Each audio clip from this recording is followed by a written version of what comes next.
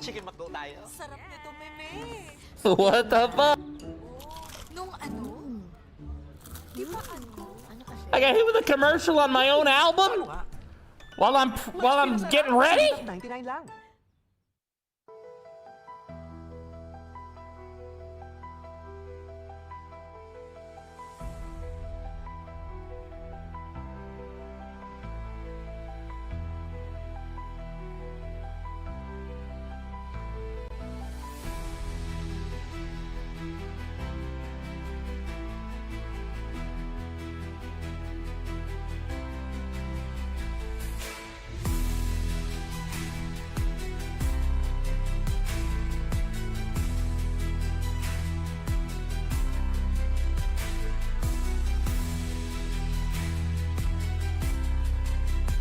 So much has changed. There's a big streamer bot update. I'm not sure everything is cooperating. Yeah, we're out of the woods finally. Out of the woods, ladies and gentlemen. Out of the woods. All right, now streamer bot is starting to cooperate. Maybe my chat will cooperate. Maybe it'll show my chat in the bottom right. Any minute now would be nice, game. Stream, OBS. Hello? I'm working it. I'm trying to work. Let's see. Nope, can't do it there. Let's try here. Test. Ah, and it shows up now. Thank God. Thank God. Everything is fine. Everything is fine. All right. Almost ready. I just want to get my vertical stream up, guys. Give me a minute. Jeez.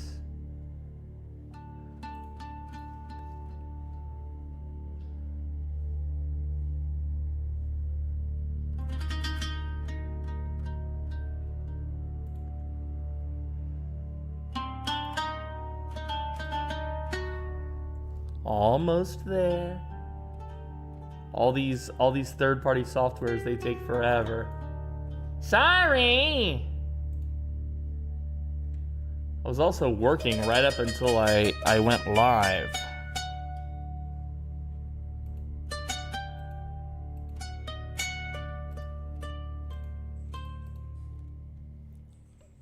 Showing Pinky some stuff.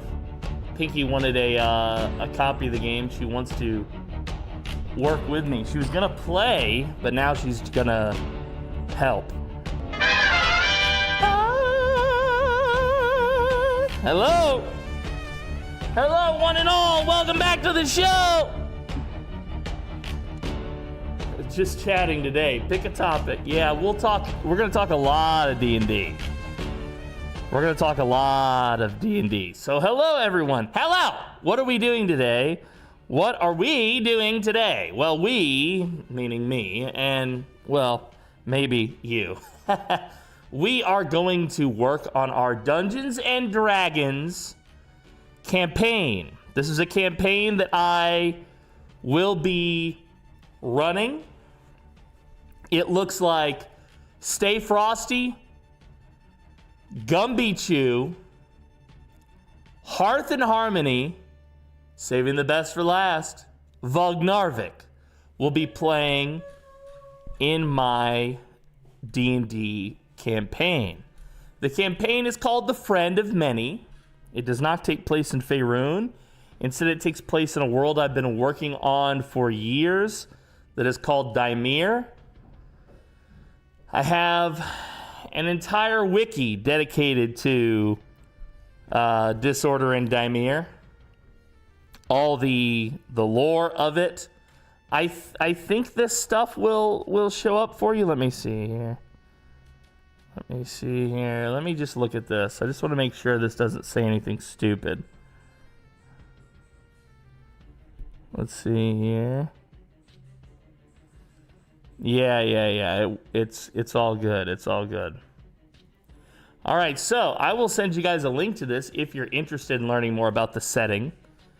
This is a setting that I have made for my D&D campaigns. Exactly. Thank you, Pinky, for paying attention. This is the link. I've sent it to you in the chat to the Obsidian portal. Now, we'll use a different one. I've already made one called the Friend of Many. So we'll use a different one for our campaign, but this is currently the authoritative source on the setting of our D&D campaign. This is called Disorder in Dimir. Dimir is like a major city in the campaign that is ruled by a oligarchy of mages, a council of mages. Now, what's interesting about this setting is it's actually a low magic setting aside from Dimir itself. So Dimir itself is, got all these mages and artifacts and all sorts of crazy stuff that's happening. But outside of Dimir, the rest of the realm... Yo, what's up, Twitchy puppy? Good to see you, 12 months. Welcome. Hello. Thank you.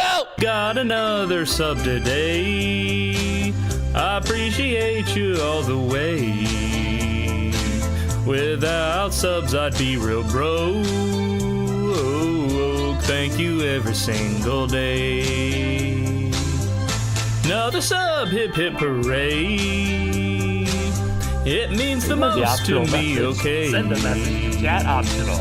And it means that I still matter. It's very optional. I appreciate you all the way. Thank you very much, Twitchy Puppy. You are awesome. One of us. Twitchy, today I'm working on a D&D campaign that I'm going to run live for you guys to watch. This will be my first time doing D&D live where I'm the storyteller. I have played D&D live on the show twice before that I remember. Once I played with Stay Frosty Gaming in a version of his stories called 10 Candles, which was a really great experience. I loved that. And I've also played with Secretly Sanji, Flower Fam, that group, Dexter, Cherry. We've all played together. And in that one, I played my necromancer, Riker, which I made a mini for Riker, by the way. And this is what he's supposed to look like in the miniature version. This is him doing Finger of Death. D&D question. What is your favorite utility, aka non-damage dealing cantrip? Oh, well, I love as a cleric to just create water inside of someone's lungs. Because technically it's a container, right? Technically. No. Favorite cantrip that is not damage dealing, I think would be Disguise Self. Yeah. Is Disguise Self a cantrip? Maybe not. Let's see. I'm thinking wizard cantrips. Let's see, 5th edition. I have to, I'm all over the place because I've played a lot of the 3.5, but I've only, that's a spell, like a level 1 spell. Yeah, you might be right. Okay, let me see here, because the ones I'm picking apparently don't count. Okay. Yeah, Friends is a good one. Light, Mage Hand, obviously. Prestidigitation. I mean, what's not to love? Minor Illusion isn't a bad one for a cantrip. Oh, no. I think it's Toll the Dead. Is it Toll the Dead? No, I think that one does damage. There's a Spare the Dying. That's one I like. Spare the Dying is where you can point at someone. Riker can do it as a grave cleric. He can actually, as a bonus action, point at someone and stop them from proceeding through the death phase. So if they're only bleeding, he can stop them from dying from a distance. In the midst of the... Do not disturb. It looks like Jorge's working now, guys. He's finally working again with the new bot. He's finally working. Good job. Oh, that's a really good cantrip. Yeah, it's a favorite of mine. Now here's the thing. Normally you have to touch them to cast Spare the Dying, which means that it is not as good as it could be. Let me in. Pinky wants in. Okay, hold on. Let's see here. Let me open up the game. This is the Friend of Many Tavern, and I'll get into it. Guys, we got a whole stream that I'm going to dedicate to this today, so just give me a minute, okay? Let's go to boards. No. Players. Here we go. Generate invite code. Invite code has been copied. I'm going to send it to you in DMs, Pinky. So check your Discord. This is your invite code. I'm not entirely sure how to use it, but I have faith in you. Yo, welcome, Trono. Great, I can't check in, but Jorge works. Yeah, so normally, to cast Spare the Dying, you have to touch them, which makes it a much less useful cantrip, in my opinion.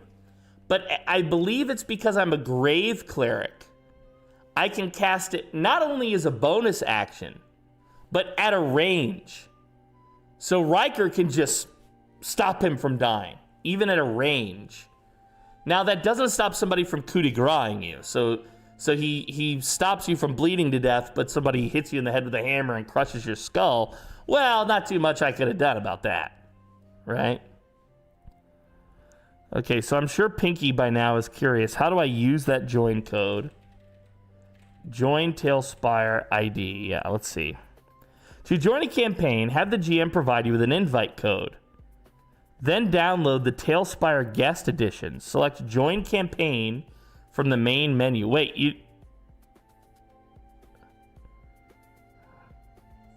For the GM, launch the full version. How do I invite someone to build with me?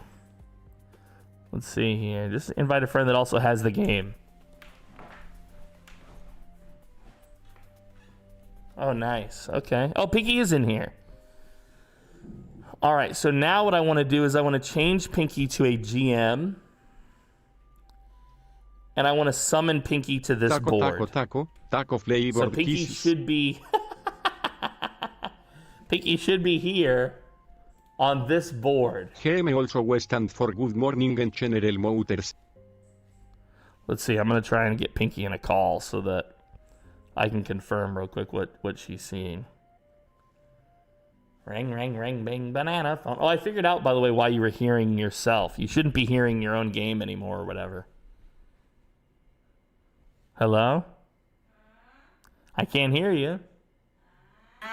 Oh, there you are. Do you hear yourself through my mic anymore or whatever, like you were before? You were hearing your game? Test. I figured it out, by the way, why that was happening. Okay, and I see your screen. Perfect. Well, we don't have to talk the whole time, but at least this way, if you have an issue, I can help. So, hold on. I gotta mute you for now, Pinky, because you're on push to talk or voice activated? I'm on push to talk. Okay, perfect. I don't know why the check-in isn't working. What happened was they updated StreamerBot. It used to be version like 0.2 point something. And then overnight, suddenly, there's a StreamerBot 1.0. And there's fees associated with it now. So he wants to charge you a fee. But it's still free, but there's stuff that's fee. You have to pay a fee. Anyway, the point is, he updated the app and it all my stuff broke. And I didn't realize this for a month. I was like, why can't I'm restarting everything. Why doesn't it work? Okay, so Bogdan Medivar. Yeah, that's the guy I'm playing. All right, so Pinky, there's a lot you got to learn about this game. The first thing you need to learn, and this is the most important thing in this game. Are you ready? Double right-clicking somewhere sets that as your location, which means if you double right-click on the road, as an example, you're now at that level. So if you go inside of a building, the roofs of that building, you know, or whatever, should well, let's see. It might not be working because I don't have yeah, there we go. So yeah, it should show you. Now on the right hand side of the screen, Pinky, there's a long bar. The green on that bar is what level of height you're currently able to see. So if I have it set to 22.6 squares, I can't see inside the tavern unless I control an NPC and step inside. The white bar is what level you're currently on.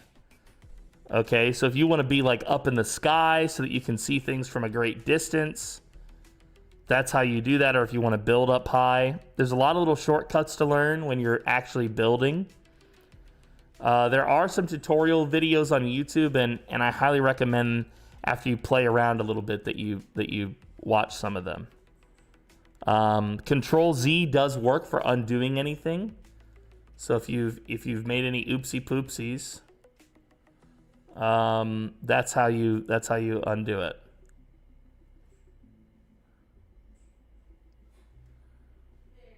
Nice, thank you. I'm trying to look. I'm having a. That screen is staring. It's tearing. So is that like FPS? You're getting like a line in it. Yeah. All right, hold on, Binks. 1 second, guys.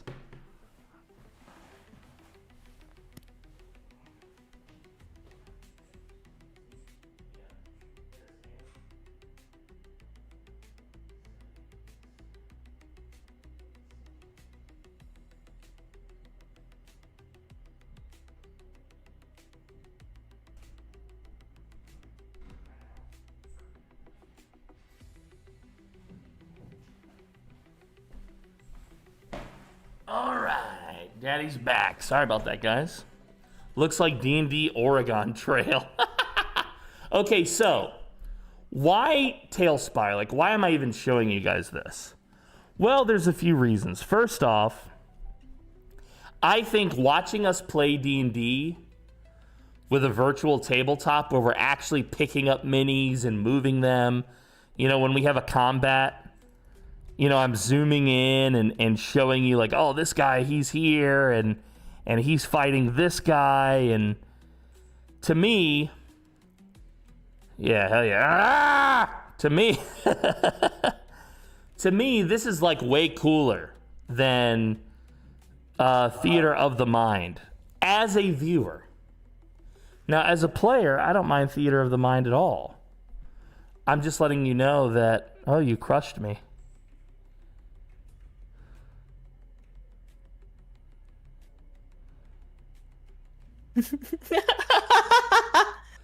So yeah, I think you guys for the most part get the idea, huh? Okay, so this is the main tavern. This is where the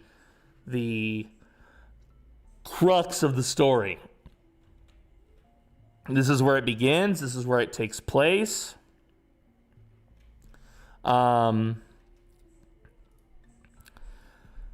And for the most part, the tavern is done. Now, I do need to continue to work on the... Like, I want most of this to be farm with a little bit of woods right here, maybe. Now, let's see here. So, north. So, this direction here goes to the city itself. This is, don't worry about what's outside of this. I'm still working on the map. So nothing you see here is, you know, complete. Now, one thing that's very important to me in doing this is verticality.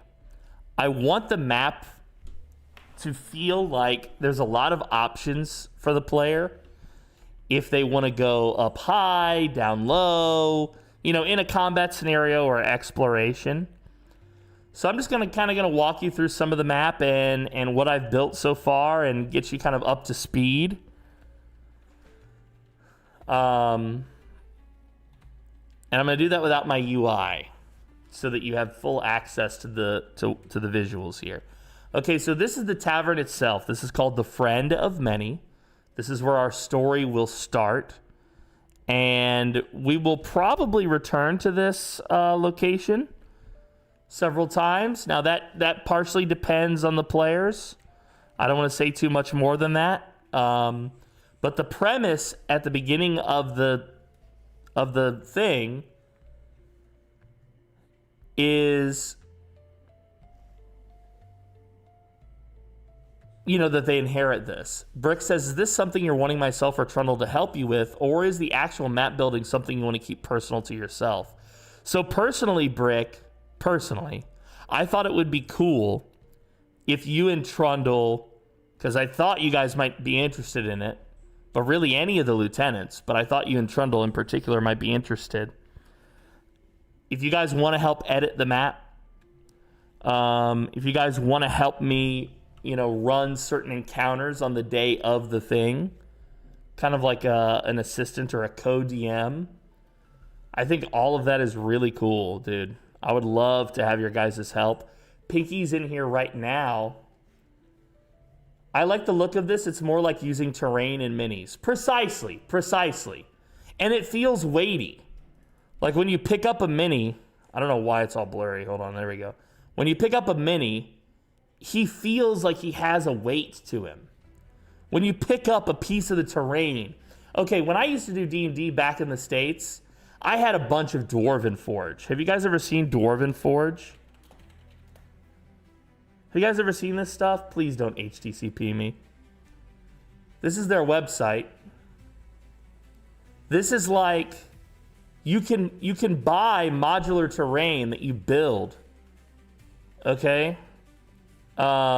These dungeons out of, okay?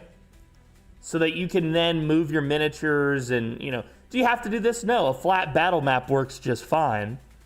But what I like about this stuff is first off, when the players get in, they feel like the earth is real that they're standing on, you know? There's just something about having terrain and miniatures that can help you make a scene really well.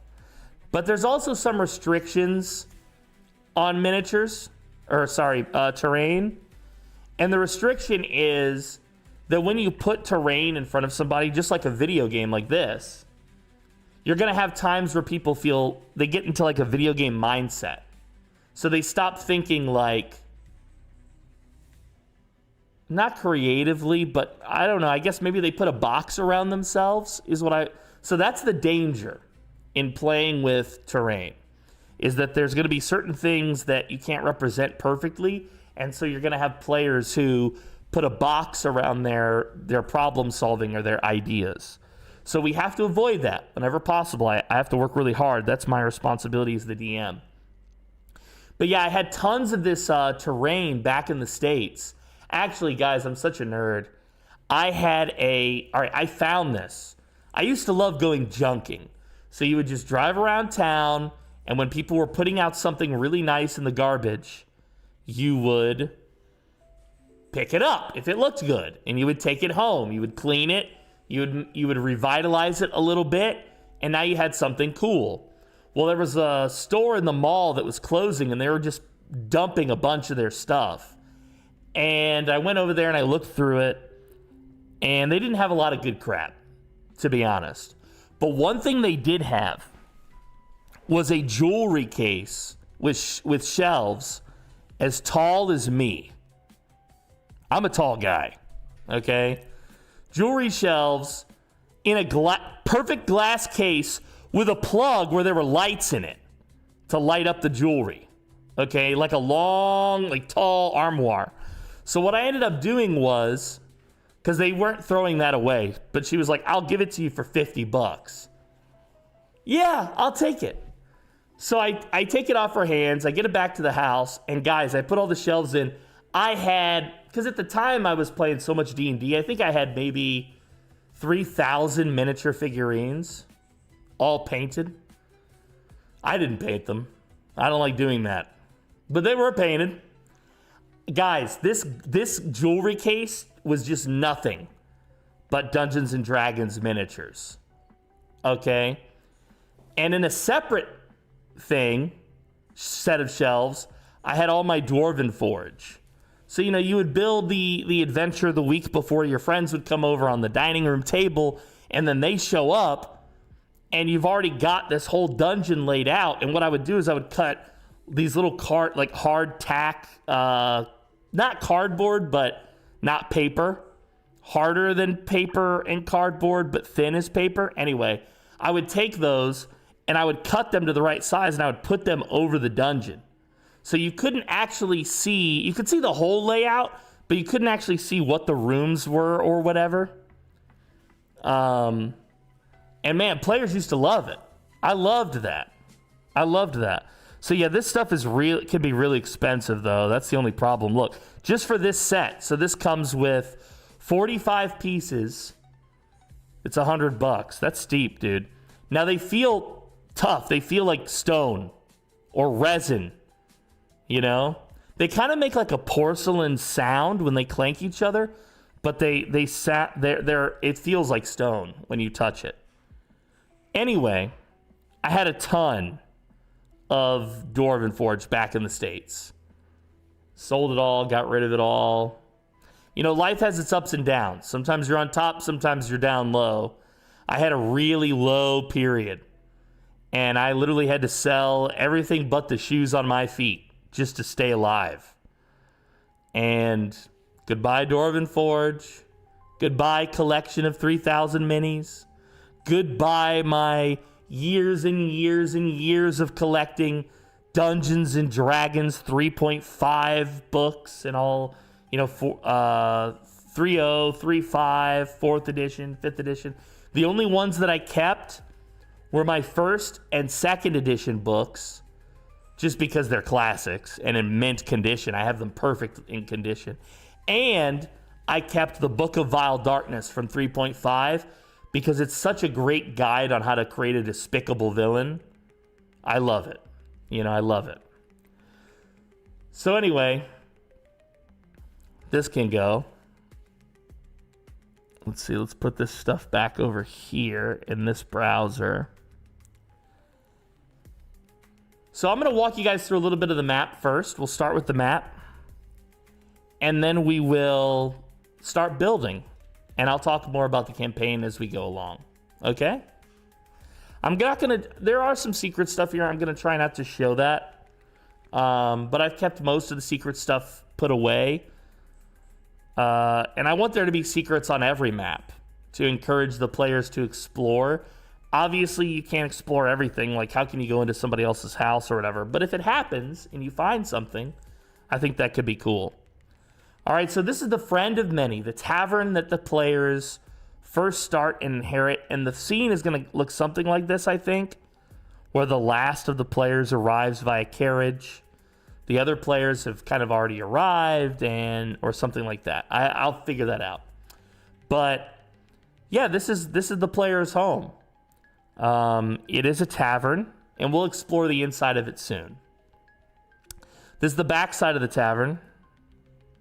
You can see that there are some livestock here at the tavern, but their pen is a little bit overgrown, not fully taken care of. Ignore this guy. He was just.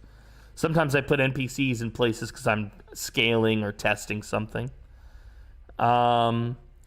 This is the garden, and it's going to be the focus of one of the big scenes in the first session. Okay, so in session, the players, the premise is that they've all been called to the inn. The inn is owned by an old friend of theirs, but he's really sick, and he's asked them to come see him. And they arrive, and they realize that he didn't just ask them to come see him. He asked others as well, other friends of his, some of which my players know each other. Well, right after they arrive, eagerly awaiting to speak with their friend who is ill, they haven't seen him in years. Unfortunately, he passes away before they get a chance to talk to him. He dies of his illness. And so the first session deals a lot with that premise. Okay? I won't say too much, but obviously there's some sort of event related to his death that's planned that would require spectators. And there's a little something over here in the shade of the tree. What is this? Oh, little grave site in the shade of the tree. Got some food out here for everybody to celebrate after morning. And of course, if you wish to visit the man himself, or rather what's left of him, he'll be back here. Okay? Now, some of these structures and stuff, some of this will like go away after the first session. These are temporary things. This will be filled in, etc. But I've prepped the site, you know, for our session 0 and session 1. Good to see you, Kenix. Welcome. So this is an old barn that's technically part of the inn, like a stable, but it's dilapidated. It's got a hole in the roof. It's falling apart. It's not safe to use. There's a bunch of debris in there. So this will be a project for the players if they want to search it, fix it up, you know, buy horses themselves eventually and store them here. So one thing that I really wanted to do, the tavern is just outside of the city. And so I knew that I needed a settlement around the tavern. I didn't want the tavern to be a set piece by itself. I wanted there to be some life around the tavern. And for that reason, part of what we're going to do is expand out here. There will be hills and trees and stuff. I don't really expect players to go beyond that. But I do want to do that. And I was also thinking about, in the distance, you know, making some set pieces that they can't reach, but that they can see when they're at this level. So I've said that the city is to the north as an example. So if you can imagine being, hold on, let me go camera mode. If you can imagine being here and, well, hold on, it doesn't want to cooperate. Basically what I'm trying to say is there's a way to see the distance. And I was thinking of putting like mountains or a city or something, not accessible. It's just a facade. You know, it's outside the map, but it would be something you can interact with. Okay, Brick said, I don't mind. When it comes to your map, I would just want very specific instructions on what you want done. So, yeah, I'll create like some stuff on that. And so I know that for the first arc, which is the first 3 levels, 12 sessions, I know that we need a certain number of set pieces. Okay, I need at least 7 set pieces. Potentially more than that if I have time, but 7 is really the minimum to make that 12 session arc work. The first of it was this one here, the tavern, and its surrounding grounds. Okay.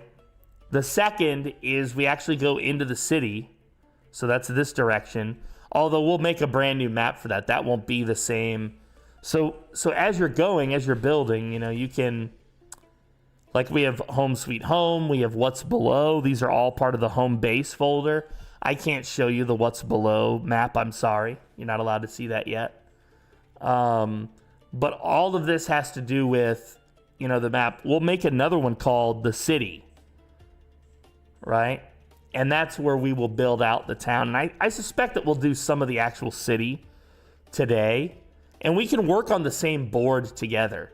So provided we have the same idea, like one thing I would love to see, I could use your help on this, Pinky, Brick, Trundle, whoever is interested, is all of these red roofs on the map here that you see for the tavern, they all need to be thatched. The only roof outside of town that has a nice, or the only building that has a nice roof outside of town is the tavern. Okay, and if you actually look, the tavern is built in phases. There's different materials being used to construct it, and I have an entire history of this thing that can be explored later. Okay, so we talked about the stable. yeah, I mean, if you're into map building, if you want to do that, you're welcome to. And I have some NPCs that I think you and Brick might enjoy role-playing as the sessions go on. But that's up to you guys. I want to include you guys. And I have a way to include the chat as well in the campaign, but I can't speak to that just yet. But suffice it to say, there will be times where you guys get to influence me. Not the players, but me. So one of the things I wanted to do in building this place is I wanted to make a environment that felt like it supported the city. So, you know, obviously you've got a tavern and an inn on the way to town. That makes sense. There's a little shrine here. You can kind of see it. You can see in here. Let's see. I haven't decided which deity this belongs to yet. But you can see we have a little shrine. I can cut down the...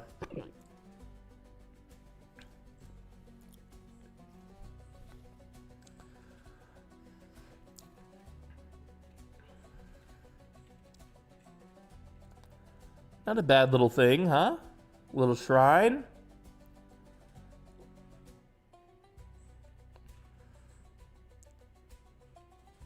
Building over here. You can see I haven't messed with a lot of these interiors. Now, this is perhaps the wealthiest of the neighbors of the players. This guy right here, as you can see, this whole lot belongs to him. And yeah, he's got his house here, and it's a nice home. Nicer than most peasant hovels. But all these additional structures are part of his employment. All right, he owns a business where they saw logs. You can see this very long log here that was tied up originally to be lifted with these cranes. And I imagine it gets muddy around here, probably not very comfortable to step. He's got employees that turn loose wood into firewood proper. He's got some employees who make basic wooden items, such as coffins. He's got some outhouses for his employees during the work shift. Obviously, they make boards, or not just boards, but beams. Don't want that wood to warp, so it's at least somewhat protected from the rain. I imagine it probably doesn't stick around here too long, though. Got some chickens in the yard. He's got a donkey. His wife has a garden that she likes to, Oh, I don't know how I feel about the water, though. I might have to change that. So one thing that makes this great, the tavern as an example, I built this 100% myself by hand. Everything on the grounds of the tavern, all of this was made by hand. Now, that being said, you can click when you're building, and instead of building on these menu items, you can go to the community content, and you can search for minis that have been uploaded by the community, or what's called slabs, which are like buildings or whatever. And you can even search stuff, as an example, like tavern. And these are all the taverns that other players had made. Okay? Now, I can click on one of these, and it will copy it into my game. It's now up to me to add this into my existing thing. So you can kind of make some maps on the fly if you have to. The way that I've used that is... Yo, what's up, Luna? Good to see you. Is this a different Luna? This must be a different Luna. I don't recognize that username. Good to see you, Luna. Hello. We're talking D&D. I'm prepping for a upcoming D&D campaign. So we're talking D&D. A lot of my viewers have not seen TaleSpire before. So I'm walking them through a little bit of it. So anyway, yeah, I've used some of these pre-builts in order to get some buildings out here, you know, the farms, to get some detailed stuff. Obviously, there's stuff that needs to exist between this. This road was made entirely by me. The tavern was made entirely by me. All of the lumber yard, with the exception of his house, was made by me. Okay? I figure he's got this fence here to keep the pores out, because these are kind of like some tenement houses, 2-family townhouses, dirt floor kind of homes back here. The pores, you know. Just to keep some people from vandalizing or stealing his lumber. What's your favorite class to play in BG3 is Luna's question. Okay, I've played 2 in Baldur's Gate 3. I've played a bard named Whitey Bulges. He's a dragonborn bard. And he tells Pinky's story as they go across the map. He's a lot of fun. I enjoy playing him, but he's weak. And then I also have a necromancer that I play named Riker, who is based on a Riker that I played in a D&D campaign. This is the mini that I made for Riker, and Riker is a necromancer. So he's a wizard cleric with a sole focus on necromancy. But he's an aristocrat. Here you can see him casting Finger of Death in this miniature that I've designed for him.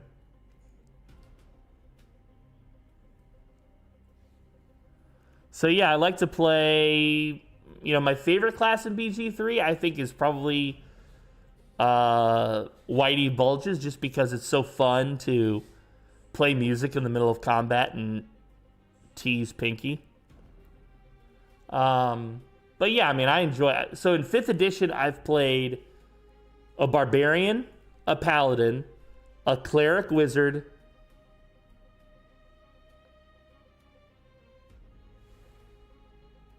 and now a bard. Yeah, so I've played a couple different classes. Do you prefer turn-based tactics carefully, or do you go wild in combat? Well, you know, D&D is a turn-based thing. So you can only go so wild. Because it's supposed to be turn-based, you know?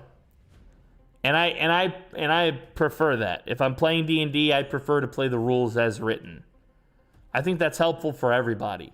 Now, if I'm playing tabletop, I'll admit there's a different tabletop game that is actually my preference called King Arthur Pendragon. I would prefer to play King Arthur Pendragon just because the combat is so quick and punchy, and then also the story is so historical that I love it. Okay? But Pendragon is, I think, less entertaining to watch. There's less people that I think are interested in watching it. And I've been playing a D&D campaign lately as a player, and I'm feeling the itch to GM again. So I've built a little campaign that should take us from level 1 to 20. Every 3 levels is 12 sessions.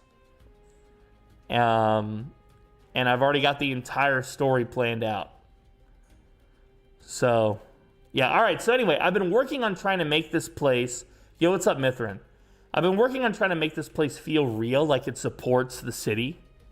Of course, one of the things that would support a city would be a charcoal furnace, where you take wood and you put it inside these mud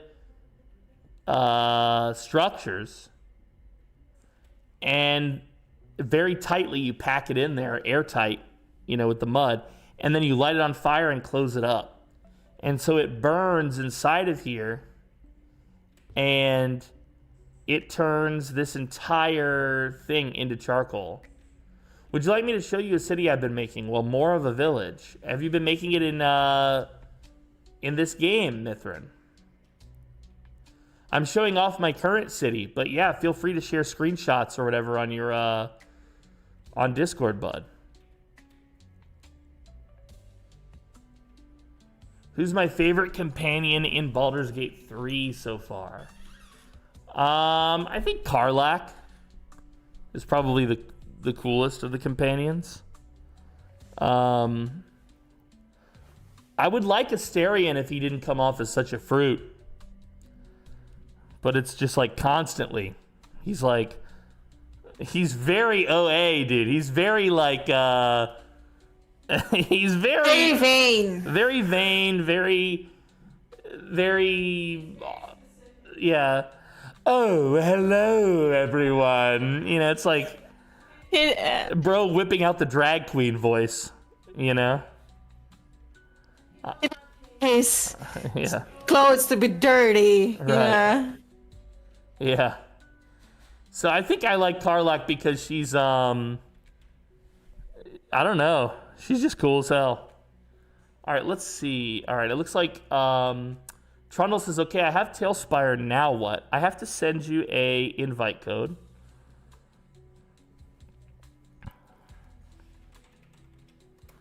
Mr. Trundle Bundle. Here's your invite code in the DMs, boo-boo.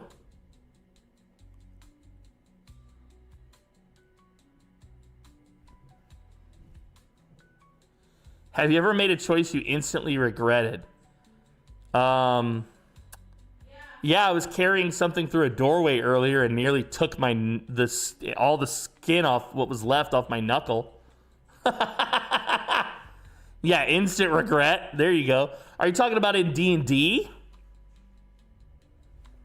Are you talking about Dungeons and Dragons? And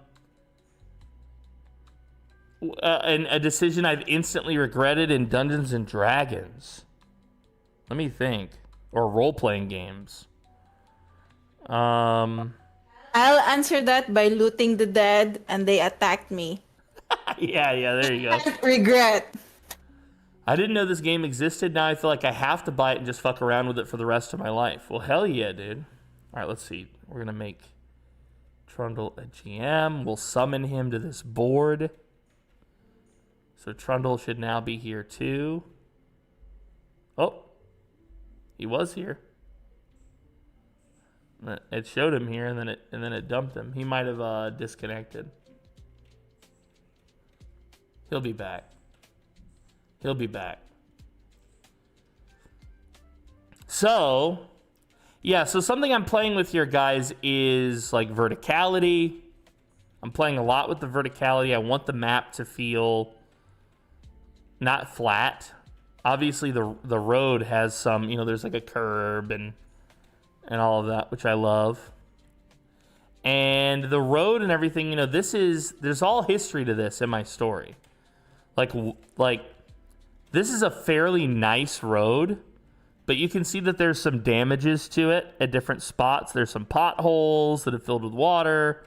There's some rubble that's been used to fix broken curbs and such. You know, this road was not made by the people who are alive today, although they have tried to maintain it. Okay? And I can't show you too much, but I can show you that the road does have layers. But I can't show you too much more than that. But it does have layers. It's been properly planned out. But this is outside of the city itself. The city is to the north, this direction. Don't worry about this. This is like don't worry about that. Don't worry about that. I'm not done yet. Okay, but the city is in the north. Okay. And the main direction of adventure is to the south. But to the west, there's going to be a coast in this direction, and to the east, this is wilderness. Let's see. What's the funniest glitch or moment you've had in BG3? The funniest glitch or moment I've had in Baldur's Gate 3. Let's see. Let me think.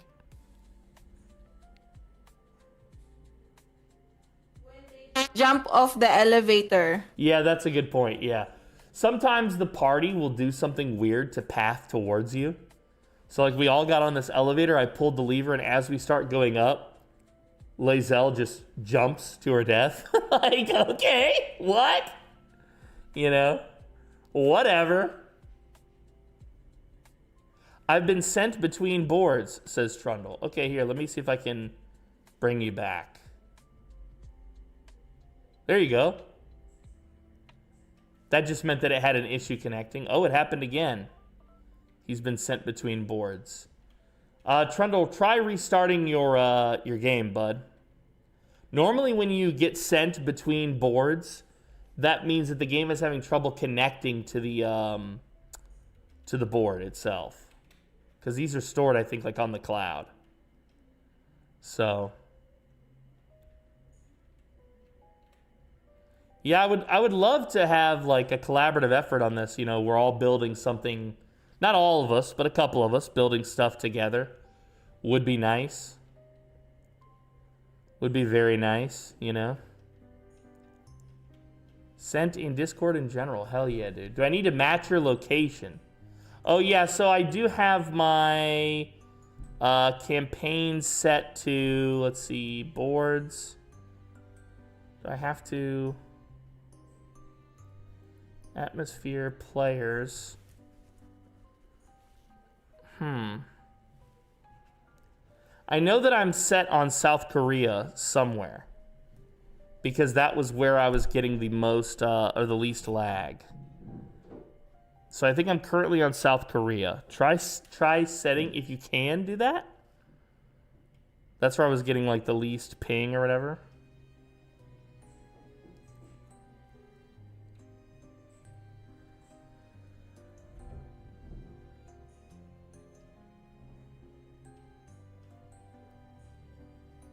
Yeah, it should be fairly easy to get in here.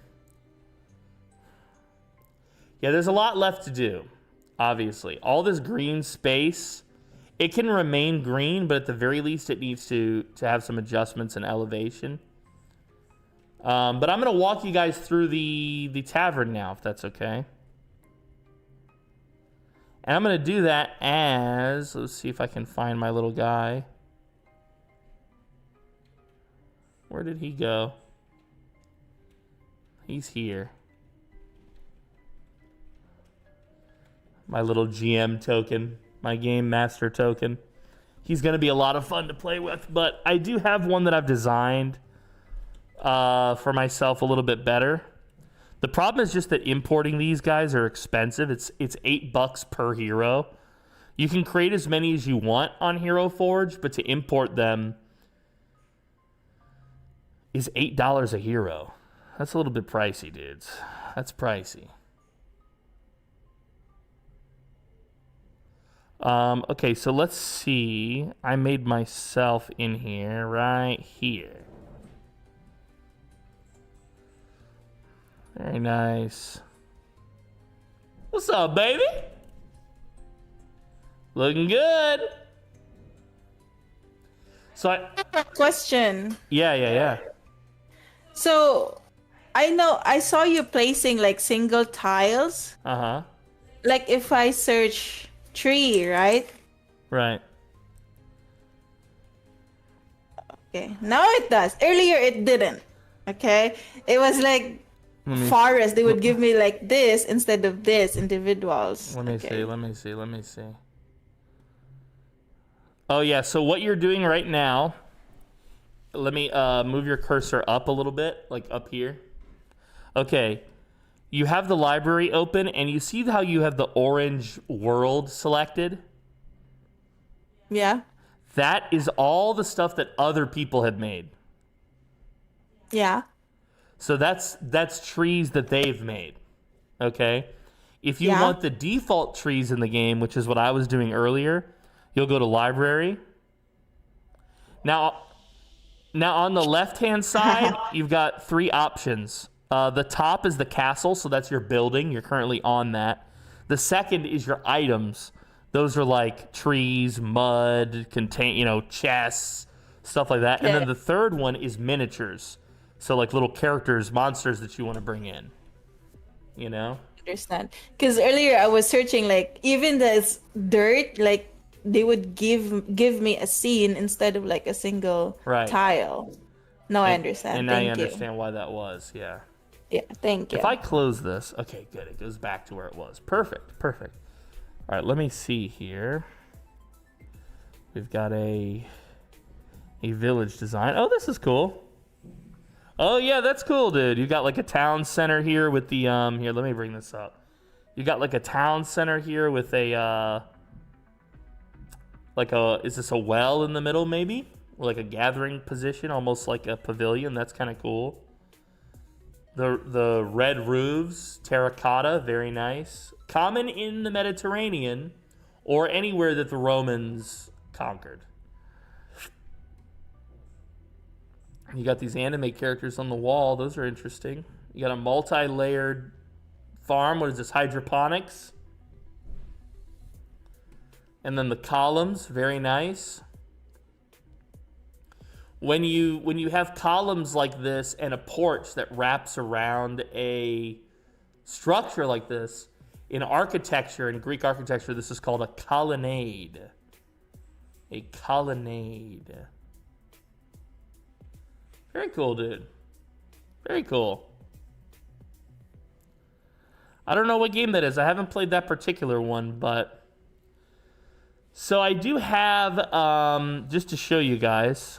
Let's see if I can find it.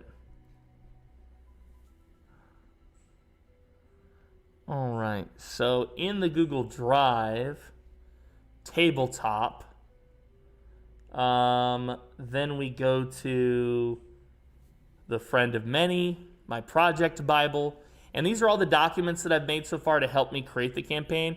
So normally before I even make a campaign, guys, I lay all the foundations for what are the themes I want to tell in this story. Usually it has something, I'll be honest, I'm kind of simple. Usually the themes that I want to tell a story with are things like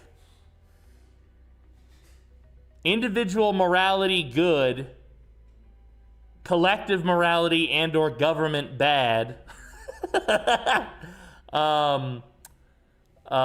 institutions equal good, but must be kind of fervently protected against corruption. Liberty, freedom,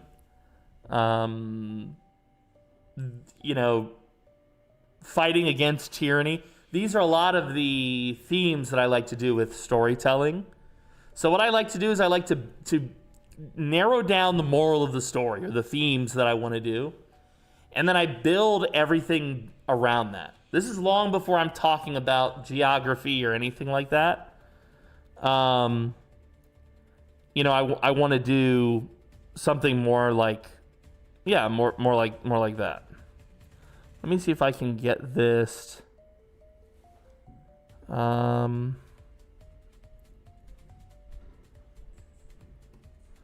I do have something else I want to show you.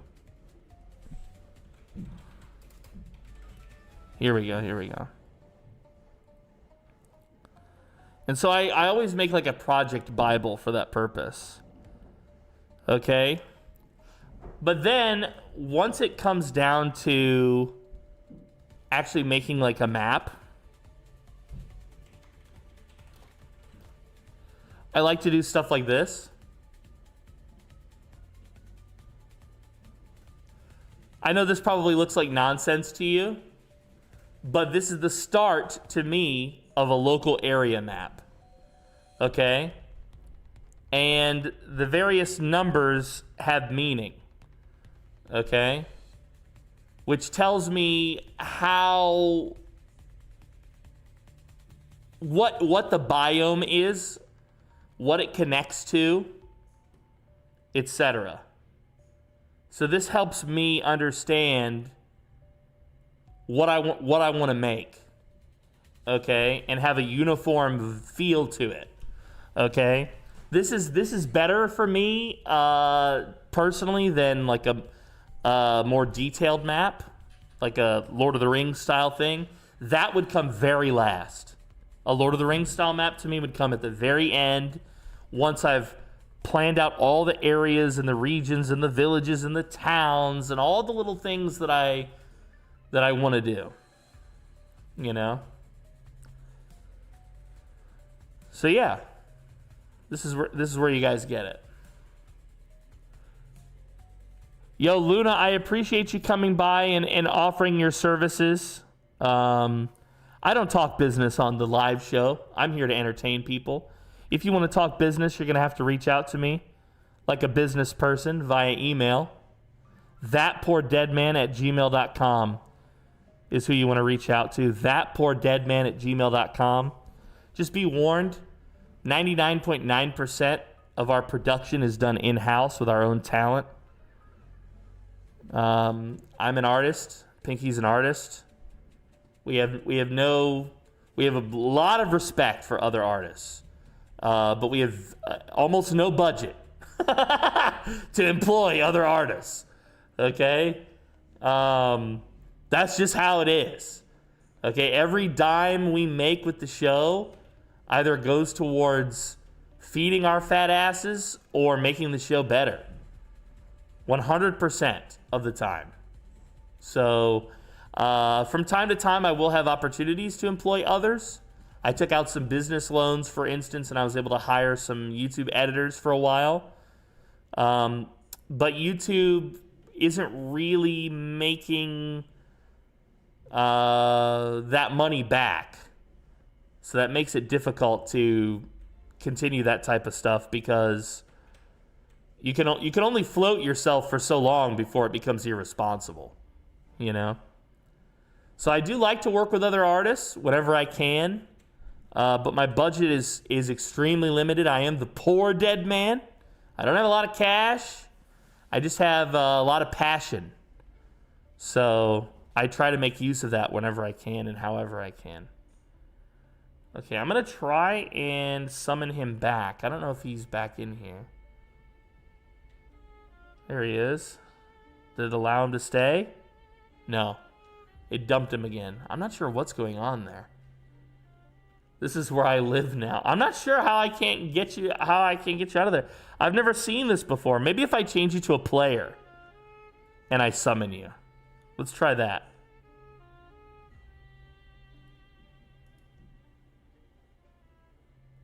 No. I can't get him out of there. I'm going to try and remove you. Oh, nope. He jumped in himself.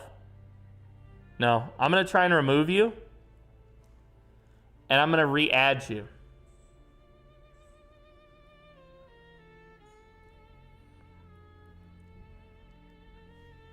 I'm going to send you a new code. Let's see if this makes a difference. I just keep getting errors. You're not using any mods. You just got the game, right? That's so weird.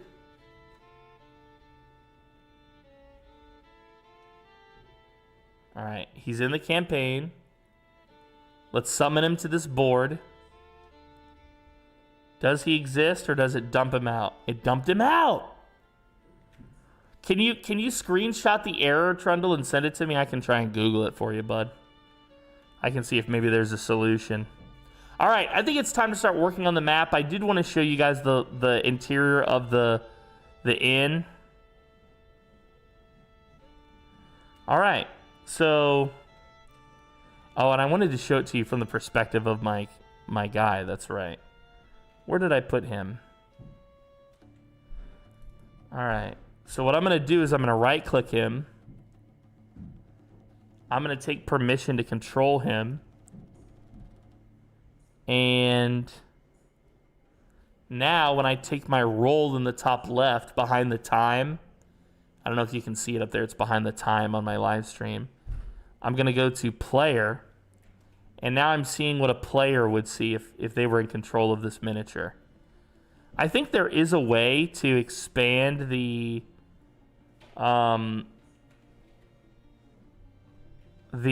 number of tiles that I see, so I can see more of the scene. I think there is a way to do that, but... Alright, so we open this. Man wearing a coat would like to open a door. Man wearing a coat. Is that me? Am I the man wearing a coat? I'm so confused. Man wearing coat. That's you. Is that true? I've never seen this before. That's so unusual. Maybe it's a GM thing. Man wearing a coat would like to open a door. Interesting. Okay. Interesting. Where is the man wearing a coat? Let's take permission off of him. I don't want to play him. I want to play this guy.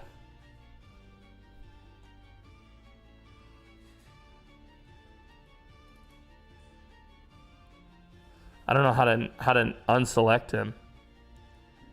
Pick up creature, rotate creature, elevate creature. Yeah, I thought I was on this guy. How do I unselect this guy? I don't want you selected. Actually, you know what I'm going to do? You no longer exist. Now let's see. Player. Perfect. I just keep getting errors. Did you send me an error? Let me see in the screenshot. Error deserializing the board, retreating to a safer place. Okay, hold on, buddy. Let me... New tab to the right. Let me try and search a solution for you here, pal. My friend.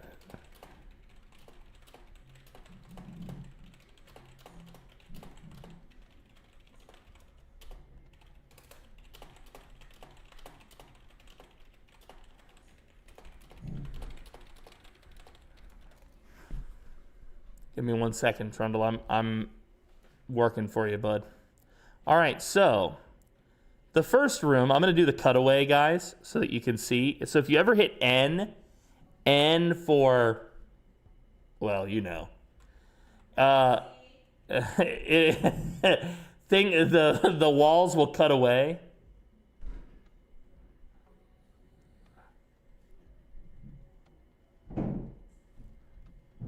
Let's see here. Open. PDM would like to open a door.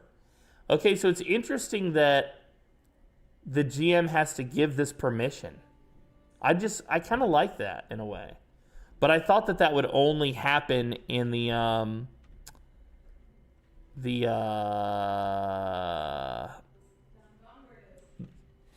there's like a turn-based mode. Okay, so you finally entered the tavern. And you can see that the tavern, in order to keep a breeze in it, has these big wide open windows. Can I please, hold on. How do I increase the number of blocks that can be seen? Hold on.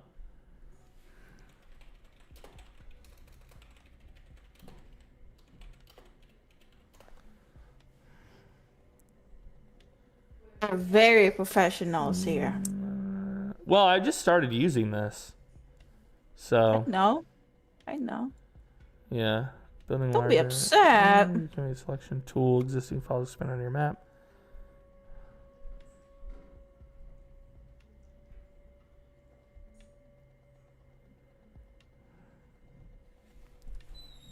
There's got to be a way to make it where they can see more tiles, and I feel like I've seen this, but I don't know where I've seen this. Fill this region with fog. Waiting for button input. Right.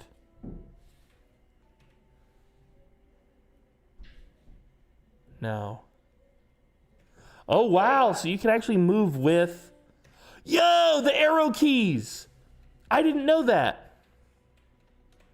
You can actually move with arrow keys on your character. That's really cool.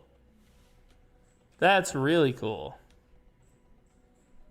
Start limiting this player's vision to only what the party sees. Maybe that was what I needed to do.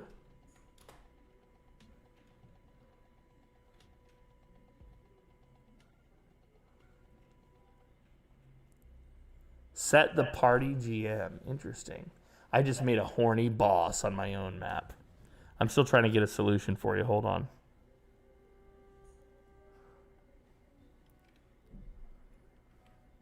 Here, I'm sending you a DM, Trundle.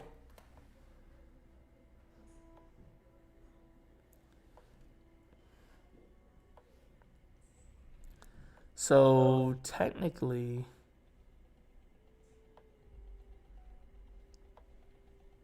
that's interesting. So if I turn off that, oh no, now I am limiting it to what the party sees. Okay, so now I'm starting to understand. So now he just sees this little bit.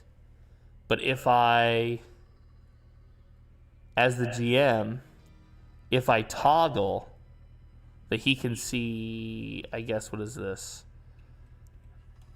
Start limiting this player's vision to only what the party sees. I wanted to get more information on that. Start limiting this player's vision. That, I know that seems like it explains things.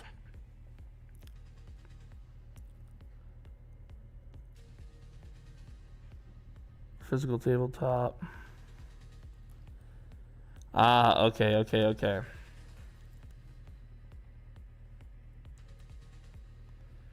Alright, let's see the party. At the time of writing, the party is a collector of creatures who have players with permissions to control them. As a GM, you can find the player permissions in the radial menu, limiting vision. Now that we know about the party, let's take a look at how to limit their vision to see what only the party can see. This is done by clicking on the vision limit toggle. As a GM, you will see a change in the indicator in the background of the portrait. For the player, the result is much more dramatic. Now they can only see what the creatures in the party see, and as the creature is moved around, things are revealed. Back in the GM land, we can see that a given player has their vision limited, but it's hard to tell what the party can see. Enter the vision limit preview toggle. By clicking this, we gray out all the things outside of the party's view. Ah.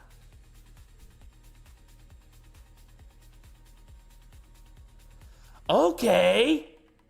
So this shows me what part of the scene they can actually see. And presumably if you had multiple players, like I'm going to make this little dwarf guy here Pinky now. Yeah, so it expanded what they can see. Okay.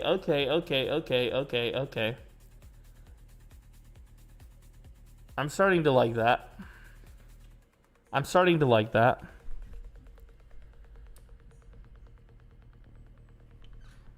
Okay. What's up, Solo? We're working on some D&D today, buddy.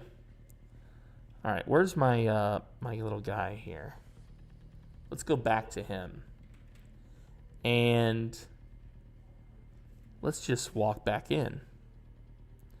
All right, so we're in the tavern, guys. I'm going to cut the... what program is this? This is called TaleSpire. I'm going to cut the walls so that we can see through it. All right, so when you first enter the tavern, there's a little foyer here. Maybe this would be a place for you to hang your coat. Maybe this would be a place if there was a security concern for somebody to check you. Okay, that's up to the establishment. And immediately we get into the bar. Now I'm going to turn off the cut just so you can see the full bar. And you're not seeing the ceiling. So if you're wondering why that's missing, now you know. But there is all these supplies, right? For the bartender. And of course, the bartender sleeps near where he works. That's his place of employment and also where he stays. So my little dwarf can't really see up that high, my little guy, unfortunately. So here we are, we're in the tavern itself. And we've come to the first crossroads. Now we have a double window that goes through the length of the building here, the width of the building, to provide airflow. Okay, and keep fresh air in the building. We have a little friend here on the windowsill catching some of the sunlight, cooking a little bit, if you will. And there's only a few seats at the bar itself. For the most part, at this establishment, the bartender will bring you Well, the bartender will hand it to the servers, who will bring you your booze.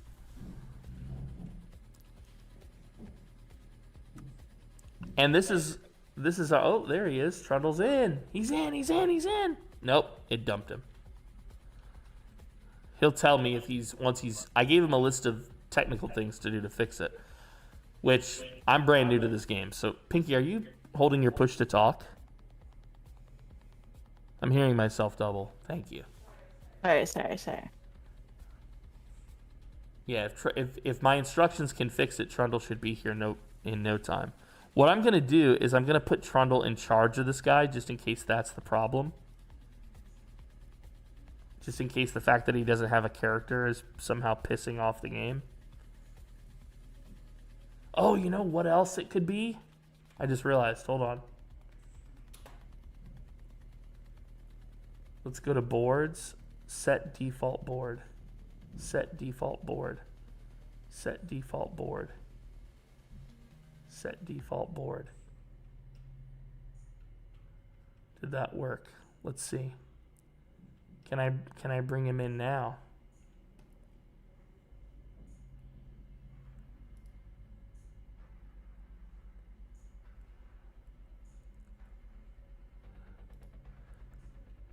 No, it's still not letting him in. That's so odd that it's giving him these issues.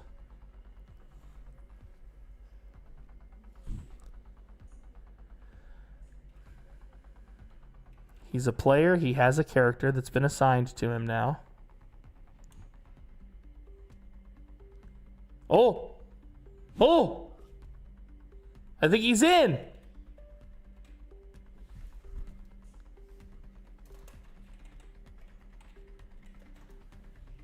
Oh, you can actually type. I didn't know you could do that. What? That's epic. That's epic.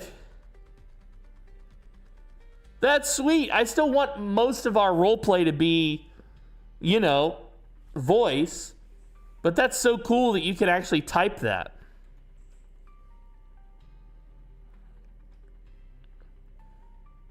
Oh, it dumped Trundle. He was in here for a long time. And then it dumped him out. All right. Back to my, where's my GM? There he is.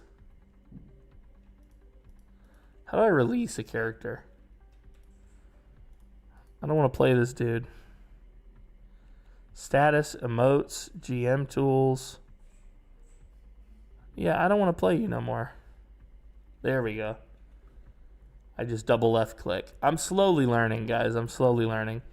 Okay, so here we are in the main center of the tavern. This is where, our main table is. People would eat here. And one thing that I tried really hard to do in the design of this place... Well, so first off, this building was not originally a tavern. Find out and play. So I didn't build the initial structure, the brickwork, to be a tavern.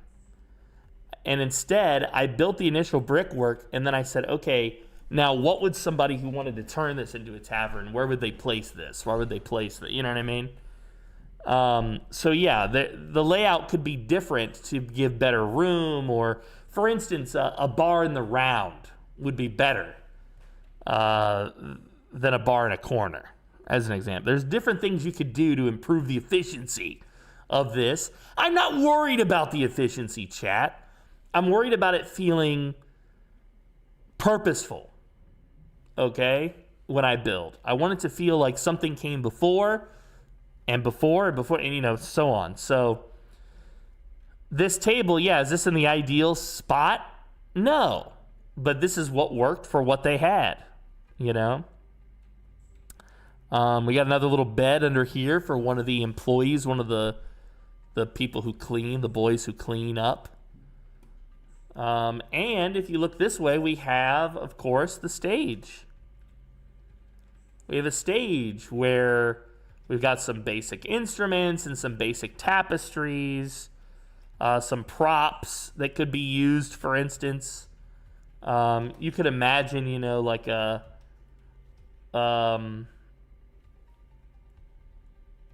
bard or somebody up here, you know, singing and yeah, I'm stuck. And giving like some sort of little, you know, speech. Right? I imagine this little stage will get a lot of use from my players and from the story. And then we have a couple more tables. Now, inside the building, we only have the 3 tables for customers. We do have some COVID seating. For those of you still concerned about the Rona, we have some of that just outside. Okay. Let's continue to explore the downstairs before I show you guys the upstairs. Okay? I'm going to try and use the arrow keys to walk. All right. So here we are at the first turn in the hallway. Just some cleaning supplies. Now, this long hallway leads to a few things. The first thing it leads to is the door to our bartender. If she needs additional supplies, this is where her team would come from to give it to her. Yo, what's up, Horror House? Is this a D&D board set designer? That's actually sick as fuck if it is. Yeah, correct. So you can see we have miniatures. We have a map that I've built. It's not done. I have a lot more to do for this map. But I'm just kind of giving a walkthrough right now of the map, so to speak. All right, so we got our bartender lady, and we can get there. All right, this is a back door to the tavern. I would imagine that most of the time this stays closed. But if supplies are brought to the tavern, I imagine that they would be brought up to the back of this door, and from there you would go. Now let's see, this building here looks interesting. And of course, the reason is because it's a bathroom. We have a privy for our customers. No boys and girls room. Sorry, guys, just one. All right. Share. And so we come down the hallway here, the zigzag. And we reach another door. Now, this is the door to the kitchen where they'll be cooking. Most people wouldn't go there, though. They would stop here. Not most people, but most employees would stop here. This is the expo. So this is whoever's in the kitchen preparing meals would stand here and would give it to the waitress. The waitress then takes it all the way down the hallway to our friends. All right, so now I do need to limit this vision to only what I see. As this guy. Oh, and of course, Pinky's out here, so we still see him. Oh, and Trundle's guy is over there, so we see what he sees. Okay, let's go downstairs. All right, so we have a well in the basement of the... We have a well in the basement of the tavern. And then a bunch of supplies. And what you're seeing here, this is the kitchen light is like bleeding through. I'm not sure how to fix that.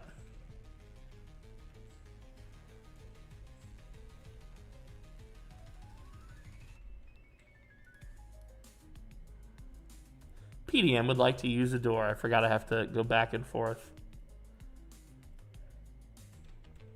And so now you're in the kitchen, guys.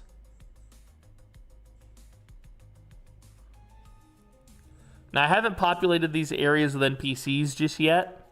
And of course, the kitchen, by the way, guys, just like all the other areas, has a bed for the employee. He doesn't go very far. He lives and works in this room.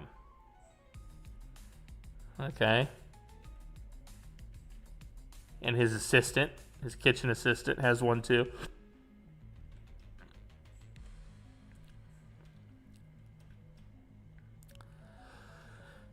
Let us wander upstairs. Let us learn more about the taverns upstairs, shall we?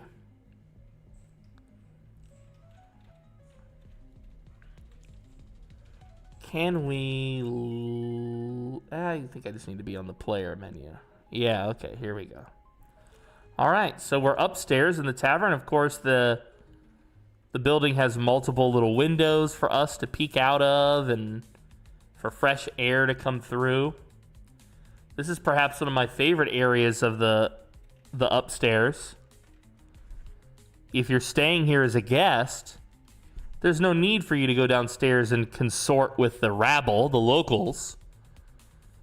You can stand up here and enjoy the play or the speech or the music or whatever.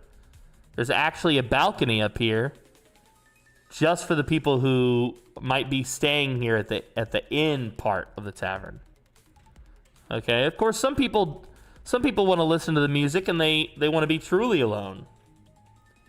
That's why we have a little alcove like this with a comfy chair where they could sit, rest, and relax. Okay. Of course, you can still see outside.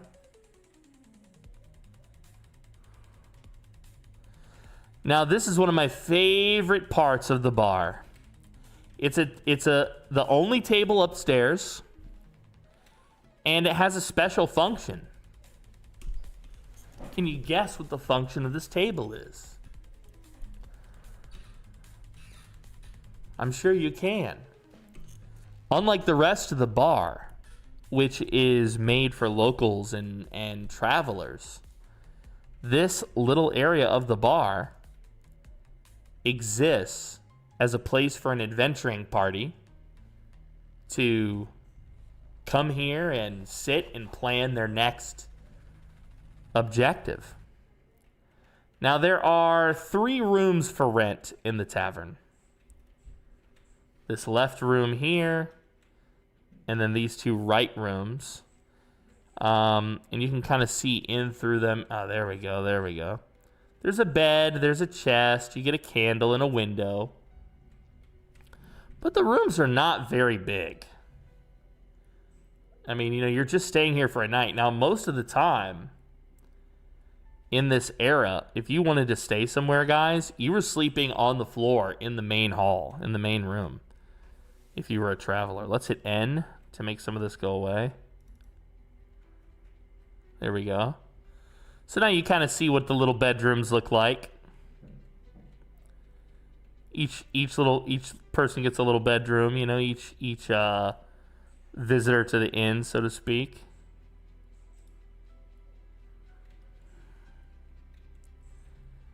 And then this room. Well, guys, this is going to be one of those rooms that you have to explore entirely in play. I can't walk you through this. This part of the building is a private domicile. It's a private domicile. I can't speak much more to it than that.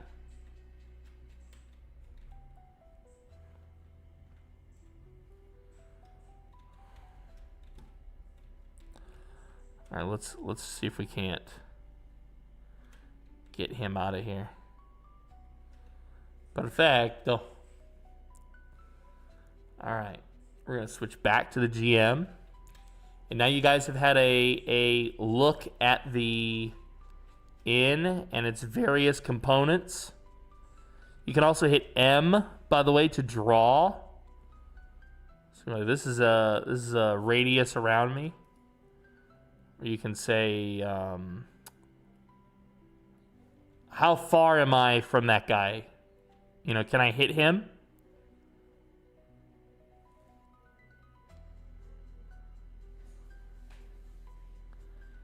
Can I hit this guy? As an example. Okay? So yeah, you guys get the idea. We can actually physically move our minis around and stuff. There's also a turn-based mode where it will show the initiative tracker at the top, and we can go through a combat like that. There's a cinematic mode, a cutscene mode, where I could pre-do stuff. So for instance, I could say, like, all right, you just arrived at the inn. I grab this shot, right? Well, and then, you know, I move around. Let's do this, actually. Let's grab all of these guys. Let's move them all here. Let's say that the scene has changed. Okay, and everybody is somewhere else. Well, this is the angle that I took the shot at, if you recall. And if I send this shot, or it's supposed to move your characters here, I thought.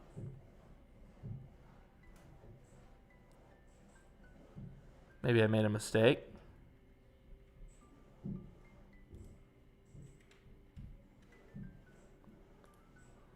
Open. Yeah, I thought it would show your miniatures here. Maybe it does, and I'm just being a fool. I don't understand. But it should show the exact scene that I've... Maybe it shows it to them, but not me. Let's see, player. No. I still have to learn some of this, clearly.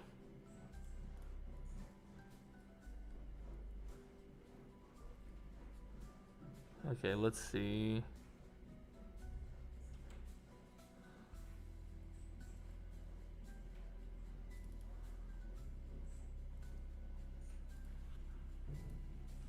I don't want to control you. There we go. All right, now if I go to player. See, and I can't see it. That's so weird. That's so weird. There's more to this that I need to learn, clearly. Remove vision limits from players.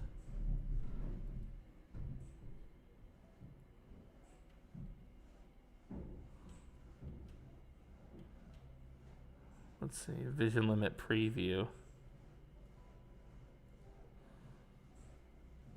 Can you try sending me a Steam invite to the game? Yeah, absolutely. Oh, it says you're not online. Is that the issue, maybe? Maybe Steam I can't send you an invite, actually. Last online 19 hours ago. Maybe that's the issue. Could you try maybe going online? It still won't let me send you an invite, but maybe now you can join the game.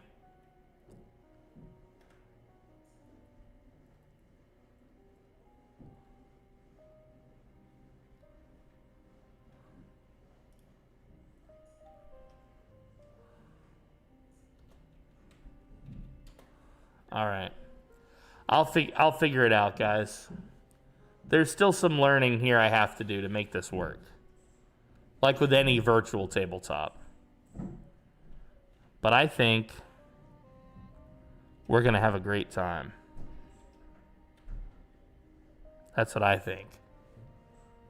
I think it's going to be good shit.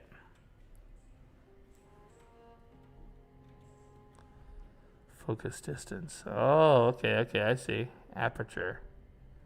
Exposure. Ooh, very cool. Very cool. Free cam. Oh, you could go way in. That's kind of a cool shot. Oh, wow. That's so cool. I'm learning more and more as we go.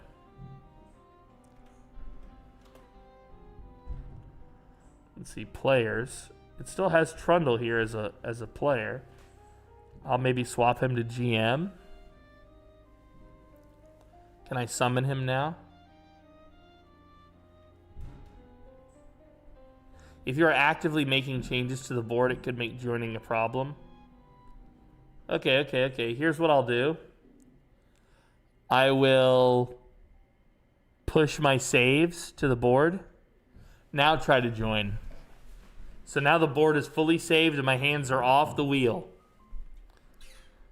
The only change I'm making is, oops. Well, I guess I made that change. All right.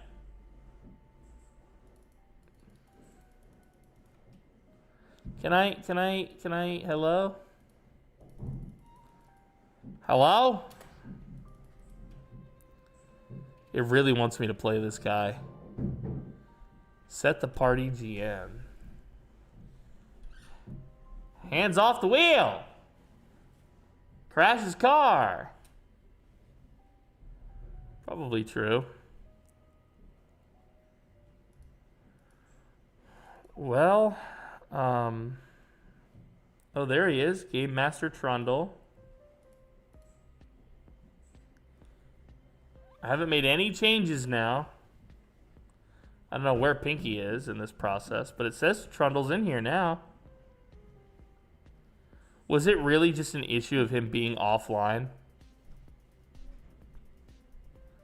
Was that really like, was all this drama thanks to the appear offline mode? Nope. He still crashed. I have no idea how to get him in here. I have no idea.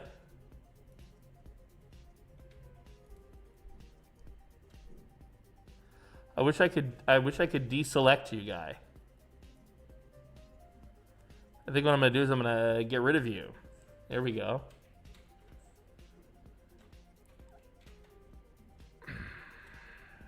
All right, let's see if we can't grab these guys. Oops.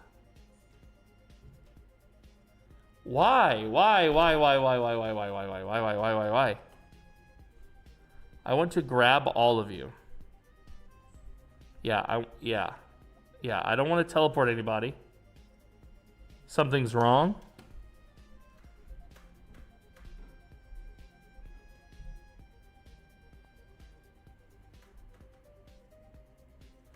Okay, so that's shift click. Yeah, there we go.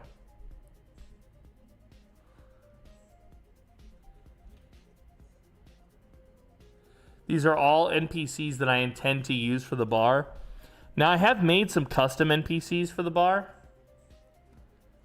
But it's going to cost me $200 or more to bring all my characters into the game. I don't have that kind of money. So I have to figure out another way to make my own miniatures. I can't use Hero Forge.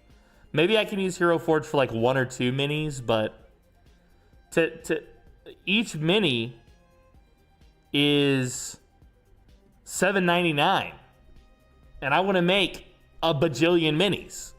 So this isn't gonna work. I gotta find a better way. You know, for 1 mini or a couple, it would be great.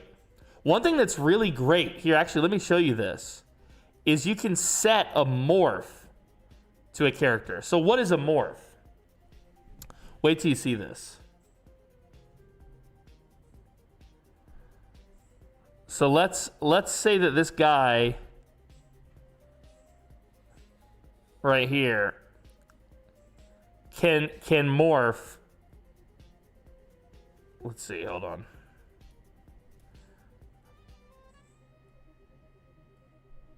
Oh, oh my God. I know what I'm doing. I swear I'm a professional.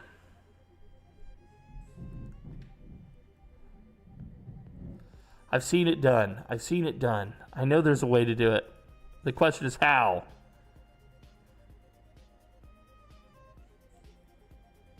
How? There is a way.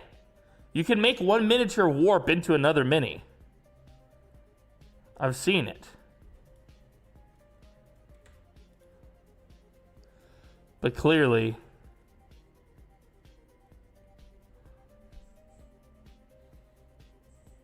I don't know what I'm doing. But there's a way to make a mini warp into another mini. Okay? Why does this matter? Because you could have multiple versions of your own miniature. Okay? You could have, as an example, Vognarvik. You could have your character that you've made for the campaign, but then you could also have a version of him appropriately where he's mounted. You could have one where he's sitting, where he's eating, where he's you know, whatever you want to do, you can make variations of that miniature. And then using the morph function on that miniature, you could swap out the mini based on the way that you want to, you know, what he's doing. You could have a sneaking version of him. You could have a, you know, different things like that. I just think that's so cool. You know, now there are emotes to the minis. You can wiggle the mini. You can surprise the mini. You can twirl the mini. And of course, there's stats. I have to specify what stats are being held in the campaign. I've only specified armor class and health so far. I'll keep going. Like I said, there's just a lot of work to do. You can also roll dice.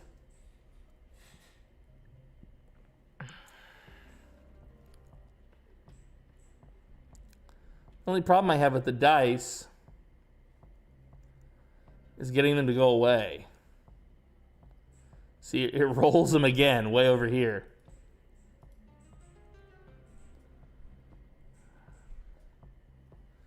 So I was thinking, you know, maybe if we could have a dice tray or something. I don't know. But I guess rolling the dice on the board is kind of cool. There's something cool about that. Now, there are built-in mods for this game. Those mods are called symbiotes. All right.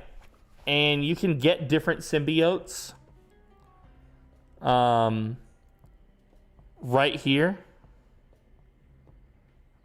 Okay, you can see I think I have a couple symbiotes. Let me check. Let me see if I have... There are currently no symbiotes in the symbiotes directory. Okay, I thought I had some.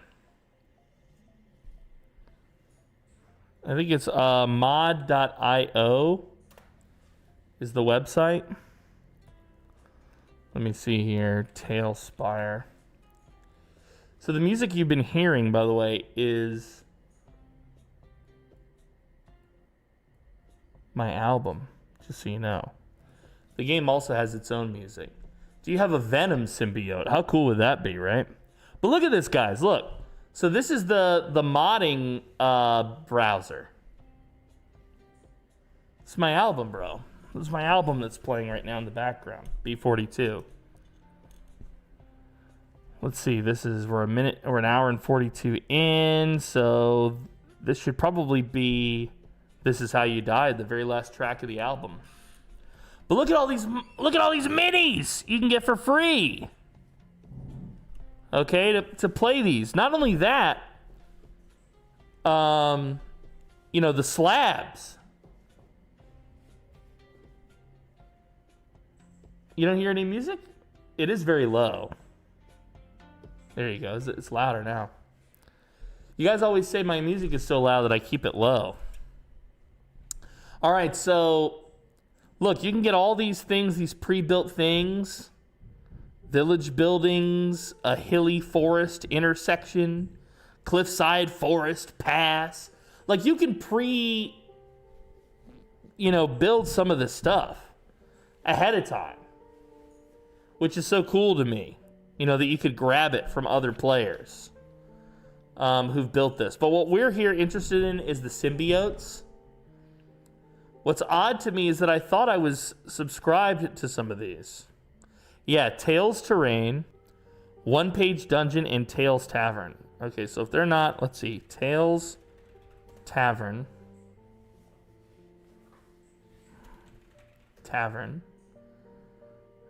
Yeah, we want Tales Tavern.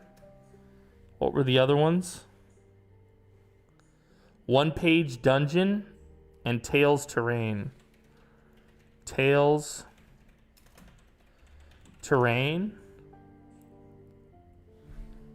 And the last one was One Page Dungeon. This is a great one.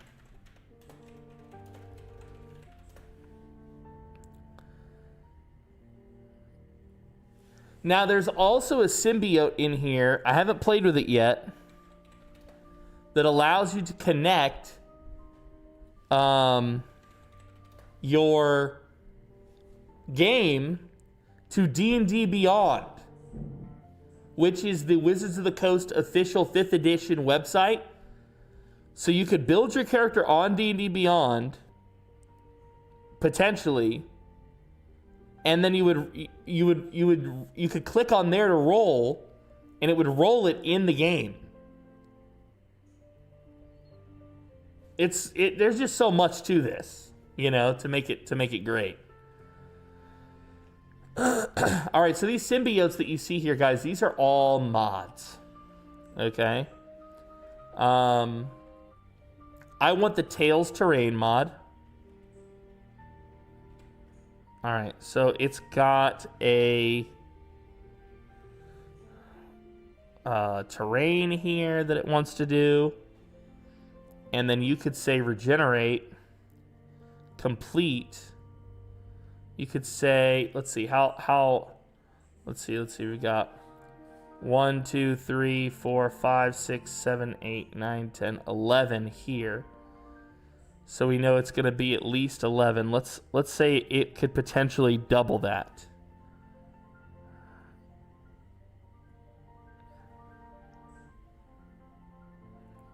Okay, so now see how it's got these sections? I copied that. Now look. Here, hold on. Let me zoom out. Sorry. All right, so as an example, section number 1. I don't know where this goes in the lineup.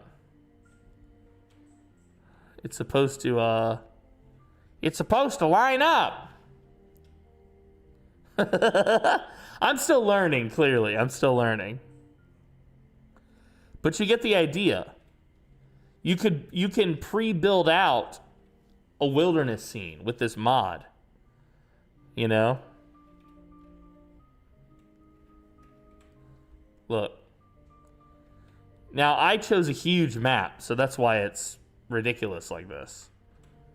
But we could do something a little bit better that's more geared to what we want to do. So we'll close that. We'll close that.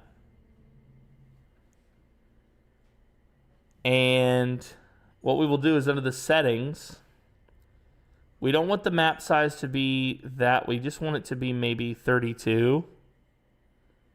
And we're going to put the ocean height all the way down. We don't want them to consider that. And we don't want tundra, taiga, swamp. We don't want mountain, desert, or crag. So we tell it to regenerate. We complete it. And we convert it. And now it's given us this. Something that fits a little bit better with what we're trying to do. Okay? A little bit better. So let's get this where it needs to be, huh? Shall we? Let's get this where it needs to be.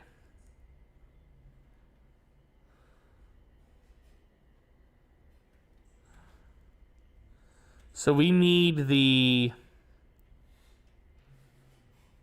base of this to sit. Let me see if I can't zoom a little bit down because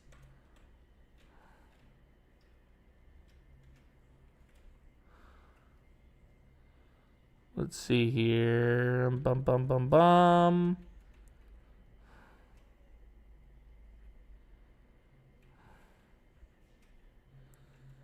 Bum bum bum bum. It can be hard to line this stuff up.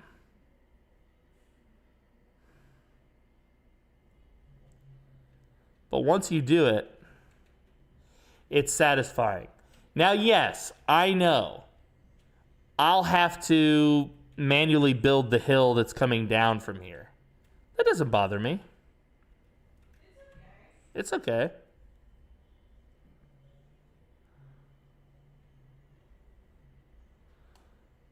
The only thing is, I wish I better understood the orientation of this.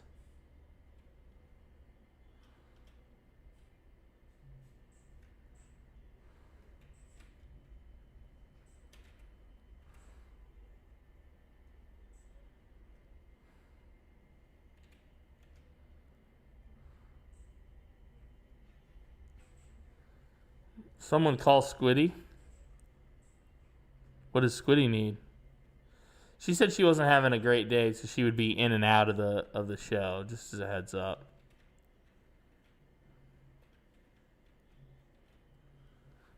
Okay. This will make her OCD? Yeah, I bet it would. All right. We're going to delete all of that.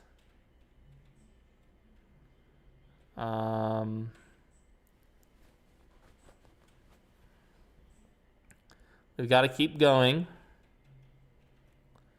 What we're also going to do is delete this. We'll copy this. Very nice. And yeah, I'm not afraid of some of the, we can always build this stuff back out later. But actually, I realize I've made a terrible mistake. So, there's that. I have to undo my work, my hard work. This is the little things you learn as you play this game. You learn little ins and outs, little tricks.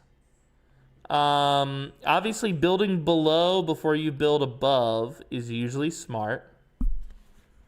Not always possible. Sometimes you build something and then you go, oh, wait a minute. There should be a basement here. There should be a dungeon or whatever,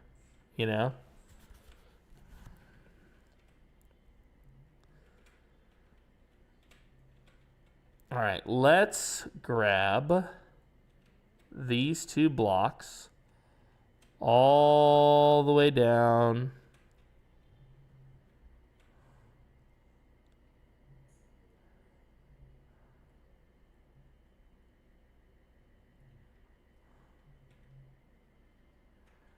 Uh-oh.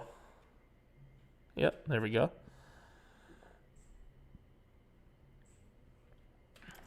So what I'm doing here is I'm just building myself out a little bit of room.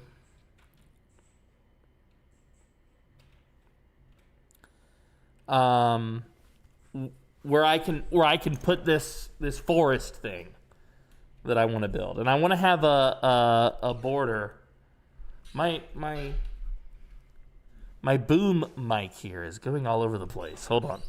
What if I sit here and I turn you guys just a little bit that way? Yeah, that works. Okay. So, we continue. And I'm pretty much wrapping up the build of this, I want to put the symbiotes away. It's taking up too much of my space while I'm doing this early work. There's just so much to this, but I am wrapping up this area. I think I want... Oh, wow! Look at what Pinky has built over here. This looks cool. I built this little camp for the hunters, and then Pinky did all of this so far. Wow, looking good. Looking good. We do need like a, we need something here, I feel like. Yeah, so the whole time I'm wondering why I can't sync. Yeah. That's true. Sorry! It's because it's a moving target. Yeah, exactly. Pinky's got a whole... I've been doing guides. Meanwhile, Pinky's built this whole... Look, she saw me building this. I was so obsessed with this, guys. She actually got a little upsetty with me. She was like, "You're neglecting me." I was like, "What?" She's like, You're not hanging with me. You're building your fucking D&D map." It's like, that's true. That's true. Should I just stop moving so Trundle can sync? I don't even know if that's really the problem, Pinky. We're just kind of shooting the shit, Okay. I'm just chilling here. I'm just chow. Yeah, you're just hanging out. I get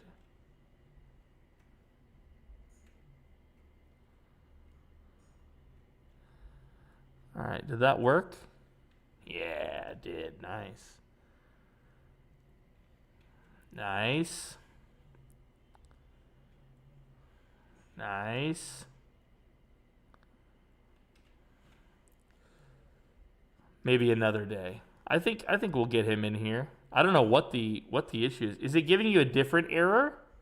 I can try and search the new error that you might be receiving. I'm just so new to the game that this is my first time really troubleshooting it. You know? And this is absolutely my first time connecting with others.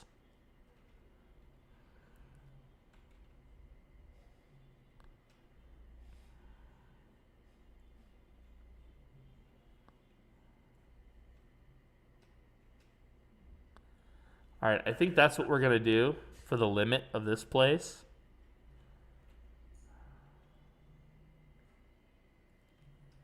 The code changes, but the core issue sounds the same. Yeah. Well, this is a small team that's programmed this. My understanding is that it's just a couple of guys. And you know how that sort of thing can go. But surprisingly, this game has been out for a while. You know, I had no idea, like, exactly how long this game had been out. And then I started researching, and I was like, holy cow, I've been sleeping on this? Apparently, I owned the game. And when I first loaded it up, I did have, like, a little campaign or something that I guess I had built at some point. But who knows? I decided it wasn't for me because I put it down right away. What a mistake. Maybe it was just early at that time and it was laggy. Yeah, it might have been like not working right or a bug or something.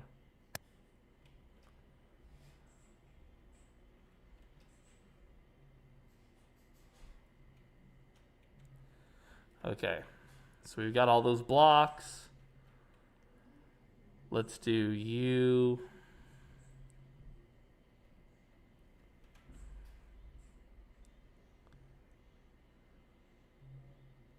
Yeah, so earlier Brick was saying he would like to help and participate, but he's not sure like what he should build and stuff. So yeah, I do have a plan for the entire arc. And I have seven separate zones that we need to build. Let me see here. We've got the Friend of Many, which is the Tavern and Grounds, the City Streets and Market District. We've got a chapel. We've got a storehouse in the dockyards. We've got, I can't say that one out loud. We've got a manor and a guardhouse. And then we have a dungeon as well. So, yeah, there's a lot to get done, and I'd be happy to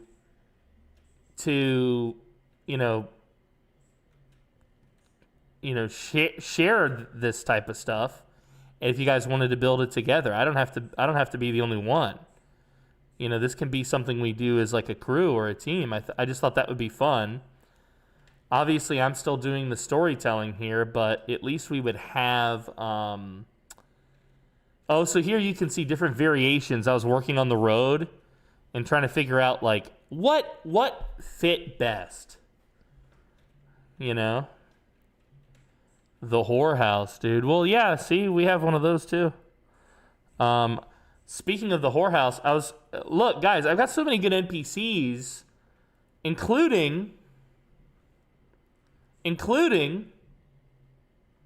the waitresses.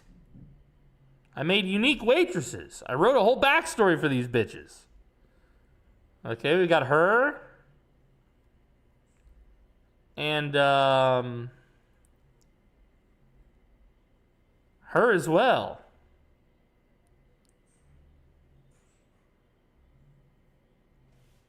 She doesn't have a red dress. No, she doesn't. No, she doesn't. She's wearing blue. Blue is her color.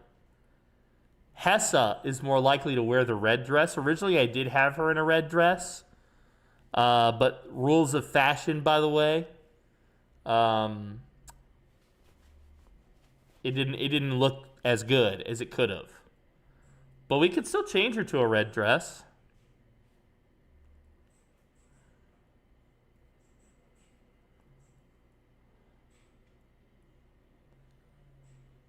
Is she a red dress girl or a beige dress girl? You tell me, chat. Hessa. She's supposed to be like the, kind of like the bar manager.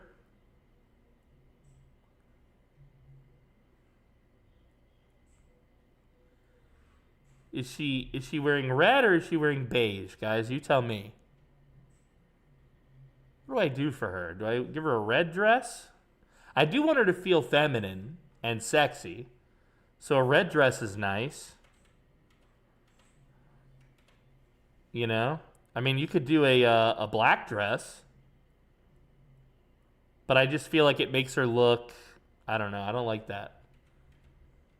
Will she step on brick? Yes, she will. Red and green go together. Yes, they do. And her skin is green. So a shade of green, like a dark green would be good. Or even a really light green, like a lime green, I think could look good on her as well. Brick, is the bar manager, is she wearing a red dress, Brick, or is she wearing a beige dress? Because her skin is green, by the way, she's one of the only women on Earth who could pull off a beige dress. Just to clarify. Okay? Just to clarify. Brick says red. She does look good in a red dress. All right, we'll save Hessa. All right, so Brick, this is Hessa. She's kind of like the bar manager. Okay. And then you've got Sydney Sweeney here. She's one of the bartenders. And then you've got... originally, this was supposed to be Anna de Armas, but she just kind of had like a life of her own as I started to make her. You know? Kind of just had a life of her own.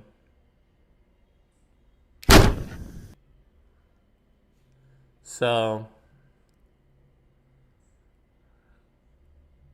what do you think? What do you think? This is the staff at the tavern. Okay, so you've met the two waitresses and the bar manager.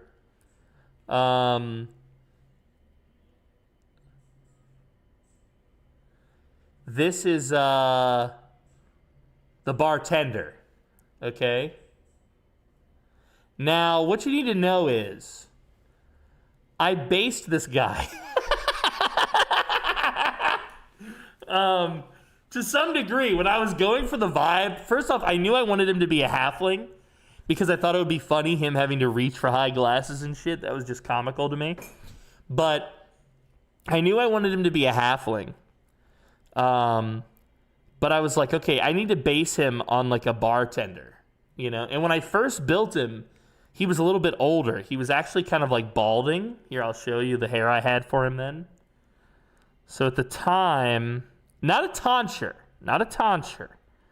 Balding. There's a difference. This one. Okay?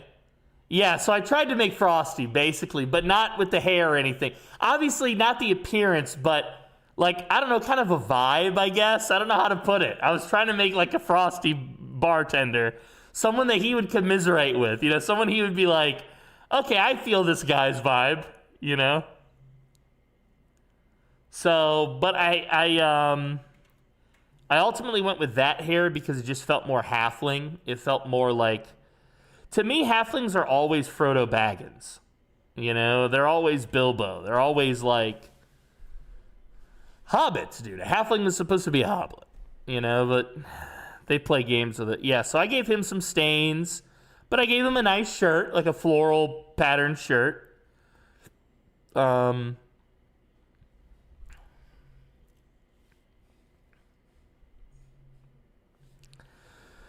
then this guy is sort of your do boy. So he worked for Milo, and he was Milo's chief servant before Milo's death.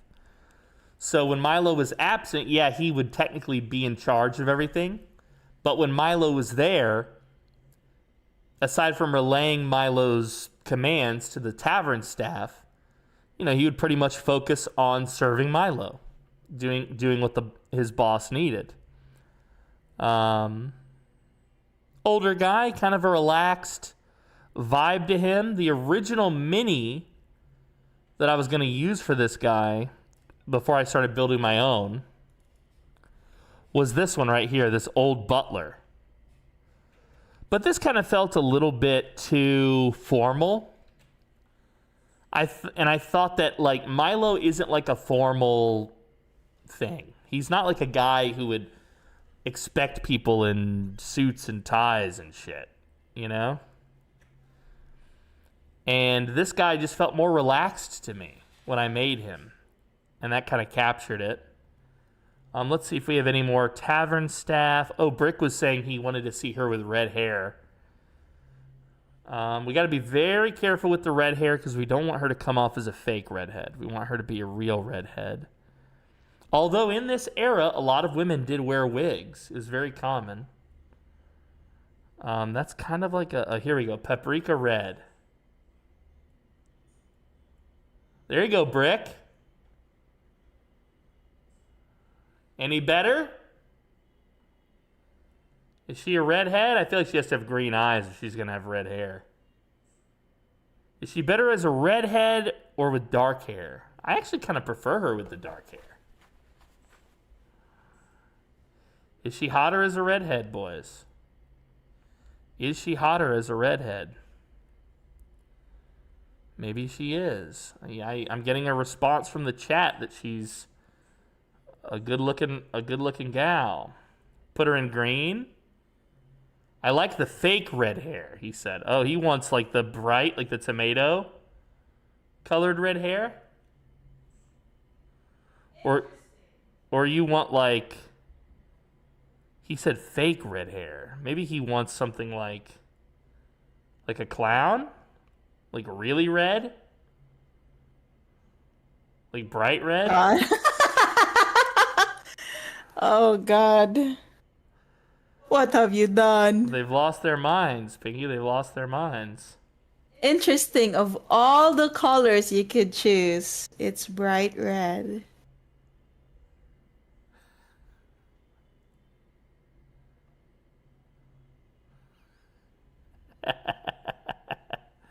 I don't know, dudes. I kind of like her in all black. She's got like some goth mommy vibes to her, you know? She's got that her vibe is that Layla in Dexter. Yeah. Yes. You're exactly right, Pinky. Lila was her name in Dexter. Lila. There you go. Yeah, she does have some Lila vibes. That's true. See? That's true. She does. Give her a British accent too. Oh, okay. Did they have voice here in this game? Like voice effects? I'm not sure. I know that there are sound effects. I'm not sure. Like ha. Yeah. Honestly, though, look, Jamie Murphy, was a good-looking gal in Dexter, but Dexter's blonde, Julie Benz. How do you beat Julie Benz? I mean, come on. You know? Although she did have that, like, battered housewife vibe to her, which was a little bit broken wing, kind of. Never mind. I don't know where I'm going with this, and I don't think you guys want to know.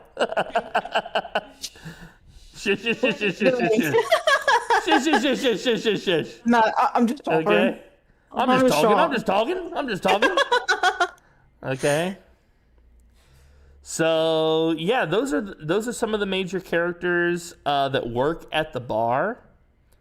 But then obviously you see I have a bunch of other characters here. I can't really speak to these characters too much.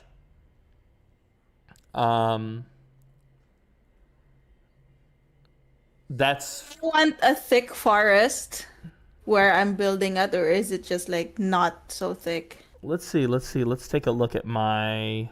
Hold on. Bum bum bum bum bum bum bum bum bum. Not this one. Let me put this guy away. Hold on, Pinky. I have an answer for you, but I have to.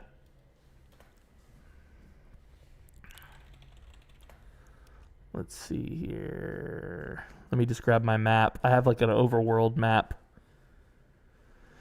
that will help me understand where we are. Okay, so this is the city over here. And this is where we are in the town, the village. And Pinky's in the bottom right. So yeah, that's number 4. So that's forests, I believe. Number 4 is wilderness. Yeah, Pinky, you can have as much wilderness there as you want. Okay. Okay. Yo, what's up, Hearth? No, you're doing just fine. We haven't revealed anything like sus or secret or whatever. I've kept all my secret stuff for somewhere else. But I did like a little tour of the inn and the area around the inn and the neighborhood that you guys, that your characters live in. And Pinky's on the board too, building, you can see, helping me. This is like a hunter's camp near your base of operations. Now, how long the tavern is your base of operations is up to you guys, frankly. I mean, in the story, obviously your characters could choose not to inherit it if you so wished. All right, so, here, yeah, Pinky. So what I want to do in build mode is I want us to establish that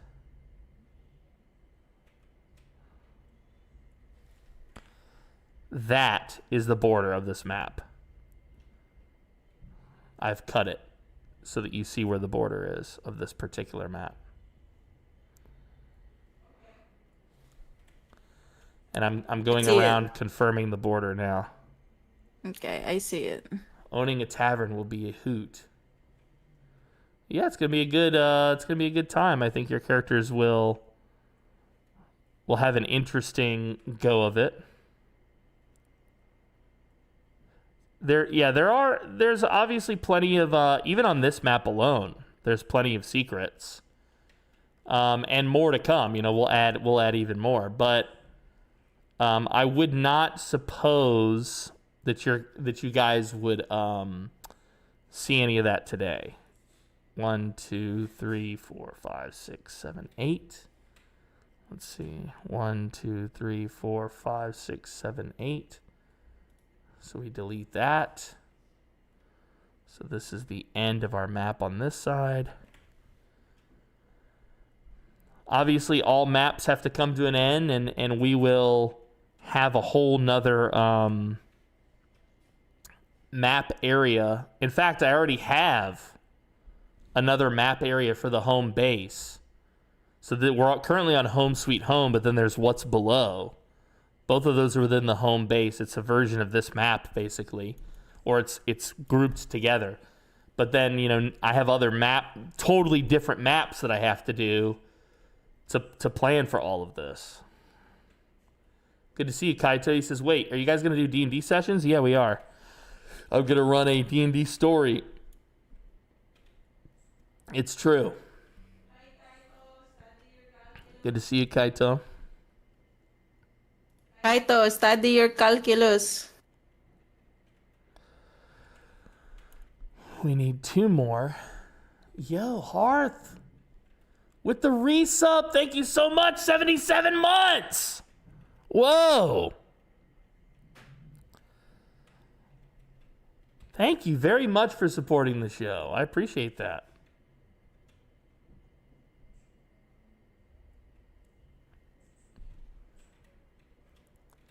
I already had my calculus exam. Uh-oh. You heard that, Pinky? You already had it. Nice. Did you make it perfect? Did you win? Did you win?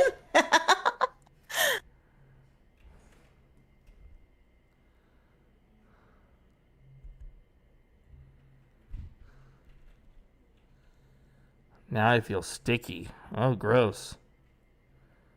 The stickiest of the icky. All right, let's grab just one of you. This game is very satisfying to build in, actually. Until something like this happens.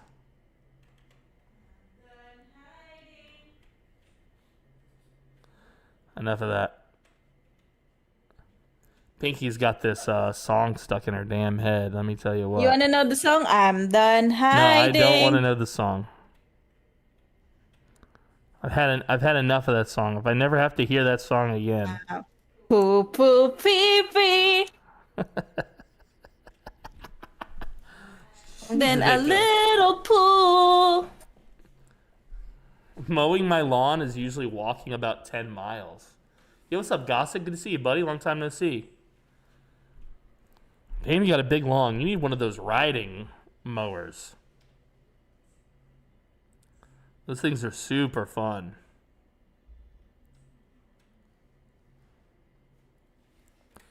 All right, I have to delete this because it wasn't lining up properly. I'll have to fix that in a minute.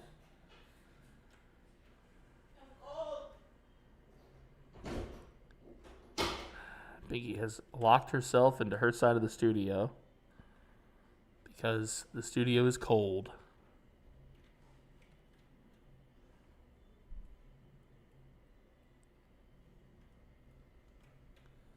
Yeah, we're gonna be playing some D&D on the live. That's true.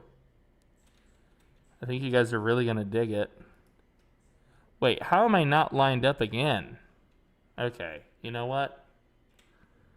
Okay. Okay.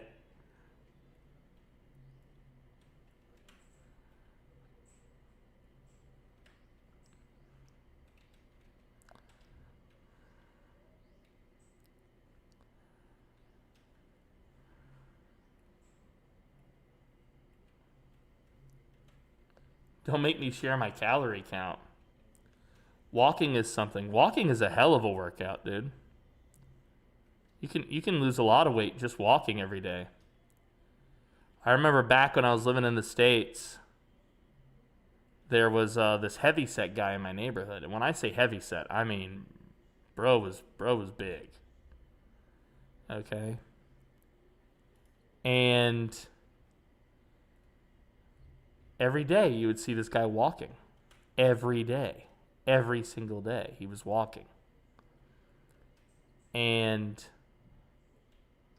before you know it, one of those days when you saw him walking, he had lost, 20, 30 pounds. Then another 20, 30 pounds. Then another. Obviously, he wasn't just walking. He must have also been proper nutrition, But yeah, old boy was killing it, dudes. He was killing it. I mean, truly killing it.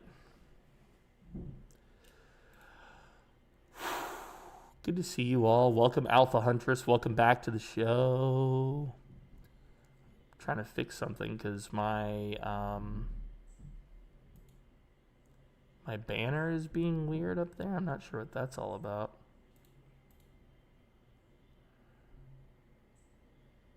Did that fix it?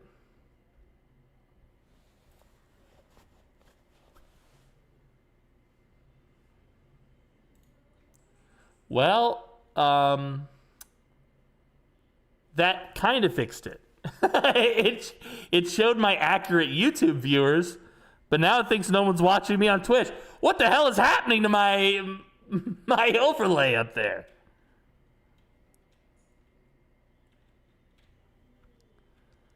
All right, let's see.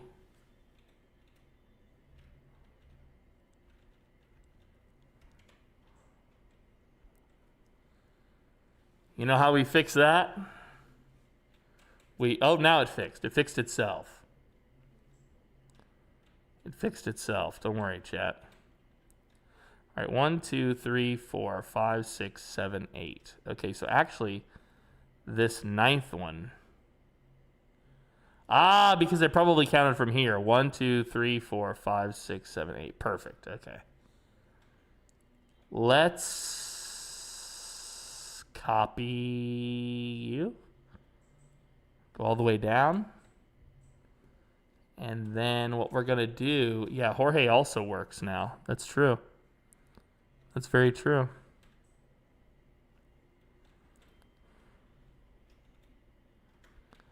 All right, I need to stick to that height. And then I want it to... Oh, I turned on a light. Oops. I got to do like a little angle here.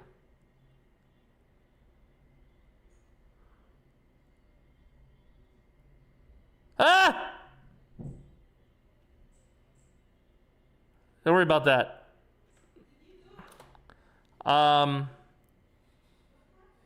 Did it change the board for you too? No. Oh, okay. Never mind then. Don't worry about that. Just me. Just my oopsie poopsie. Guys, don't worry about any of that. Waiting for the adventure to begin. Error. Now I'm getting the error that Pinky's getting. Or that Trundle's getting. Now I can't even get in. Pinky, can you save and dump out of there? How do I save? Okay, you have to come here. In the top right, there is a like a double arrow pointing up, I believe. It should be in the This one? Let me see your screen. Hold on.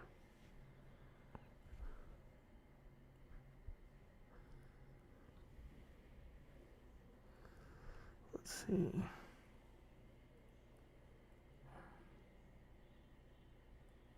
Pop out. Yeah, click that. Perfect. You clicked that, huh?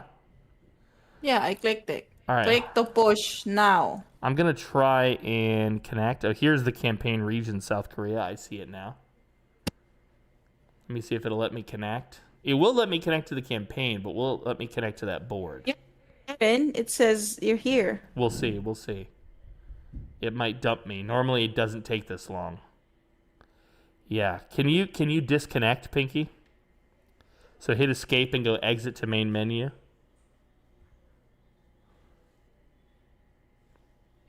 Who owns the campaign na?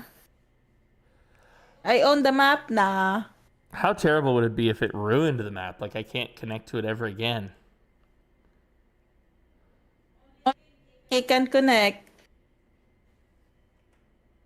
Nope. Go ahead and connect, Pinks. Or I might have to re-invite you. Hold on, let me see. Did it let you in? I'm not in yet. I'm waiting for you to go in. Okay, hold on. Summon players to this board. Did it give you anything? Did it notify you? No. Okay. I'll send you the code again. Check your Discord. Okay.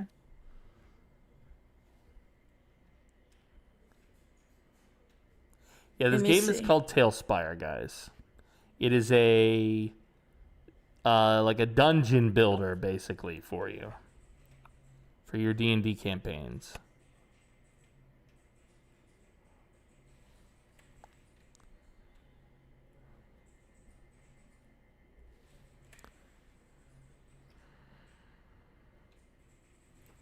I will wait for Pinky. Okay. Yeah, try joining. This is your chance. This is everybody's chance. Before Pinky goes crazy. A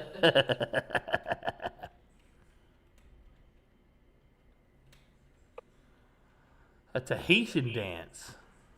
Tahiti? We're going to Tahiti. We're going to Tahiti. Yeah, he's in. And he's in control of this commoner inside the building. Now he has to actually learn the game. He's in, Pinks. Join us. Oops! That's my code! I pasted my code! Don't worry about that. Ah! Shh. All right, Piggy. I had to delete the code to generate a new one. We're professionals. Yeah.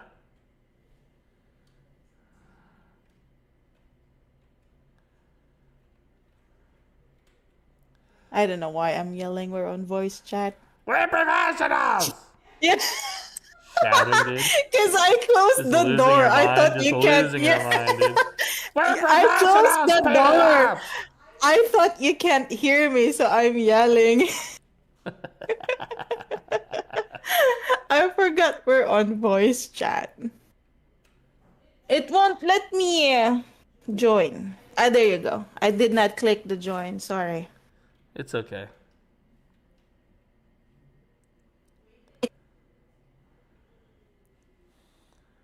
All right, now we need a welcome in. Now we're all in. Yay. It's very noise.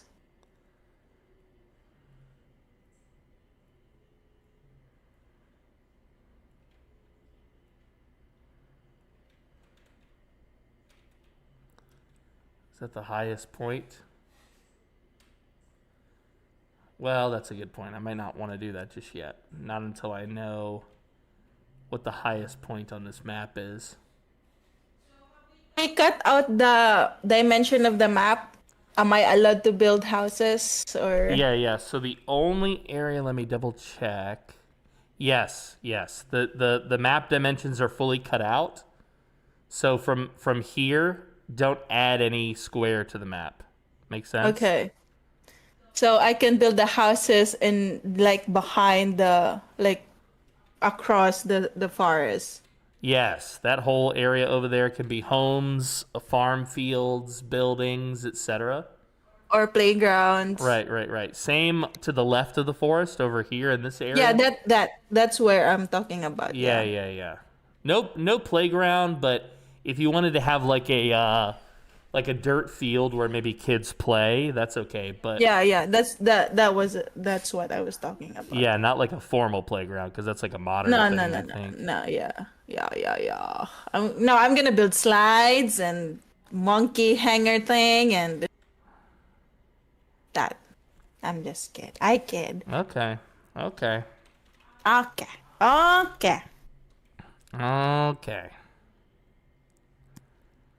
So what I'm doing here, chat, is I'm now planning. These are 8x8s.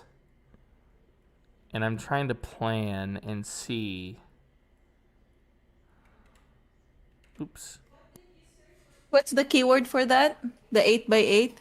Grass? Just grass? I searched grass, and it's under the grassland building area, and it's an 8x8. Okay. I like to use these to just plot out like a before I randomly generate any terrain. I like to know how, what size of the area.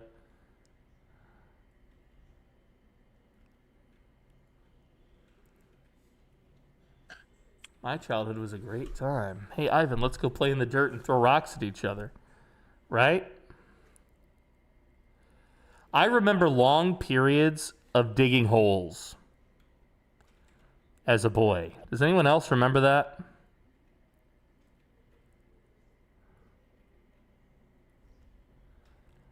I mean long periods of digging holes. Like, way too many holes. Okay. So this is the block, and we've got 1, 2, 3, 4. 1, 2, 3, 4. Let's do 4x4. because that'll make things a little bit easier. Okay, some math. 8 times 4, of course, is 32, so we've got a 32 by 32 plot. Let's open up our symbiote. Let's go to Tails terrain again. Back to our settings. We'll reduce, oops. Hold on, I gotta close it. And reopen it. Regenerate, settings. Oop, hello. Putting a stairwell on my my stuff. See, that's okay, this is just used for measuring anyway. You can play with this if you want. What the hell happened to the grass? You're talking about this grass over here? It was a layout for me to plan what I wanted to do here. So as an example, what I would do now that I know my dimensions is I would take this. I'm hearing OBS through your mic. I hear the whisper. What whisper? The skull. The resub notification whisper through your mic. Really, really? Yeah. Spanky And I with the heard resub 23 months. Dude, it low-key sucks that I'm a grower instead of a shower, because if I was ever pants in front of people, I'd have to just start cranking on my hog so I'm not embarrassed. What the hell? What the hell is that message? That's an incredible message. All right, Pinky says she's hearing stuff on my mic.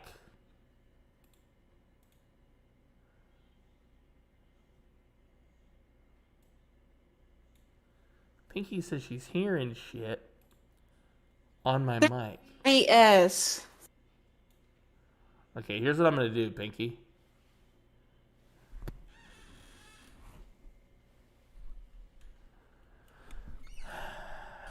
If this will work. No, it doesn't bother me. I'm just pointing it out. Yeah, but it shouldn't be doing that.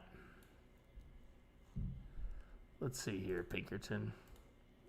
I'm going to play a video of me talking about Asmongold being right. Do you hear that right now? That. You hear that, huh? So that means they hear it too.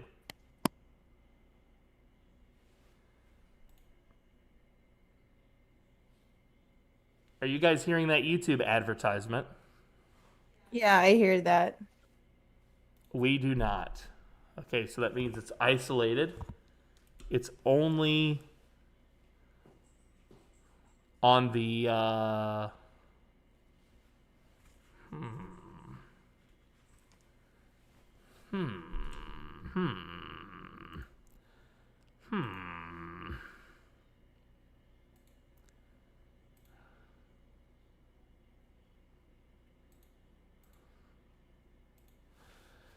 We've got a little technical issue here to solve, guys.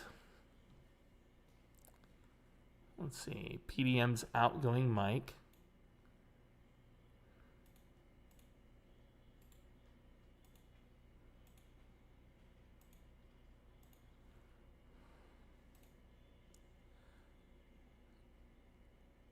Kennick said, not hear and just hear static. You guys are hearing static from my mic or the game or what? There's currently no music playing, so really all you should be hearing is me. Although something is happening because, oh, there was like a visual lag there for a minute.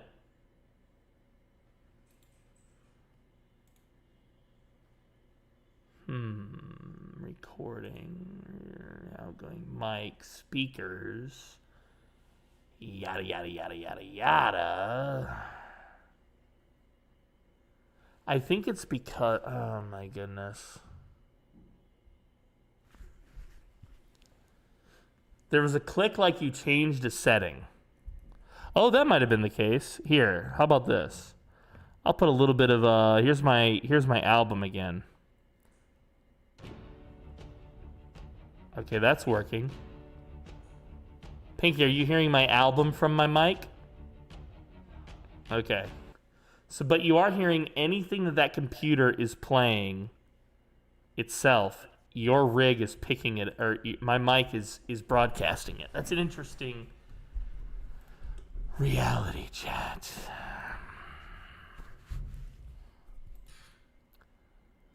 Audio, let's see here. Desktop audio. Let's do default. Test. Yeah, I see my mic is showing up on my desktop audio. Yeah. Yeah, I see it. I see the problem, Pinky. And I think I know how to solve it, but it's boy, is she going to be a doozy. Did you guys hear me twice, Trundle? Is that what you heard? I'm sure you did.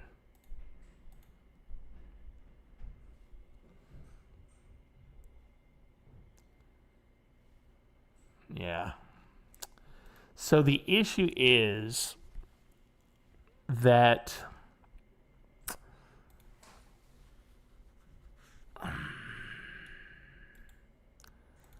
let's see if we can do this. Test. You still hear me, right, Pinks? Yes, I do. Okay, how about now? Do you hear me double? No. Okay, hold on.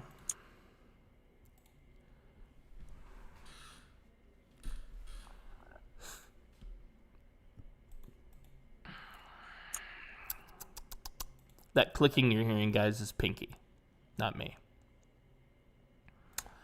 All right, I'm playing the Asmongold video. There's like an advertisement. Big fun, Are you hearing nutritious it, Pink? bites. Imagine waking up. Maybe they're hearing it. Did you guys hear that ad from that YouTube video just now? Oh yeah, sorry about that. How about now? Are you still hearing it, guys? This should be my video. Asmongold is right. Vitaly went too far. You're still hearing it. Is that true? You're hearing my Asmongold video? No? Okay, then I fixed it, I think. Because Pinky, you're also not hearing it, right? You're not hearing like a video taking place over my voice, right? No, I do not. Okay, perfect. I fixed it. All right, back to work. Back to work. Okay, so what I was doing here, why I built this the way that I did,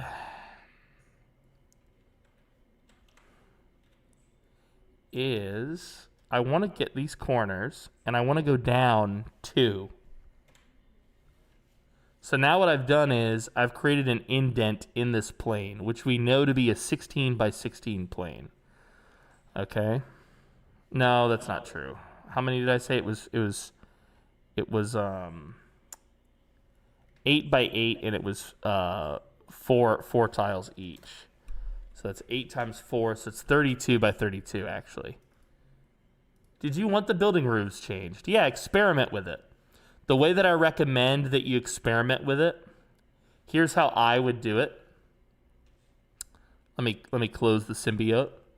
I would click this button at the top, which allows you to cut and paste. Now, the thing that you need to know about this button, the way that it works, is that you select first an area. So you click once. That sets your starting point. Now you draw a box. Now when you click a second time, it's going to let you go vertical with the box that you drew. Now anything that's within that box, when you click that final third time, can be cut and pasted. Okay? So what I would recommend doing for these red roof buildings is you click like here and here. Oops, my mistake. You click here to here. Now that should be the entire roof. I cut it and, or hold on, I'll leave it on there. But then I paste it over here. Okay? Now what I can do is I can fuck with this all day. I can build a replacement roof with the parts that I want. And then it's as simple as deleting the old roof and it should copy paste perfectly back on. Do you have to do it this way? No, you could tear the roof apart and do it manually. But at least this way you have like an idea of what that roof looked like before you started messing around. That's personally how I like to do it.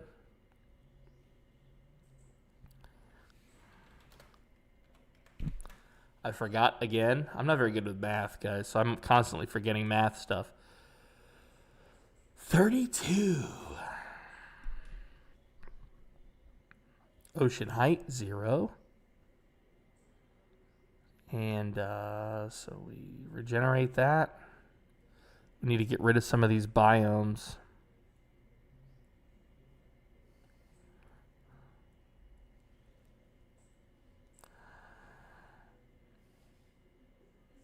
Fun.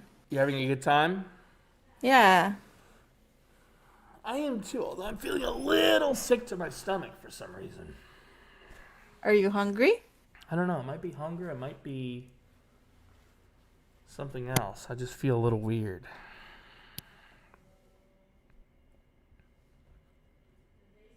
Hey, guys. Yeah, I'm not feeling very good at all of a sudden. That's crazy.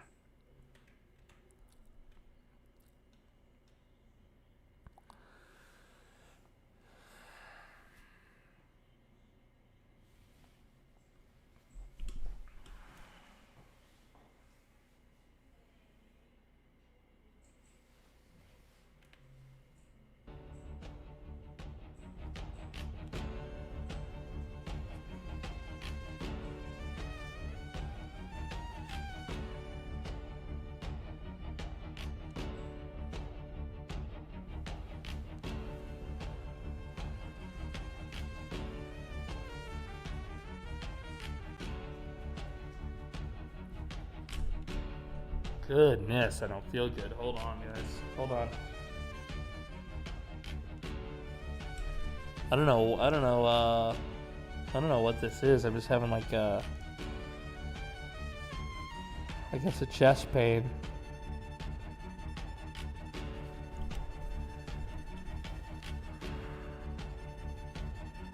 Give me a minute. Hold on.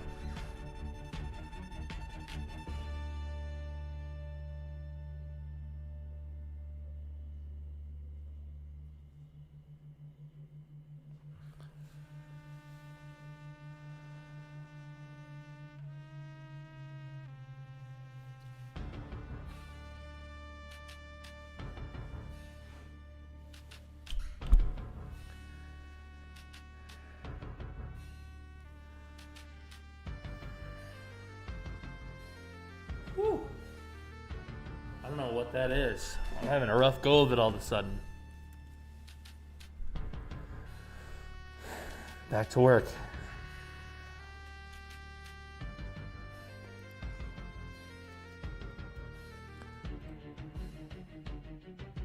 Alright, so it looks like I chose an area that was too big, based on what I can tell. So we'll do half of that.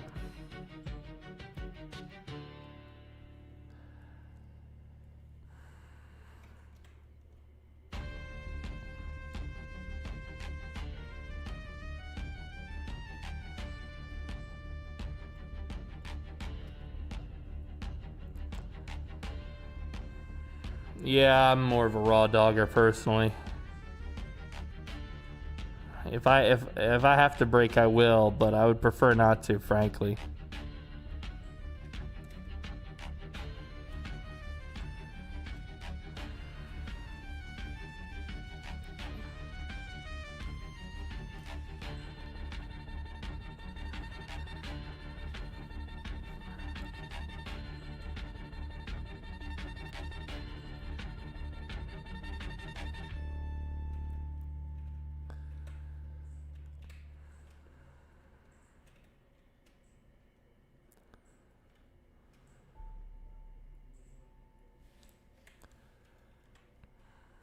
Let's see here.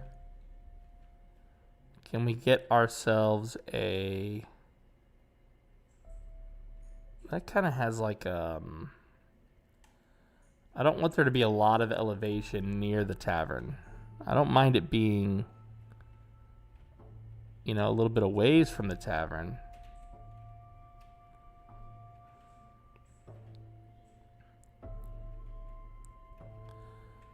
It's hard to see exactly what I want to do, but I'm on the right. I think I'm on the right. Yeah. Level.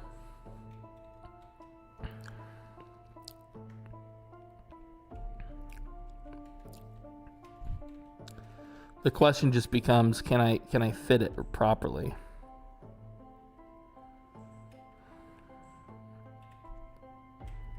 And I did not. See? That's what's spooky about it.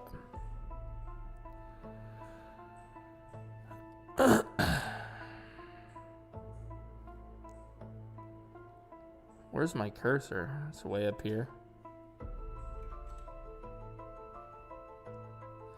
Sometimes the game gets picky about where your cursor is when you go to place something.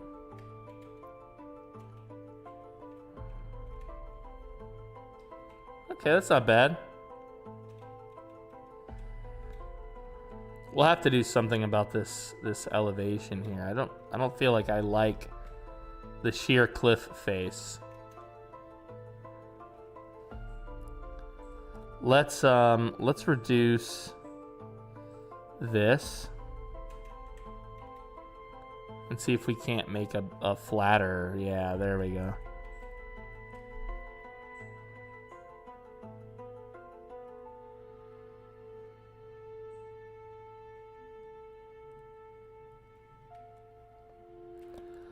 All right, let's see. Did it line up? Almost. Almost had it.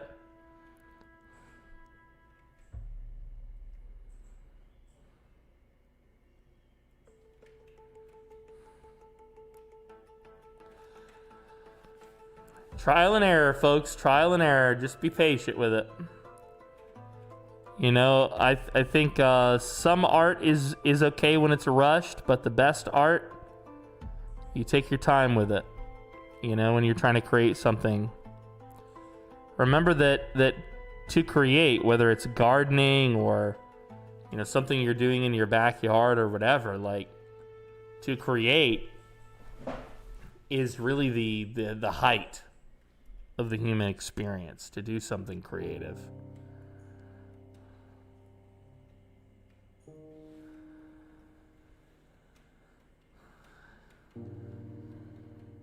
All right, let's take a look at this. Let's hide this. How does this look over here? I feel like the elevation is too much.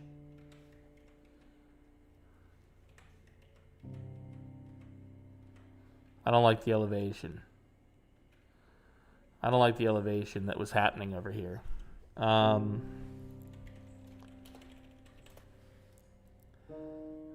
I know that the Tails terrain is good, but I want to see if I can do forest instead. Okay, so the slab width is going to be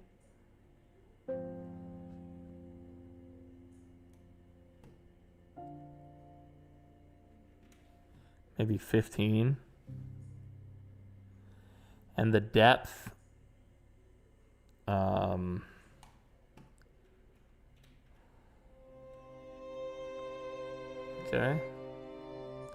Let's just try this. 1, 2, 3, 4, 5, 6, 7, 8, 9, 10, 11, 12, 13. Should be 13. Let's see what this comes up with, right? Mixed forest. Randomness. Generate random forest. Copy to keyboard. Here we go. So this is what it's come up with.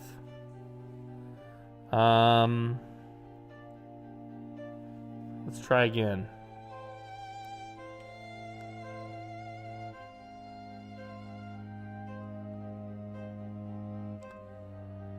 Okay. So when it says width, depth, it's literally just talking about the dimensions of it all. Okay. So then it should be 13 by 13.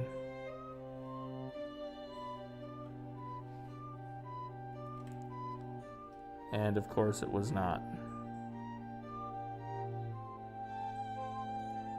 Maybe 16 by 16. Generate copy. Yeah, there we go.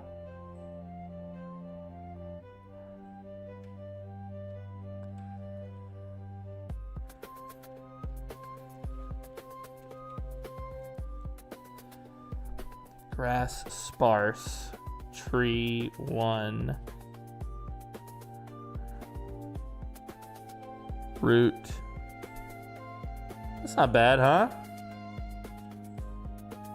It's not as lush as Pinky's forest, but Pinky's forest is also like this direction is the wilderness. This direction, which I'm heading, is the coast. If you take a look at our map here, we're currently in this one slot, the Thorpe, right over there in the you see my blue? Maybe you can't see it. Here, I'll zoom in, hold on. Okay, so this is the current section we're working on. This is the city, the number 1 up here that we haven't gotten to yet.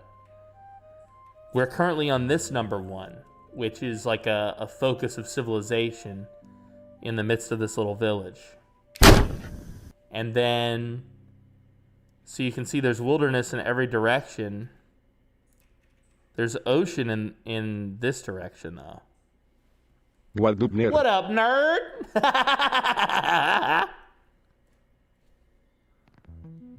That's funny. What up, nerd? Kaido, he's one of us. I finally got Jorge working, Kaido.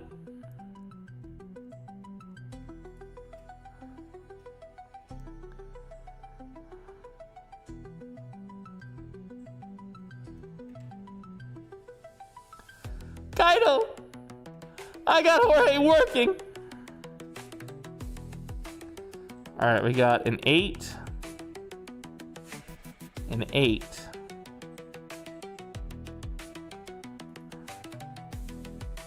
Oh, that's right. This area is a little bungled. I almost forgot.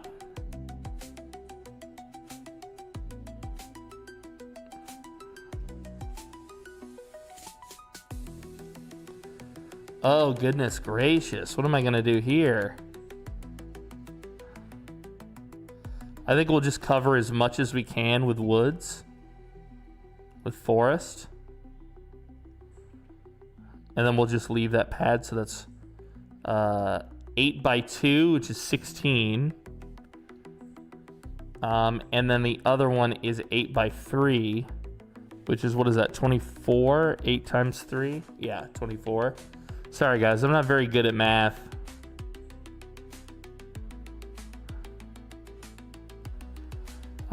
Let's see. I want to increase the tree percentage. I've been cursed by sanguine to 40%, with just to see what it interested comes as up well with. and me to not be able to speak. It sucks I've being made mute a for a terrible couple roof. months. Did you? I don't know. That looks pretty cool. I think you're getting it. You're getting there. You're getting there. You're getting there. I mean, it's your first creation. Take your time. There's really no rush, you know. We've right now what we're doing is called detail work. We're not adding like the story. We're adding environmental storytelling, you know. Everything will be fine. I totally understand, Kaito.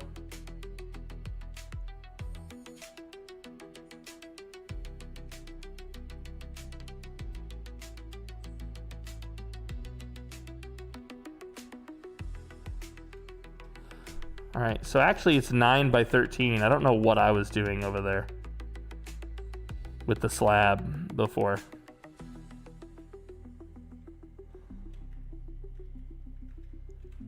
See you later, Kaito. Much love to you, buddy. We'll see you again soon. Thank you for coming by.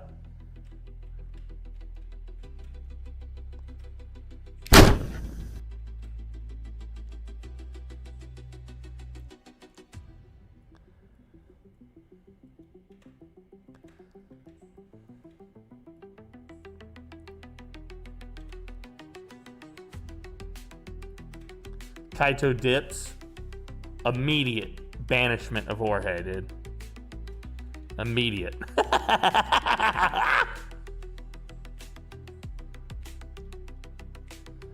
I think that's not bad.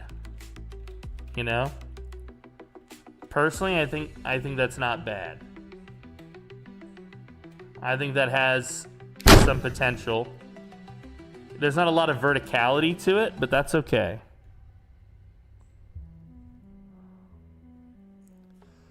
We'll keep playing with this and see what we generate, right?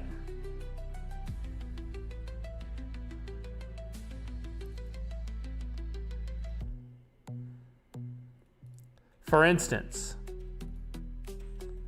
let's get rid of this stuff. And what if we put a little bit of water here, right?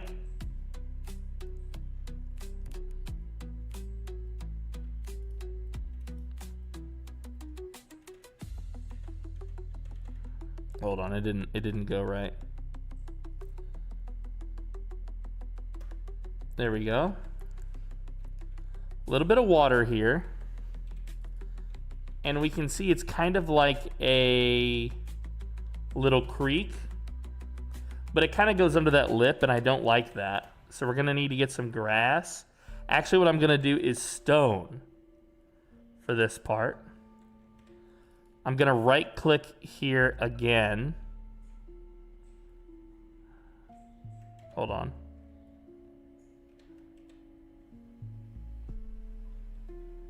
How come I can't grab the water?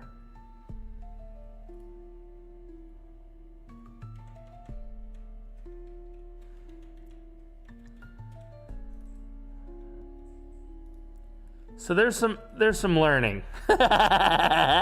It's not always easy, you know?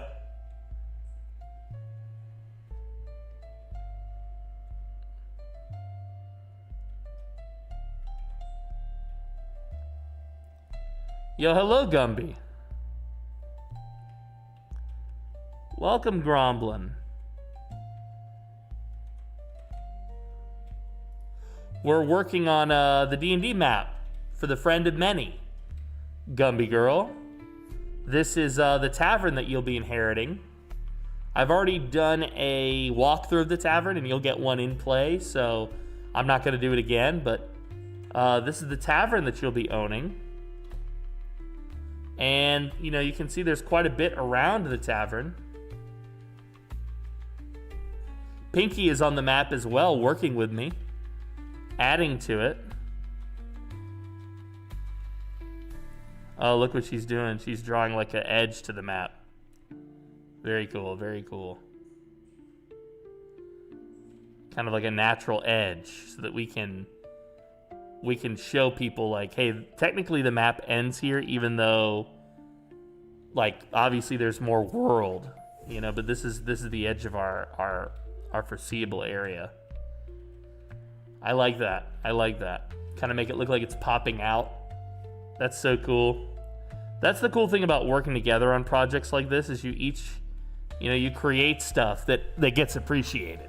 That's the nice thing.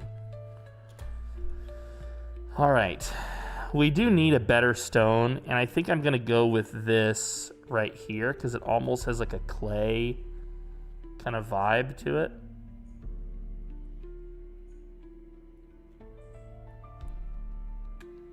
I hope you've been well, Gumby. You had me cracking up this morning with that video you sent me. I was like, what in the heck?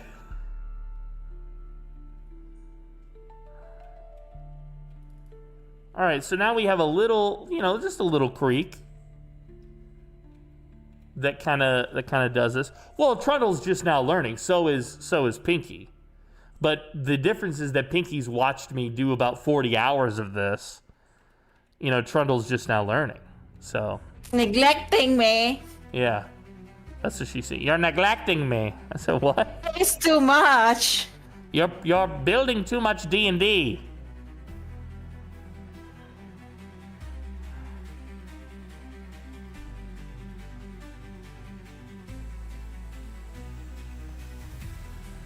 You're building too much D&D. Enough of your dungeons, sir. Sometimes this happens, guys. The other day I was doing something and Pinky was like, what are you working on? And I was like, I am feeling a call to do something and I have to just trust my creative process. When I feel like a pull to do something, I have to, you know, follow my creative nose. I can't allow I have to follow it. I have no choice. It's beyond my control. Okay? I have no choice.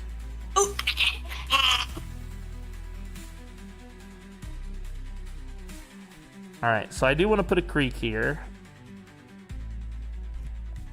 And I'm going to delete that water for now. Because I actually want all of that deleted.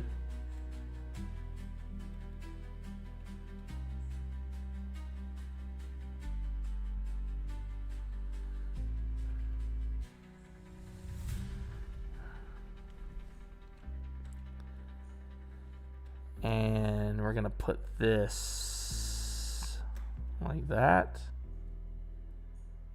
Like that. Like that.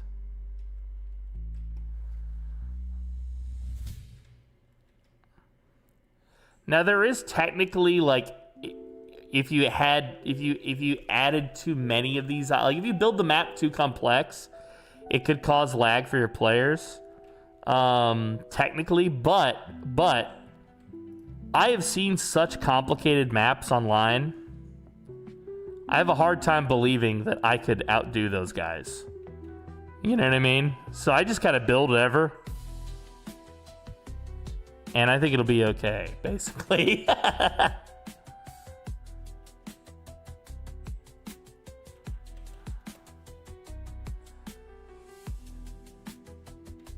Nice bones. Yeah, Trundle's over here trying to reconstruct this roof was his last mission. This is where we have him. You can see this is probably Trundle copying the whole house. And this is Pinky. Yeah, it doesn't line up over here, right, Pinky? Hold on. I can fix that. It cannot process. It do not line. You do. I was trying to fix this earlier when I had my little, whatever that was with my health. Let me... Boom, boom. Boom. Boom, boom, boom. There you go.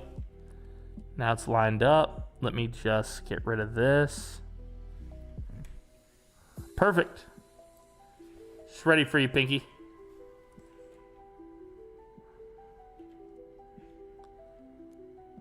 Nice. I like the border she's gone with for the edge of the map. You know, this little chunk of the Pinky machine learning has hit an impasse. Yeah, dude. I'm super excited to have more time to be a creator again. I got to grind these next few months out. I've been there too, Gumby. I've been there. We were talking earlier. I personally think art, passion, creating is like the kind of like the height of the human experience. That's my personal vibe.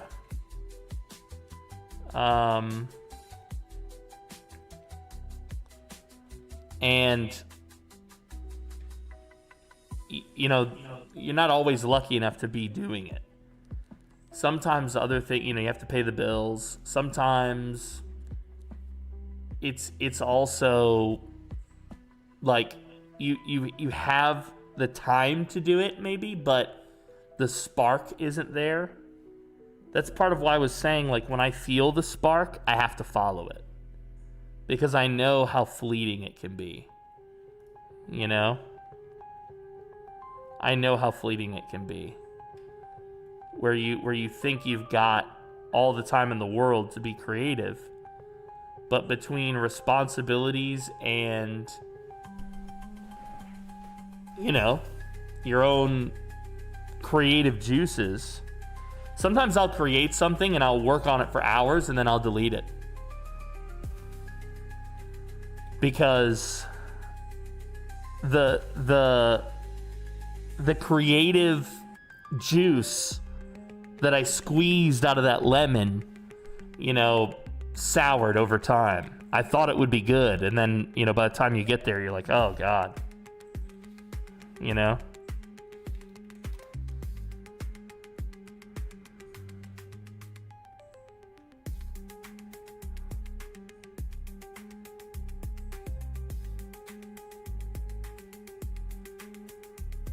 Yeah, Gumby's incredible. She's super talented, dude.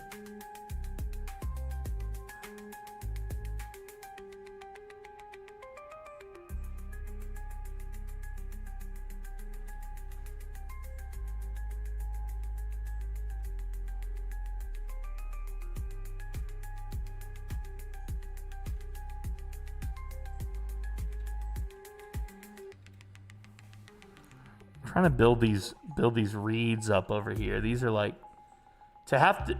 Yeah, what matters is that you tried. Yeah. Sometimes it happens.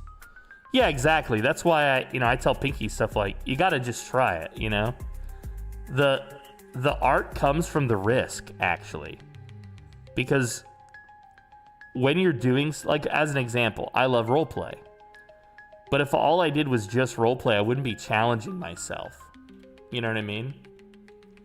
Deadman, do you see a 2x2 thatched roof? Is it not part of the same building? Let me see. So that's going to be in the rural area.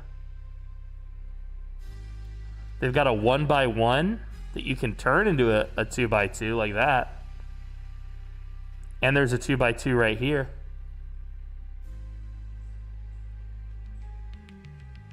Or did you mean a 2x2 like this?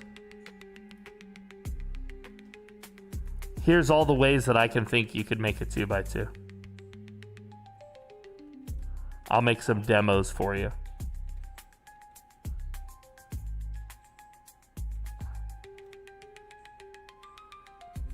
Yeah, so now you've got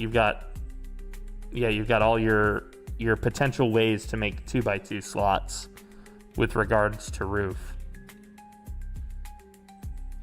You know, don't be afraid, by the way, to put, if you want to put like, flat pieces are okay. Pinky, I think your push to talk is off. All right, let's see. Read.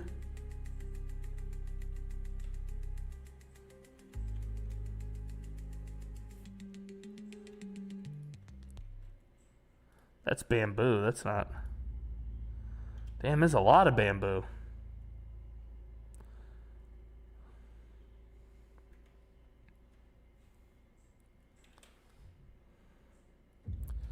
I like to randomly change the direction of stuff that I'm, not rooftop type stuff, but like this, like reeds.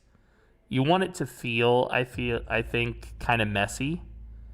Not like you didn't put effort into it, but it's kind of like when you go out in the morning. For those of you that still have hair, you don't want anybody to think that you spent an hour on your hair, but you don't want anybody to think that you spent 5 seconds on it either. You want them to think like, I woke up like this, but also, yeah, it did require a little bit of, yeah,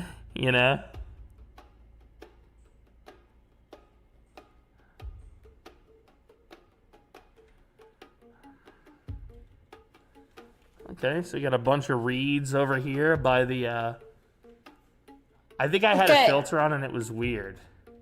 I have to make lunch. Do you want lunch? Yes, I do. Okay, I'll be back. Thank you. They don't match. I hate it.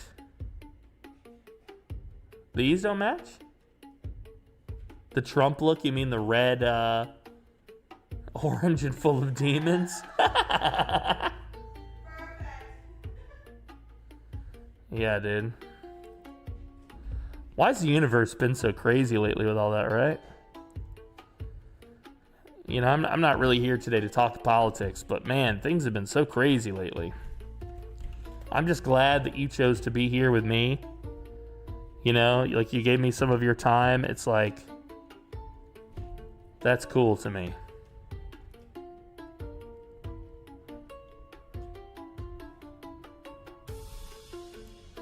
The 2x2 angle and the 2x1 don't match. Oh shit. So it requires like some fandangling, huh? Yeah, you'll learn certain tricks as we go. You know what I mean? Like what works here, what works there.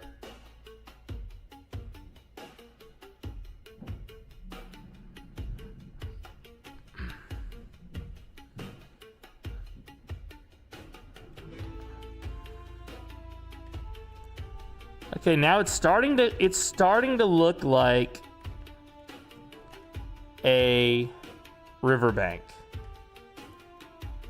It's starting to look like that.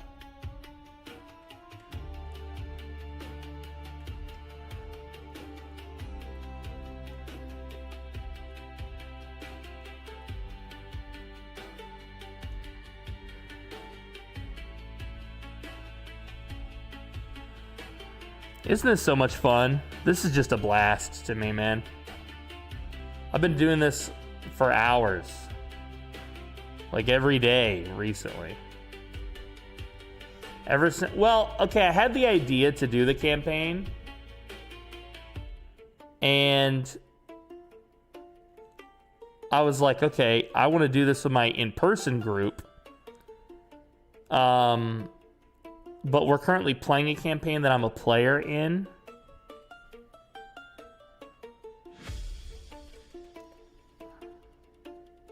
So I didn't know if it would actually, you know, fly.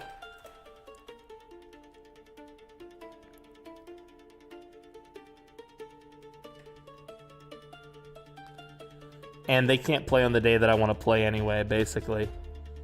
Is part of the problem.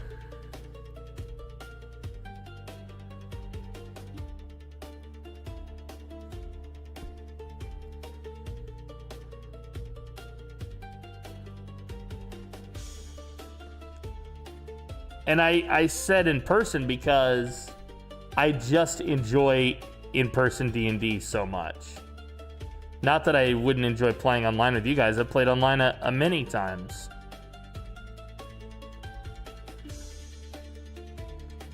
It's just that I would, you know, I think in person, there's a lot to do there. There's a lot going for that. But I do love online. And if we're going to do it online, I want to make it the best possible. In person does hit different, yeah. There's something about standing around, like, elbowing each other, you know, high-fiving after you kill the boss. Like, there's just something, like, really unique about that whole process, you know?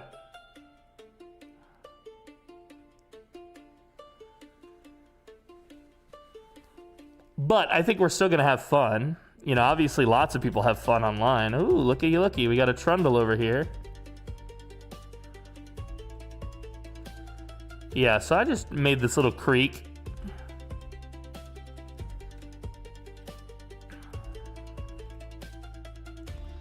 Just made a little creek here.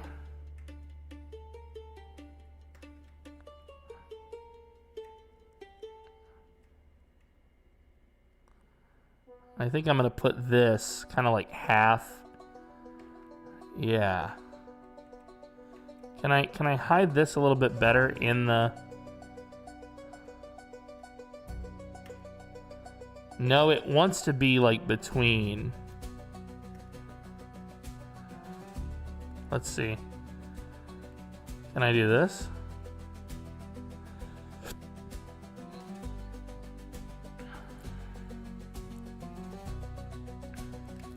It's not so bad. Yeah, we can't pitch in for pizza, but it'll still be good. And I think doing little detail work like this, especially now that there's multiple people building the campaign, I think is good because, you know, players will appreciate that. It adds to the thing, and these set pieces like the tavern, hopefully this is somewhere that we're going to be revisiting, you know, quite a bit together. You know? Chat will get pizza. Yeah, we'll give chat the pizza. That's true. That's true. All right. Let's see. 1, 2, 3, 4, 5. 3, 4, 5 by 5.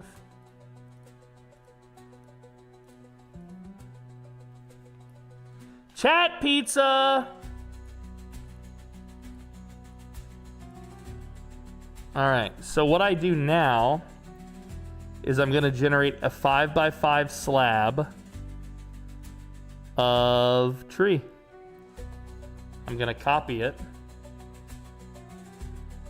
And then I should be able to just paste it in this slot that I made. Yeah, that kind of feels natural, I think.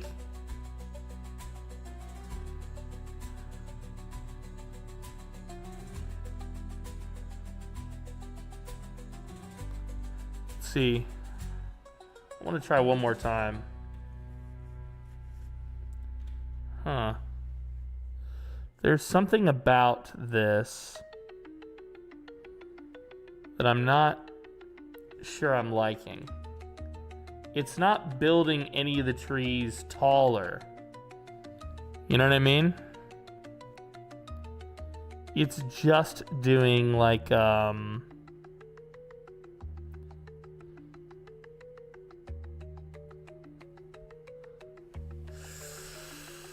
yeah, I guess it's okay. I guess it's okay.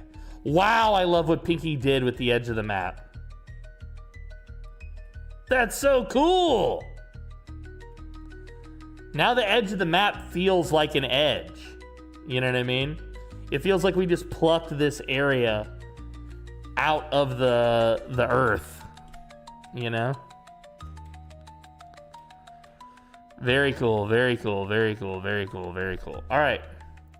Let's go back to the slabs. We're going to go to community slabs. We want to research the word poor. Barovian house poor. Yeah, this is going to be one such house.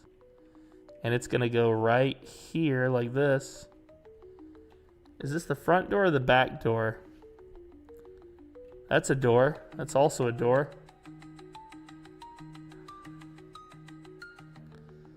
We'll put it here. Barovian house, poor, C.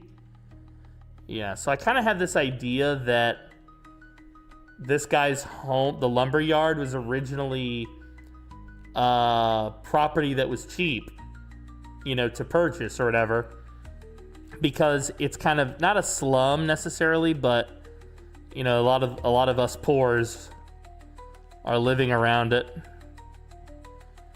And you can imagine, like, you know, these people being kind of on top of each other, their homes, not a lot of space between their houses, you know?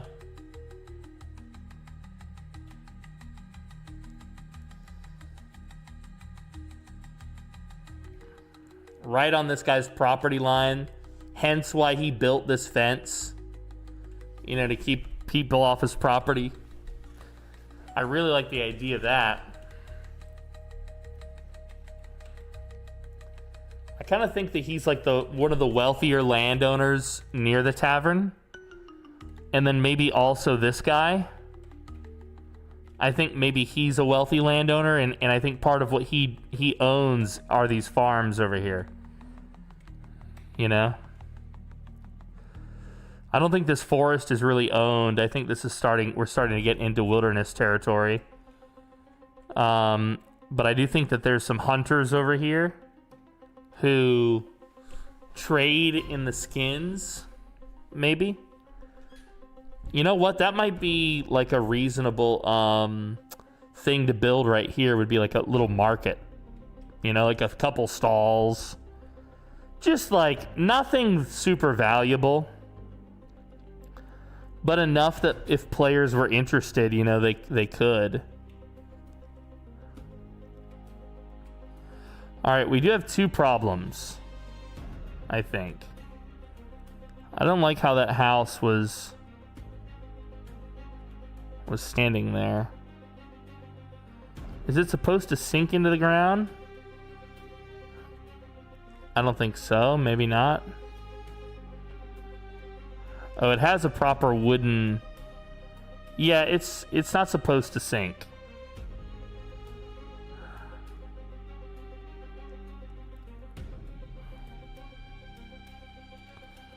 Let's see, can we have this guy's house just a little bit backer?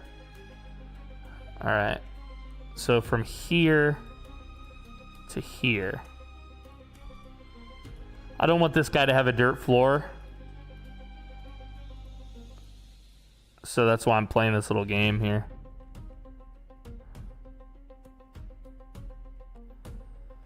Perfect, perfect, perfect. All right, now we got to go back to our main stuff because we need grass. And we need it in the one tile version. It's like a 1x1, I believe.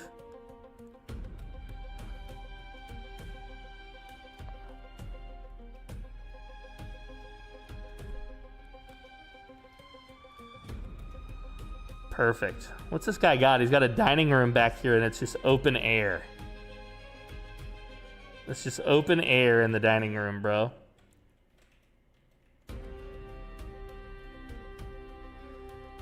Yeah, very cramped.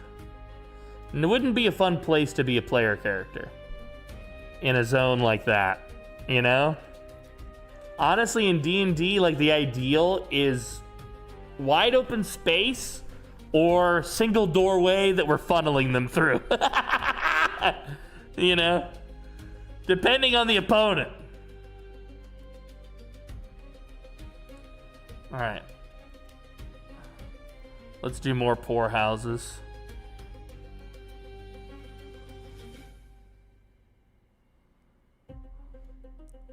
And we will give this guy a dirt floor.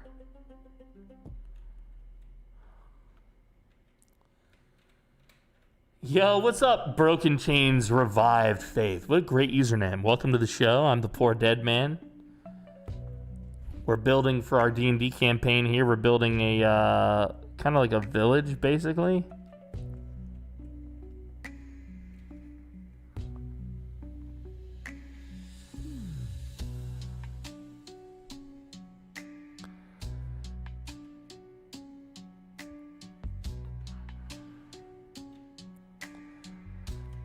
I kind of want to build... Oops.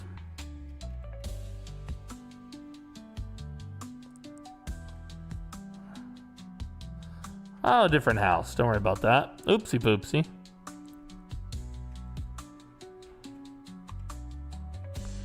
What we'll do... I want to put gardens behind these houses.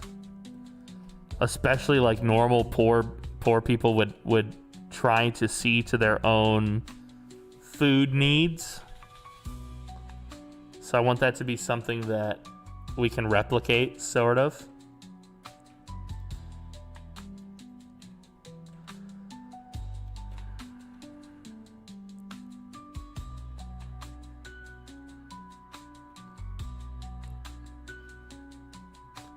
I have a question for any DM, GM. I want to know if an idea I have is too diabolical. Share it with me, buddy. I love diabolical. Diabolical's practically my middle name.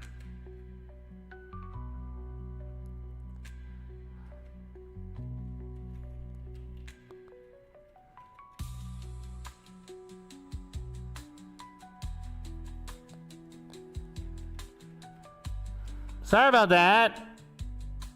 Twitch can be a real pain. Okay, so this house is backwards. Or something.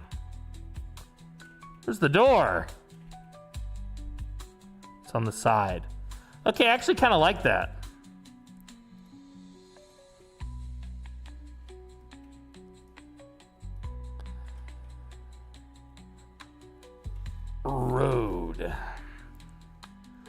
hold on. Trundle said the house roof is done. Let's go see. Oh! He has rebuilt the roof. Look at that. His first challenge. Okay, good job. That was this house, right? All right, just the roof, right?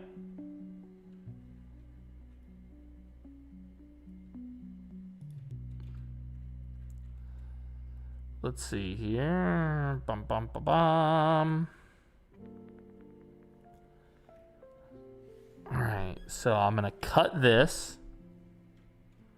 So we have the old roof.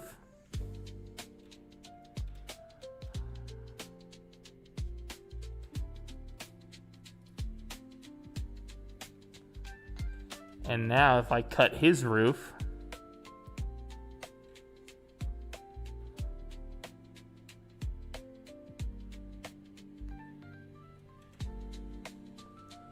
I put rural end walls too.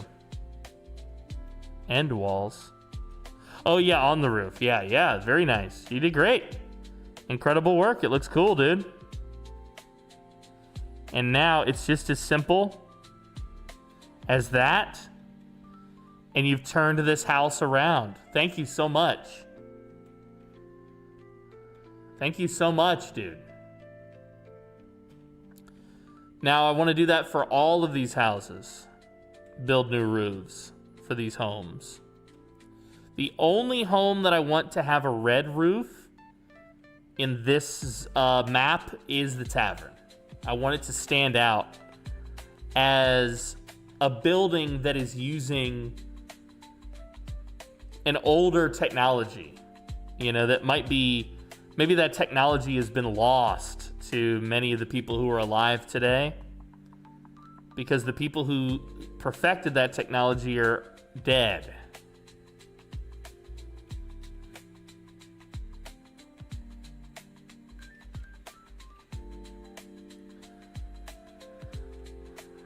Okay. A little road here.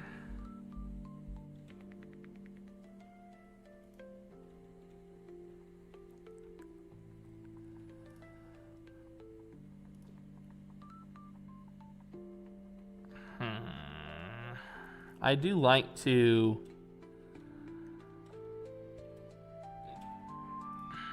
I guess I'll have to do this one.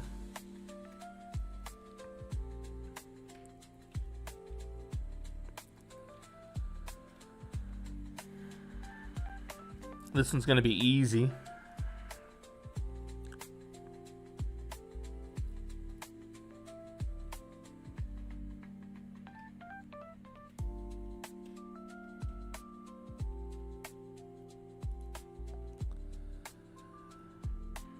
This one's right up on the road, so he's also easy. He doesn't even need a like a path, a proper drive path.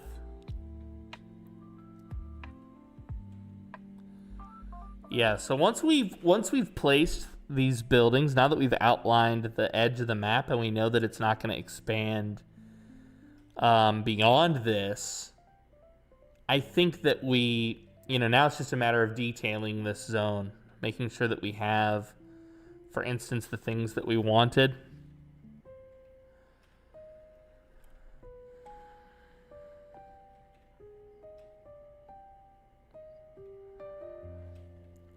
This is cool.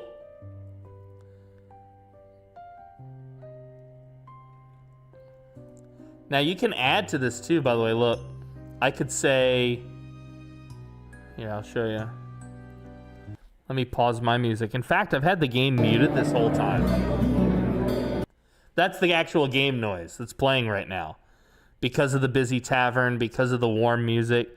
If I unmute it now, nothing. Okay, so I'm gonna turn on the music and let's do like let's do farm during the day. Not bad. And for the music, maybe Forlorn Village. No, that's kind of got like a,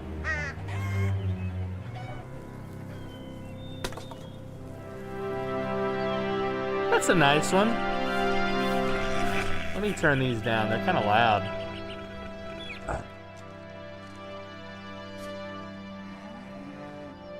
Let's try Jiran.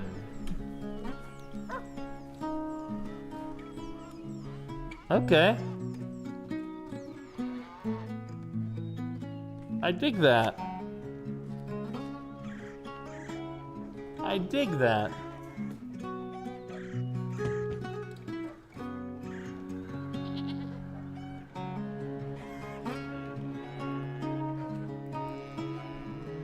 So, you know, you wouldn't have to play D&D in this. You could play, there's a number of games you could play in this if you really wanted to.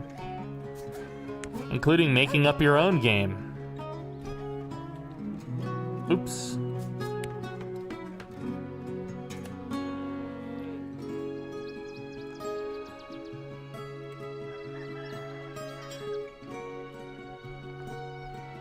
Is that a door? Yes, it is.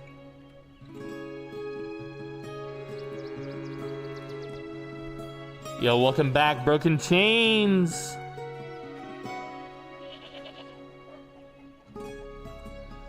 I'm currently live on Twitch, YouTube, TikTok, and Kick. Whatever platform you'd prefer to watch us on, you watch us over there, chat. You watch us over there. I'd say we're doing pretty good. This is a nice village over here. Bulk of the village, kind of over in this little corner so far.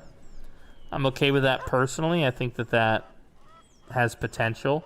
I don't think a road should come out of here. I think if anything, we should have like a dirt path that goes this way, and it should be maybe like an alley. There should be another one of these homes here, I think. Let's do another townhouse. Let's search town. Look at this nice townhouse. Whoa! Living in the city, dude. So this is the 2-story townhouse that I was using here. I think what we'll do is we'll take one apart.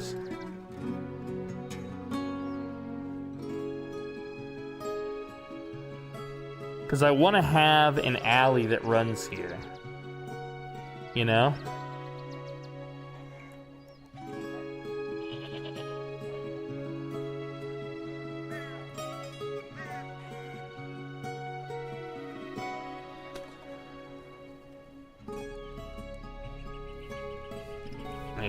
Yeah. An alley. Kind of like something that kind of looks more like this. You know, like a path that's not a road, per se. I think I also want another home back here. Let's search for another poor house. Poor home. This guy's got like a, kind of a cottage.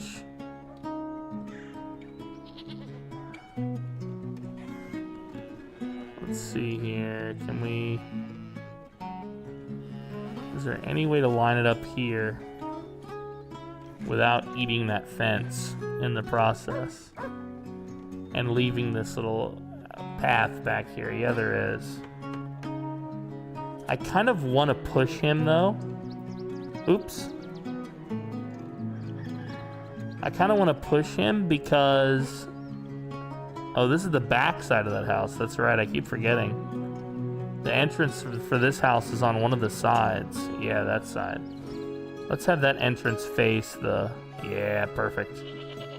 Honestly, that facing is so much better.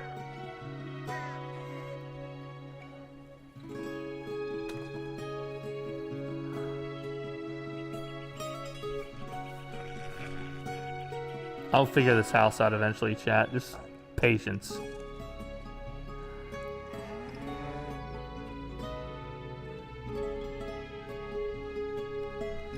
Yeah, I want it to be a little bit offset. Maybe? No. Man, I know I get particular, and I don't want to let perfect become the enemy of good, but yeah, maybe that's the best we can do. Yeah, that's pretty good. I want these poor homes to be really tight up against each other. You know?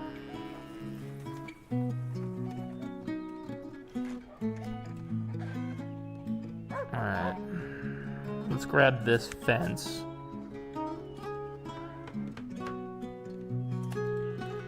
Let's copy it.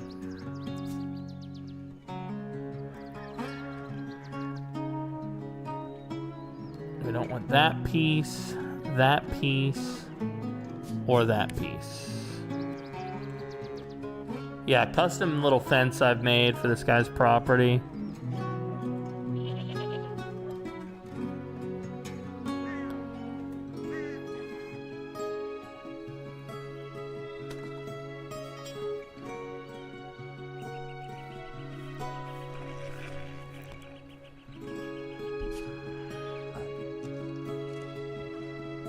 I love the idea of this dude's property being like abutted right to this guy's fence. You know what I mean? Kind of like a shack. Like, I hope you understand where I'm going with this. Let's try to find a door that fits this.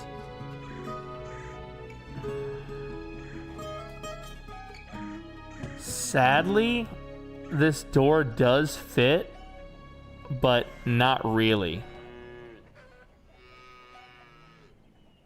I keep clipping into the ground when I zoom in. Try to do this, Trundle. Double right click will set your height where you want to be. So that way you won't clip into the ground. You can also hit N for Nancy, to make certain areas disappear if they're in the way of your view. Kind of like this. You can see I've hit N, so now when I walk near this, it pulls it apart. Okay? No problem, dude. I'm still learning, so if I have knowledge, I'll share it, but I just don't know all the ins and the outs yet. That's the thing. As I learn, I'm happy to share, though.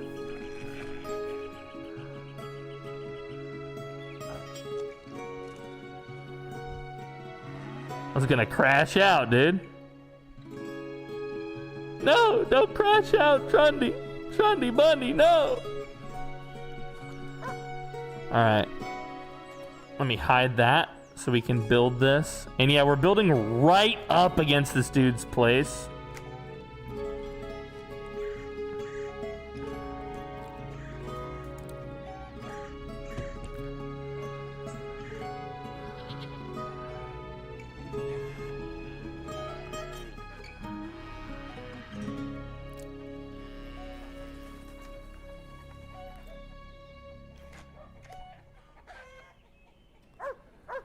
Yeah, we'll put another one like here.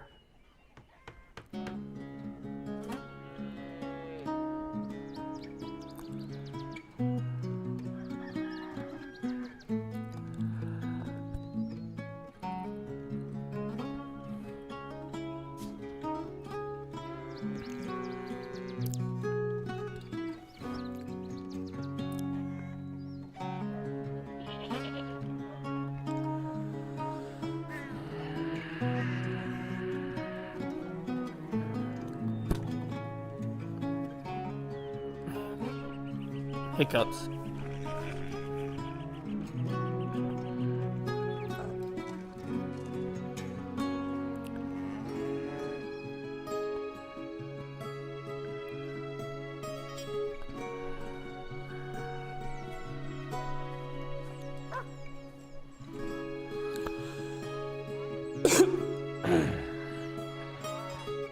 Sorry, guys.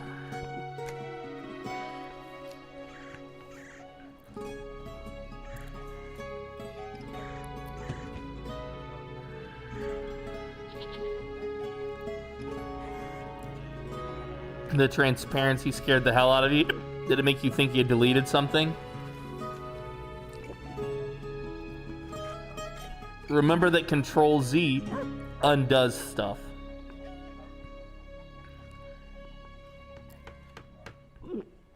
I'm hiccuping so bad.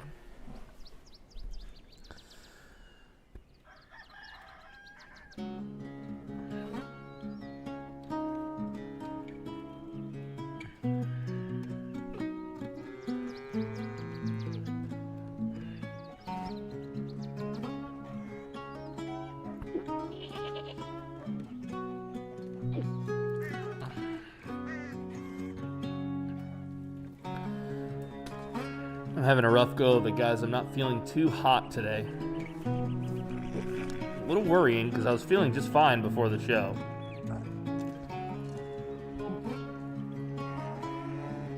I'm literally feeling like better than ever.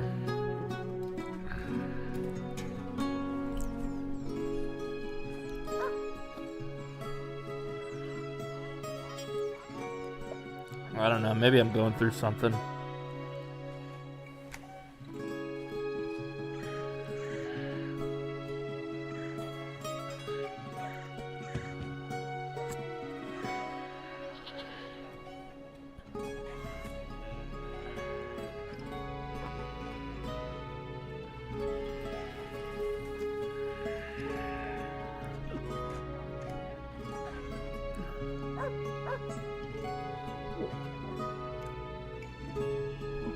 Kind of icky, dude. Seems like it comes in phases worldwide. It's crazy because sometimes you guys will tell me how sick everybody is over there. I'm halfway across the planet Earth and I'm, you know, it might be going through the same thing. One more house complete. Very nice. It's okay to make mistakes, by the way. Try not to touch the tavern itself, and we can pretty much make any mistake, you know, work.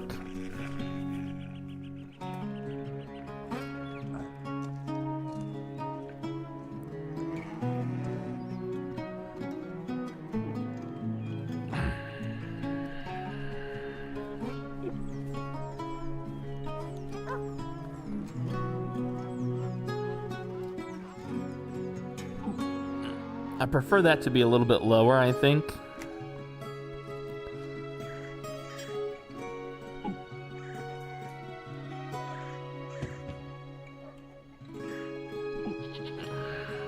I want to get rid of this water. I don't like it. Yo, what's up, Squiddy? Good to see you. We've missed you. I'm doing okay. Just having a good time with this map editor. Working on the campaign, the D&D campaign, for everybody's enjoyment. Gonna be a lot of fun. So I have two things planned. The first thing I have planned is the campaign, the Friend of Many, that we're doing all this for. But the second thing that I have planned is I'm going to open up my table to you. And I'm going to allow you, people who haven't played D&D before, to play with me one time at my table, a single one-shot adventure where you get to visit the tavern and be part of the weekly story, but you're doing a whole separate thing. You're going on an adventure with other players. You know, you're not in the story that I'm telling, the normal one. And I could kind of teach people some D&D, I think, from this.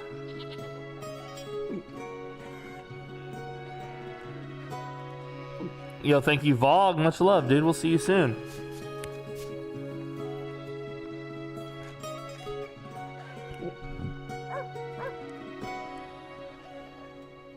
Yeah, this is gonna be a lot of fun. You know, I'm very passionate about role-playing and I would say I've been away from Dungeons and Dragons for a while, but I haven't been away from tabletop. I've just been playing other tabletops. But I do enjoy D&D. My first edition was 3.0. That's where I started.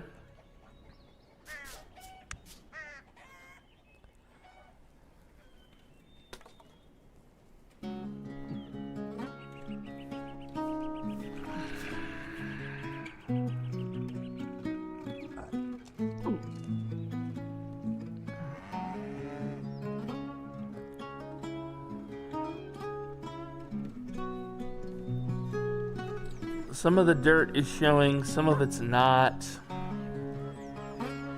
Kind of feels natural, but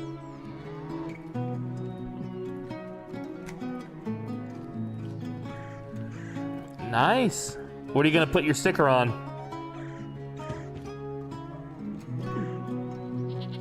What will you add it to? What will it become? What will become part of its lore, Squiddy?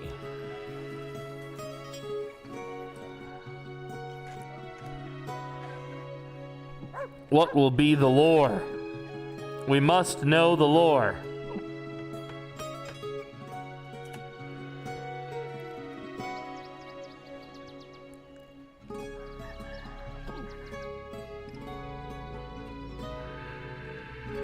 I feel like maybe a second one of these would be nice.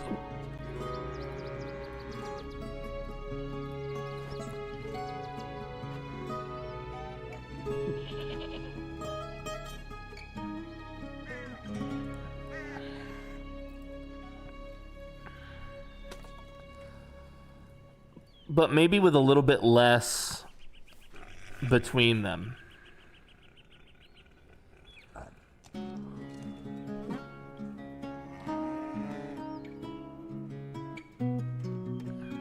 Yeah. Like that.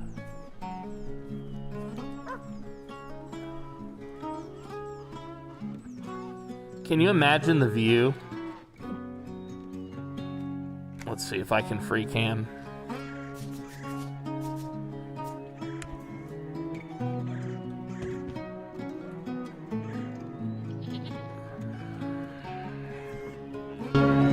Oh, it got really loud. Sorry about that. Oopsie poopsie. Sorry, everyone.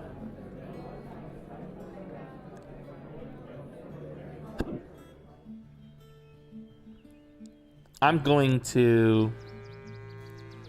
Oh, fog multiplier. Oh, you could put like a fog in the air.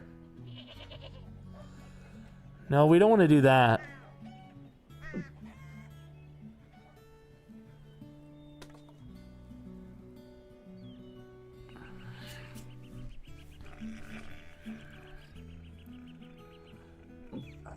Hell yeah, dude. When did it say your sweater will get there?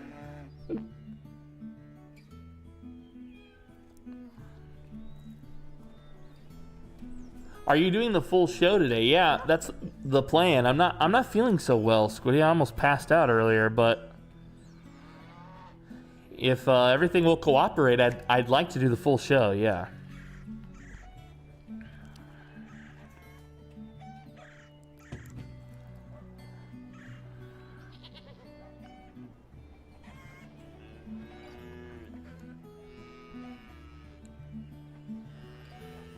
No, I haven't drank a lot of fluids today, actually. My stomach is flipping. I'll be okay, I think. I've had the hiccups right now. That's probably a good sign, right? Trundle said another roof is done. Wow! Looking good.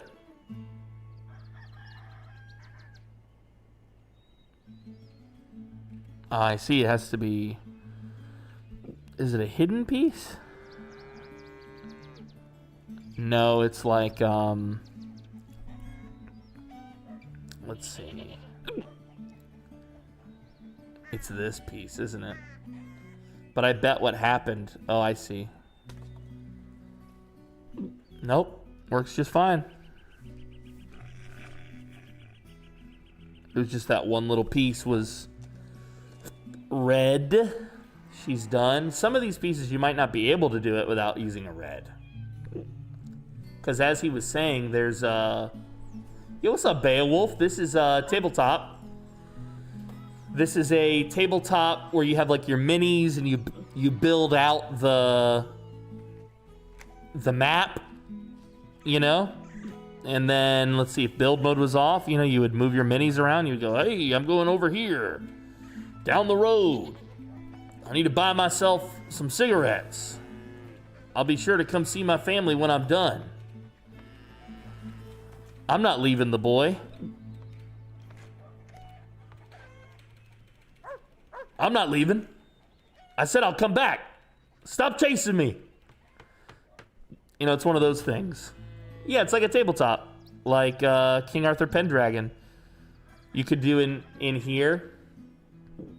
Or you could do King Arthur Pendragon. I'm planning for D&D. I've got this tavern that my players are going to own. And we're gonna see where this story takes us.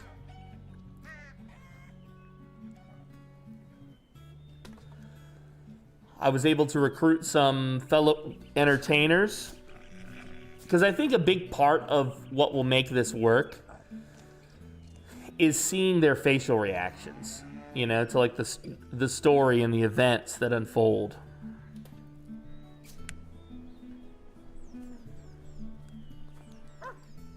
So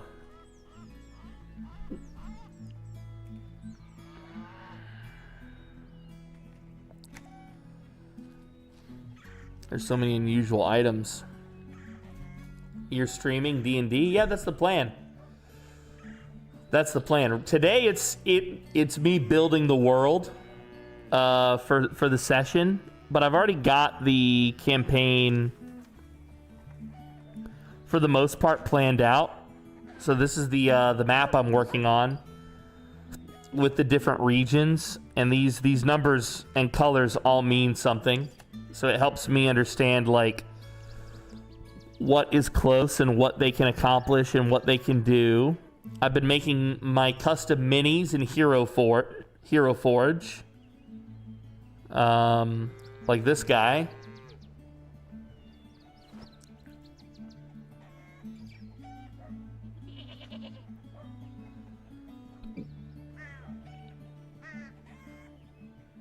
Making some custom miniatures. This is kind of like a, this is more appropriate for Pendragon.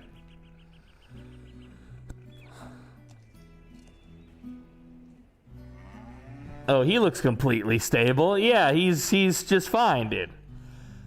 Yeah, I've got a lot of good characters like this.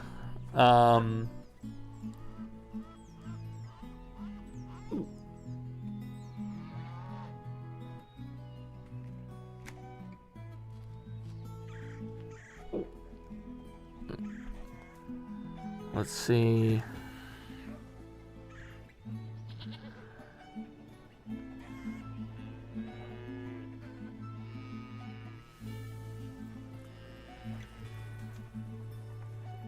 So yeah, I've been making some custom minis for the campaign. Bartenders, I know how much you like the ladies. Beowulf.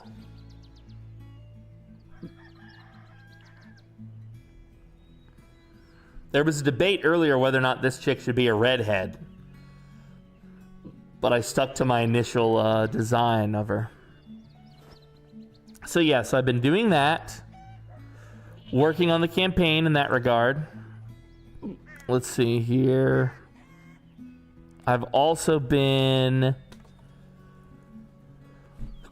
working on the project Bible for the campaign.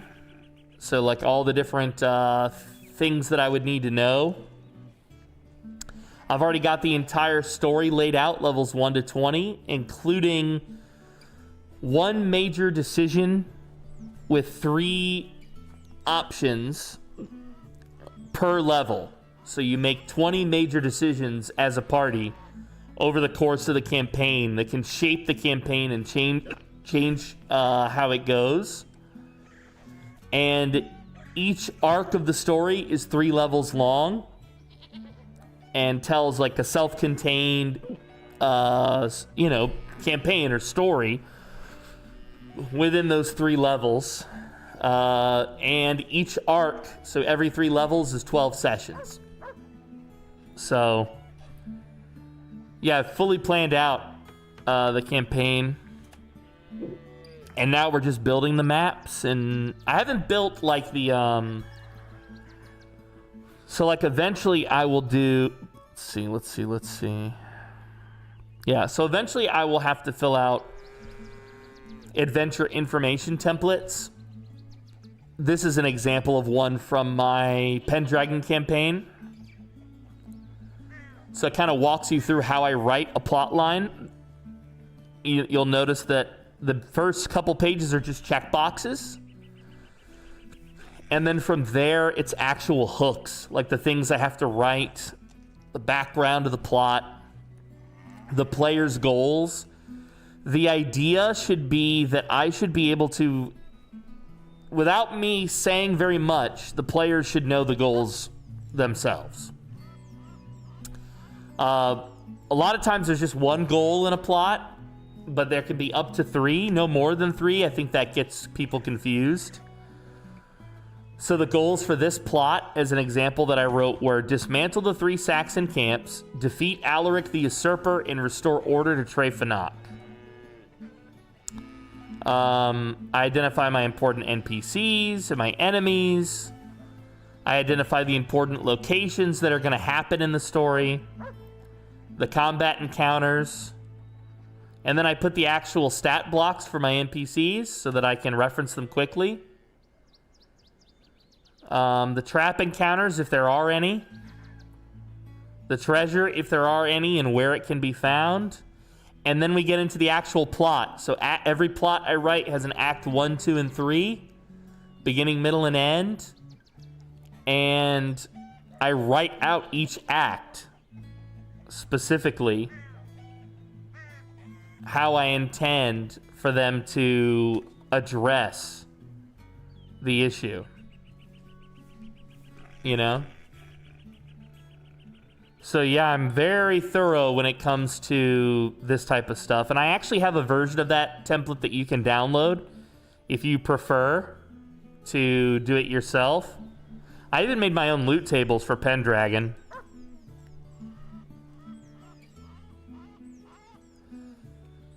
So that I could quickly generate loot for my Pendragon players. If necessary, so... Yeah, we're currently in the Friend of Many. I do still have all my Pendragon stuff, though. I still have all my Pendragon stuff.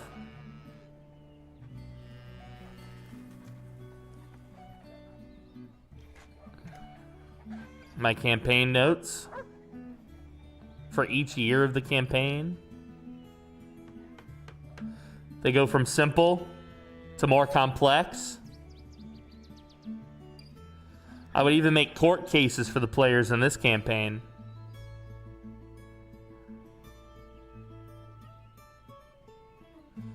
And then any dialogue that I had, I would highlight it in a specific color so I knew somebody was going to be speaking those lines. And I would make a different court case for each player, including like what they could kind of find, and I would decide the just and the unjust outcome ahead of time. That way I knew, based on what the player chose, which one was closest to what I was trying to accomplish. So yeah, I'm going to be doing some tabletop, guys. I hope that you are excited for that. I've played tabletop forever. The conflict I have with tabletop is I have to use my creativity. This is going to sound weird to some of you, so forgive me, okay? I have to find ways to use my creativity to pay for the food that I want to eat so that I don't die. So I haven't done a lot of tabletop recently just because it doesn't pay the bills. It's a creative thing that I love, and I have to starve while I do it. So I stopped playing tabletop for a while because of that. And I've gone through phases like this in life before where I'm like, look, I need to use 100% of my creative efforts to find ways to pay the bill, to eat, you know? And so some of my campaigns have ended for those reasons, where I didn't run out of passion for the campaign or campaign materials. As you saw with the Pendragon campaign, I've got years left of story to tell. But it just wasn't, because we were playing privately, there's no audience, there's no, it's creative and I love that, but every minute I spent doing it was time I wasn't spent, earning a living, trying to feed my family. So, unfortunate realities of gaming as an adult, but it is what it is.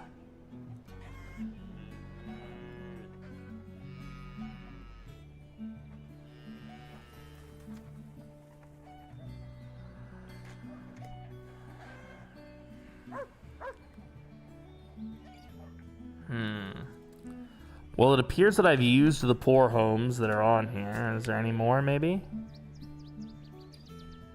Let's see. Let's search hovel. Dwarf Cavern Hovel. Dwarf Hovel Row.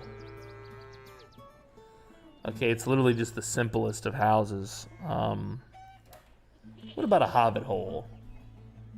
Small hobbit town. Whoa! Okay, hell yeah, dude. Very cool. Jeez, 1 hour ride? Can you go back to the house? I was editing for a second. Yeah, I'm over here. This one here, right? No? This one. Oh! You did it! And it looks so good. You did it, and it looks so good, dude. Sorry about your ride, Kaito. At least nobody stole your phone on the jeepney, bro. This looks good, Trundle. You fixed the roof. Oh, this one. You're talking about this one. Ah. He further closed that gap and made it look even nicer. Looking good, dude. Looking good.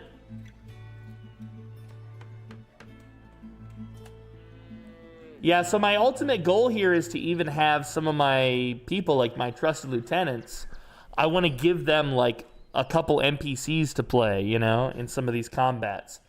And I'll still do the narration for some of the dungeons, but I was thinking about letting my mods be the guys who, maybe they roll the dice for my monsters or something, Or they make some sort of important decisions or something for the mobs. I just think that would be cool to include my boys. There are some hobbit homes. An earthen home. Could be cool.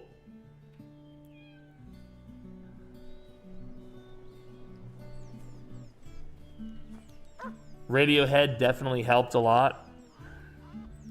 Dude, I've had a song stuck in my head recently. Not Radiohead. Not Weezer either. What are they called? I'm just a teenage dirtbag baby. You ever heard that song?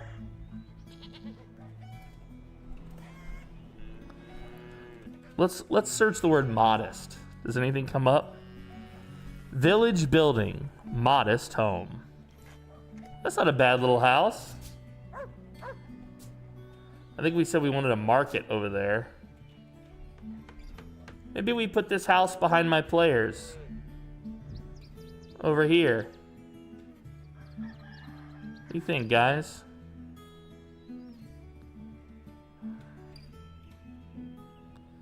I like this.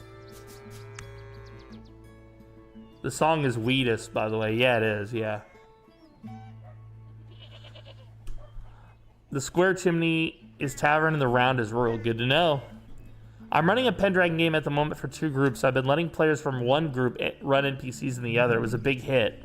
Now they've become permanent fixtures. Oh, hell yeah, dude. Damn, dude. Pendragon, I was saying earlier, Pendragon is still, like, the top for me, dude.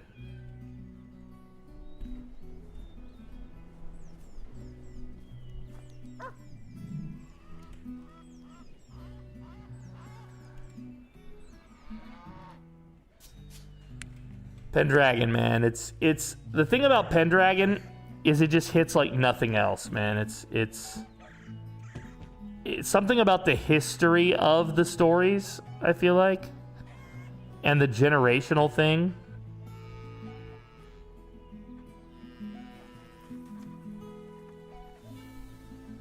Just adds so much. I can't figure out why I can't copy this.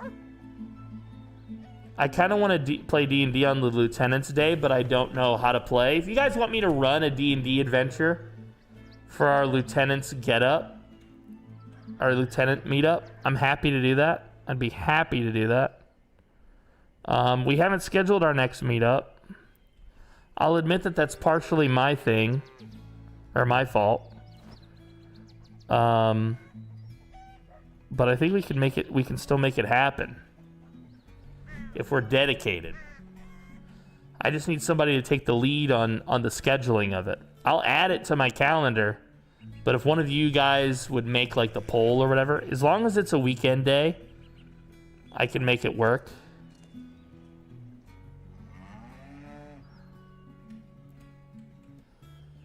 All right, now let's see how many they go down. 1, 2, 3, 4, 5, 6. Wait, no. 1, 2, 3, 4, 5, 6. Yeah.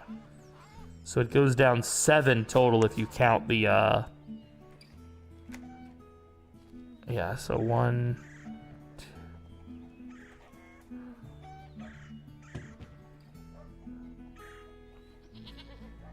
All right, so that was 3. 4, 5, 6. That was 1, 2, 3, 4, 5. So we need 1 more, guys. Unless we want this place to be like hilly. Okay, we could do that. Good night, Gumby. We will miss you. Mwah! Au revoir, mon petit chou. Goodbye. We will miss the one, the only Gumby. Friend of the show, fellow broadcaster, and artist extraordinaire. Speaking of artist extraordinaire, wow, she's talented. Check her out. Show her some love.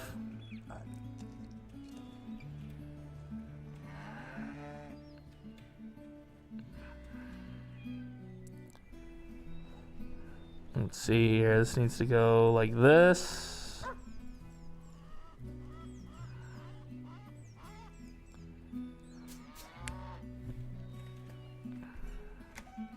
Yeah, I like stuff like this, especially with the chat, because it's so collaborative to work together. You know?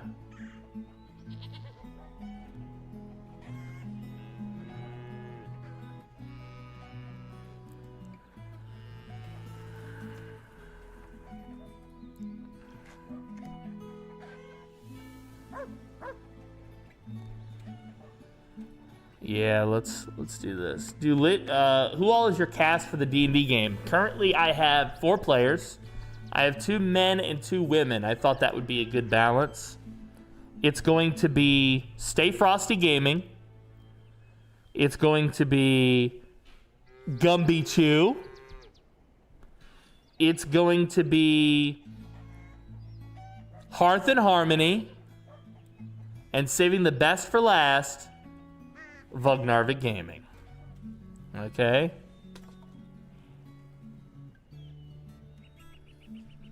So I've got a bunch of entertainers basically, which was kind of the goal. I was like, I definitely think that this needs to be people who, you know, can entertain and want to entertain. I thought that was important from the get-go.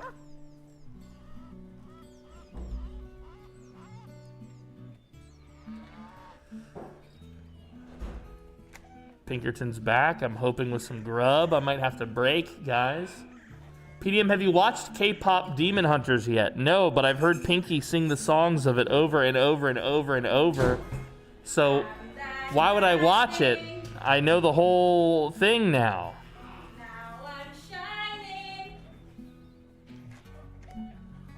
I know the whole damn song.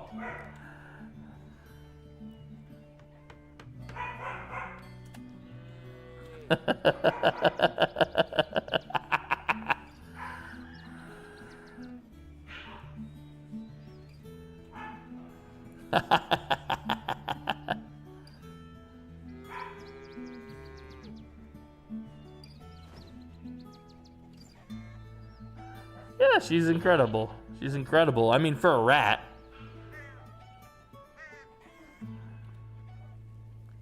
Let's see, she made me some chicken. What looks like chicken with zucchini and green olives. Very nice.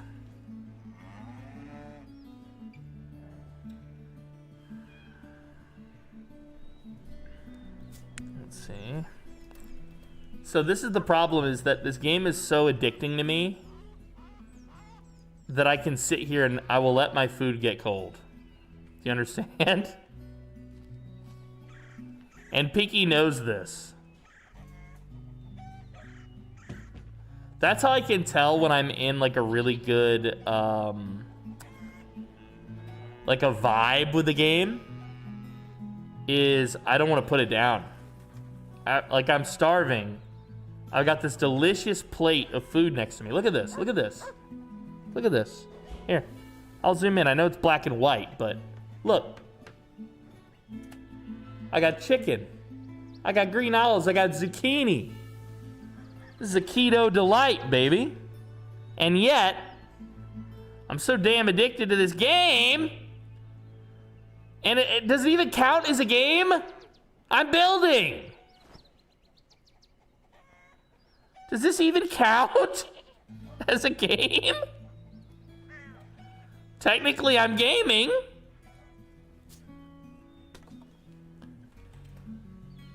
But yeah, I'm having a blast. And I'm glad that you guys are having a blast too. I take it from the fact that you're engaging me in the chat and so many of you are watching. You must be enjoying yourselves.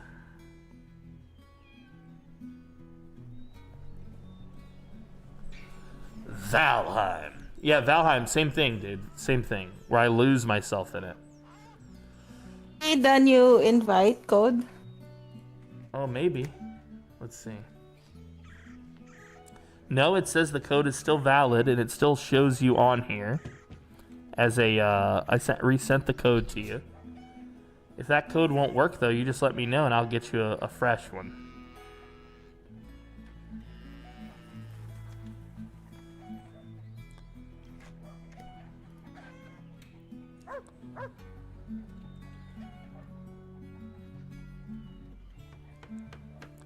Yeah, just trying to give this some verticality.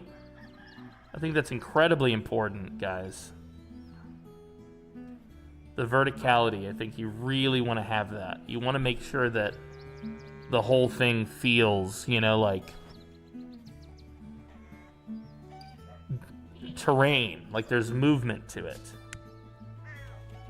I'm not in. Do you need my help?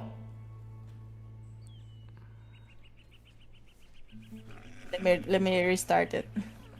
When does the campaign start? I'll try and catch it live if I can. Okay. I don't have the exact start date yet, but when I know it, you'll know it. I have one conflict, which is one of the people who's going to play. Obviously, there's a better way to word this. As we approach the holidays, it's going to be more and more difficult for people to reliably tell me they can play every week. Right? Duh. And that's kind of one of the conflicts we have, is that there's a lot of travel going on and plans and stuff, so we kind of have to plan around that. Yo, Squiddy with the gift sub to Beowulf! Thank you, Squiddy. Thank you.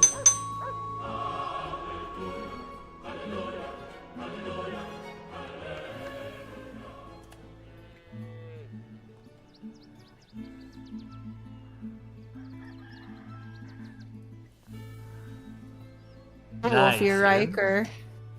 Beowulf, for those of you who don't know. Here, hold on. Beowulf played in my Lords of Albion campaign. Last time we played was 9 months ago. That's crazy to think. Beowulf played in my Lords of Albion campaign. He played Isolde Audrey Fnac, the Lady of Trefnac, the daughter of Lord Owain and Lady Erin. This was his character. He had some babies, some twin babies, with the King Uther of all people, allegedly. She also had this beautiful horse. Okay. But he had like a daughter too. Or Yeah. twins. Was it twins? He had twins, yep. Yeah. Twins. So, and we actually have a recap of every session that we ever played, guys. 31 sessions our team played together. And we have a full recap of each one. And when I say a full recap, I mean a full recap of each session. In fact, Beowulf wrote this one. How cool, dude. I feel like we made something really special together with this. I do miss me some Pendragon, man. Every day. Pendragon, come back to me, baby.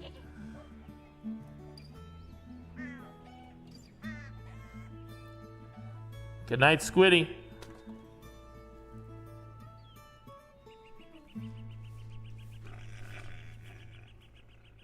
I still could not get in. What happens when you try? You've been sent to a space between boards. Okay, we have to save and bump out of here. It's because Trundle and I are in here messing stuff. Okay, the easy roofs are done. Now the hard ones. All right, Trundle, let's back out for a minute. So I'm gonna exit to the main menu. Bum bum bum bum. Bum bum bum bum bum. You are playing an early access version of TaleSpire. Expect bugs, as well as work in progress features and usability. Sage is one of my players in my Pendragon game, by the way. Oh hell yeah, dude! You're playing with old Sage, huh? I hope he's doing well. He's a super fun guy to game with. Very stoic. Very smart as a player, too. He will not easily fall for your tricks. He's smart enough that even when you give him a red herring, he can find his way around it. All right, Vicky, I'm jumping back into the map. Let's see if it lets me in. Yep. Feel free to join, Pinks. Feel free to join, Trundle. We'll wait till all three of us are together before we build, okay? Okay. This is kind of a cool little home here.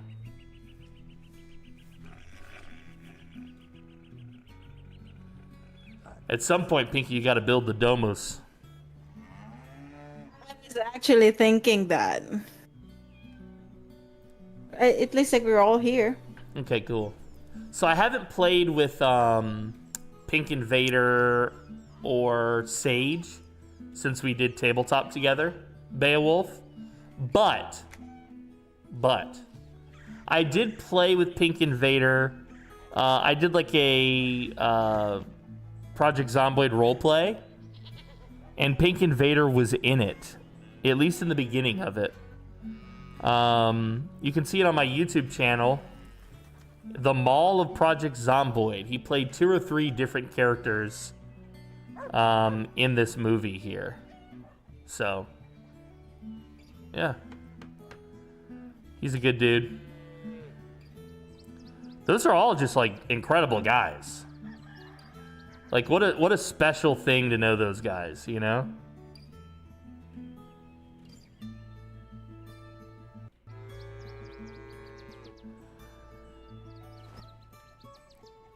I just scared the hell out of our maid. Is she a maid or a yaya? Is she an actual maid? Are there kids at the house? Leave that maid alone. What's wrong with you, boy? What'd you do to the maid?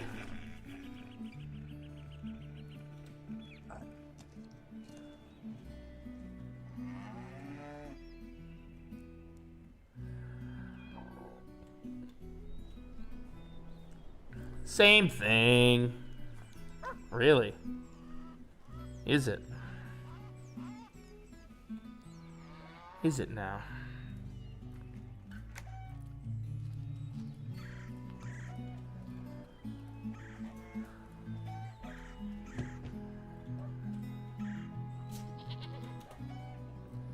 I thought Yaya was specific to the babies. Maybe not. Isn't there another word for a maid if it's not specific to the babies? A little spook through the window? Dude, there's nothing better than spooking somebody, dude. Alright, let's look at these cavern pieces. Yeah, these pieces here. Like this. A wet nurse is different. Yeah, wet nurse is like for the babies, right?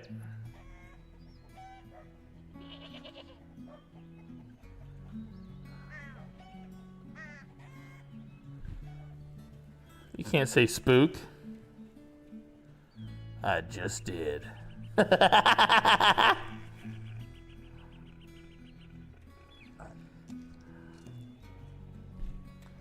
if you say spook, they're going to Charlie Kirk you. You're not allowed to talk about them. Don't you know that, Kaito? Jesus, what's wrong with you, boy? Yo, good night, Beowulf. Much love to you, dude. Much love to you. I hope you and your family are doing great. I miss you, buddy. And I know that we will have the chance to game again together in the future soon. I believe in it. I'm manifesting it.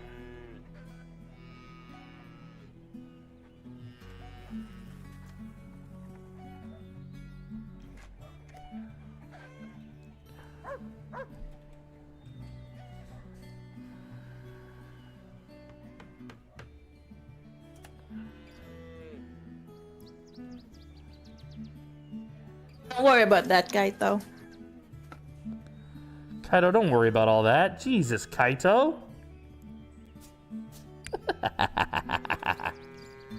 Don't worry about all that. God, Kaito, what's wrong with you?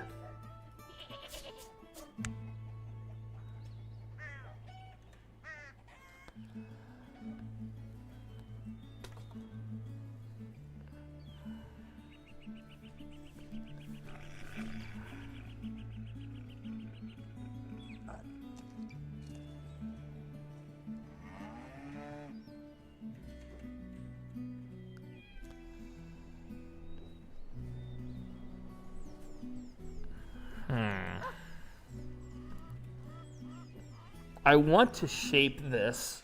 I want to make this like, how are you putting those pieces in the ground? So what you do is you take a piece like this and you place it and it's on the ground, right? But if you grab it and you hold left control, you can now move it up and down on exactly that square that you've placed it. And if you don't want to leave that plane, but you want to move it left to right or side to side, you hold shift to do the exact same thing, but side to side. So control up and down, in the same square, shift side to side on the same plane. I hope that helps.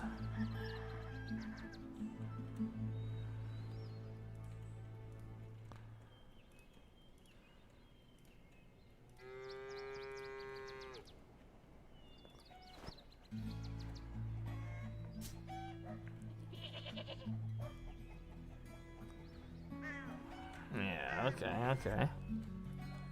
Starting to come together here.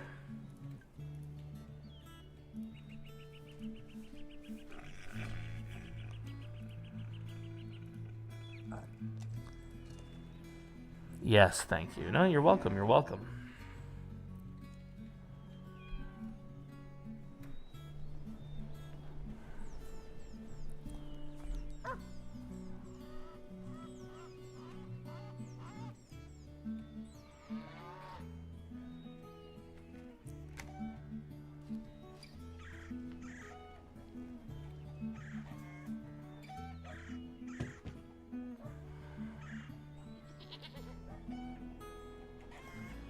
Alright, so that's there.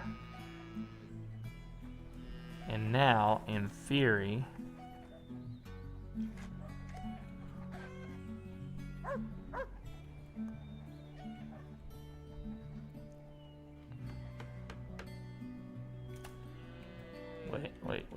Wait. Let's go back down. Have water anywhere yet? No, I've undone all that. Good. Because I want to do it differently.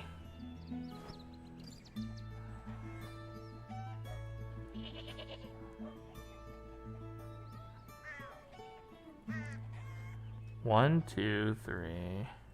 1, 2, 3. 1, 2, 3. All right, now we officially have what looks like a pond. Let's go back to our grass. And we will try to build up around the pond. Let's see what we can do here, guys.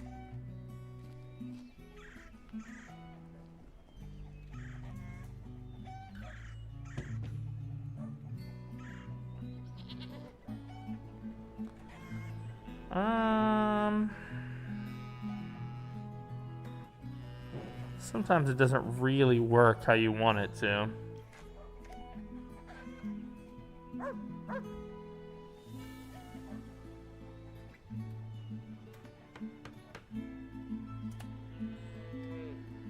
Yeah, see, it's not really working how I wanted it to work right there. That's okay. I think for the most part, it gives the illusion we were looking for, which is that this is like a, not a puddle, but like a lake, a little, not a lake. You know, just a little spot here with some water.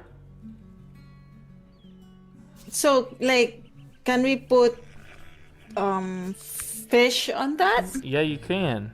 So fish would be, I think, a miniature. Yeah, so we currently have a dolphin or a shark. But if we go to the community content, maybe there's a fish that, yeah, there's a yellow school of fish. Let's see here. Yeah, they're kind of outside of it, but we'll delete them actually. I don't think they're the right fish.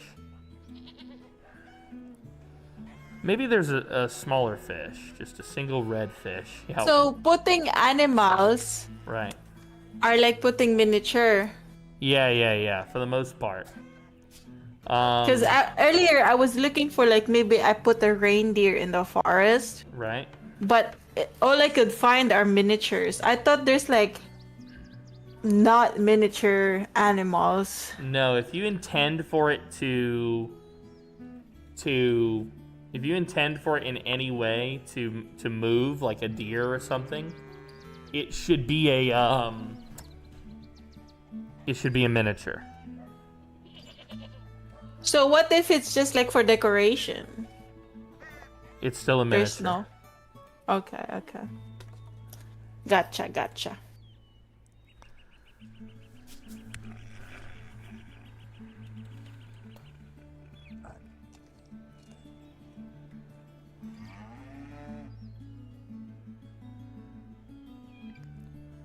Do you guys have a Yaya Bone Man, says Kaito.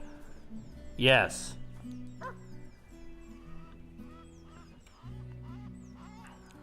Yes, we do, buddy.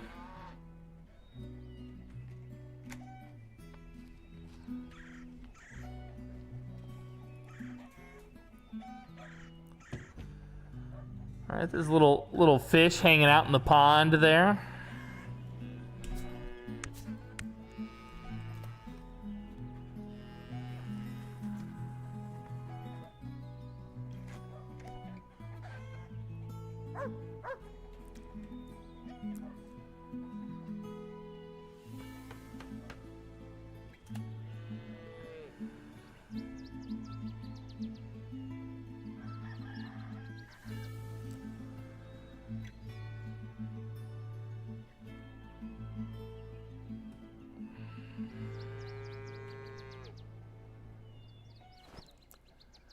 Behold, my greatest creation. I can't wait to see it.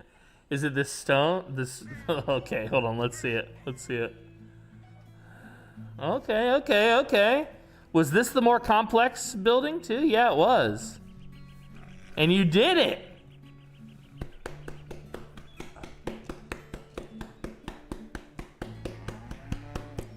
Good job. Good job. We got Pinky's Forest. What is this? A rock. We got Pinky's Forest over here. We've got Trundle's Village. We've got the pond, if you will.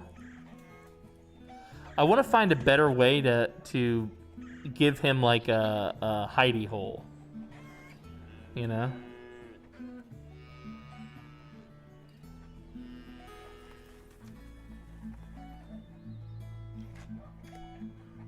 Maybe that's as good as it gets.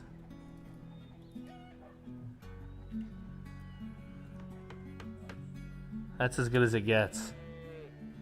The cloth is still a little weird on the front. Yeah, this one here. That's okay. That's okay. It doesn't... You know, it gets the point across, I think. It definitely looks good.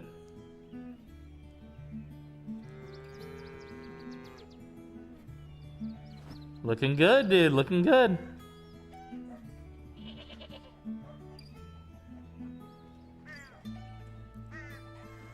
Looking good.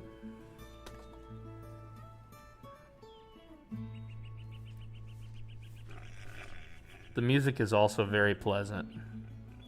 The music that's playing right now.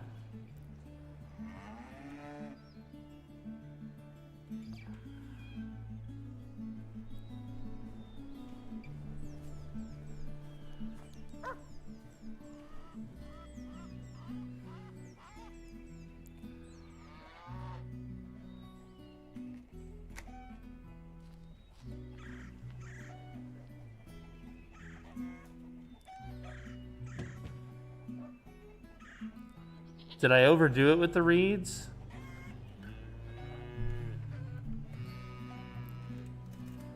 Let's see. I feel like reeds would grow like this, huh? They even grow straight out of the water in some cases, don't they?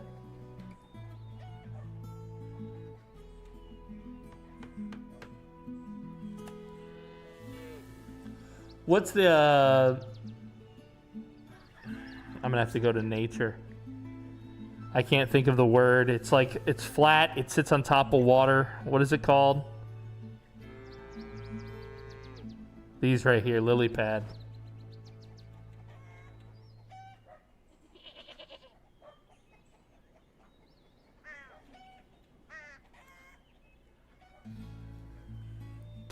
It's flat. It goes in the water. Yeah, lily pad. Everyone knew what the minute I was describing it, they were like, yeah, you did perfect on the description, bro, but use your words.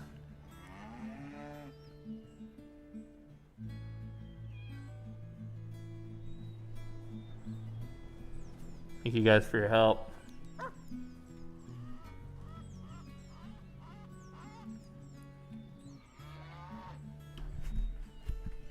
All right, now he looks like he's properly under there.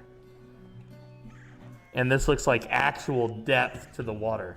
A moon ninja pad, dude. Bloop, bloop, bloop, bloop. I know what you guys are thinking. PDM. Baldur's Gate. Yes, guys. Soon. Please. I'm addicted.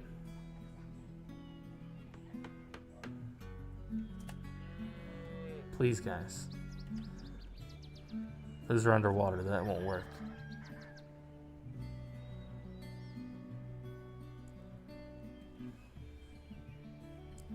Is that water? Yes or no?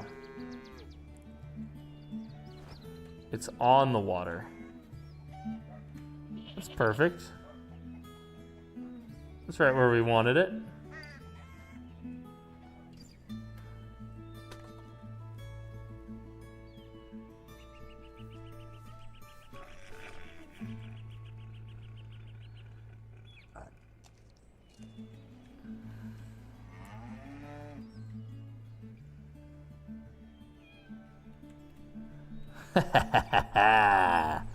Guys, this looks so good.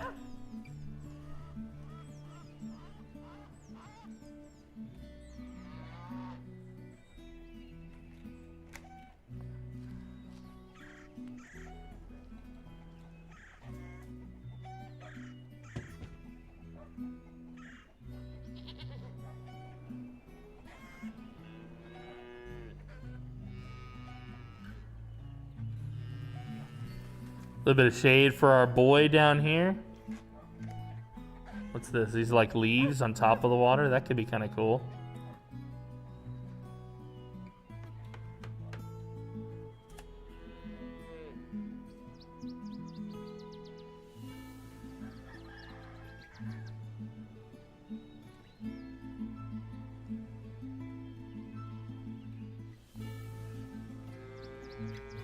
I don't know, I feel like that's a pretty cool pond. Not bad. Alright, Trundle's got all those houses done. I think that leaves only one more, maybe two more. Yeah, he's done this one. Wow, he's just about done actually.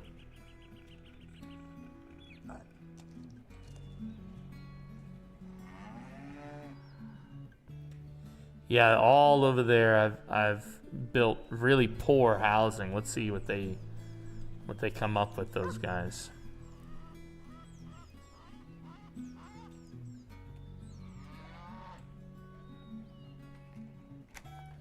I feel like those might be out of place.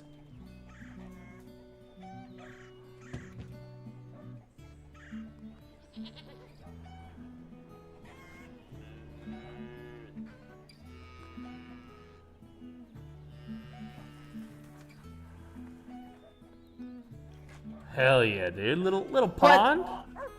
What's the search for, like, the dirt path? So you The walking. you go to your library, and then you go to your build, and then I believe it is under.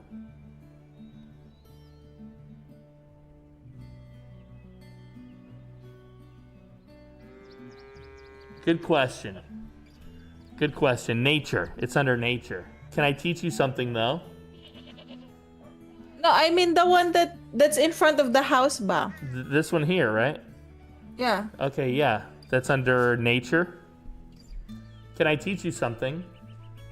Yeah? Next to the word open library, there is a dropper with a C on top of it. If you click the dropper and then click the road, it'll bring you directly to the road on your build menu.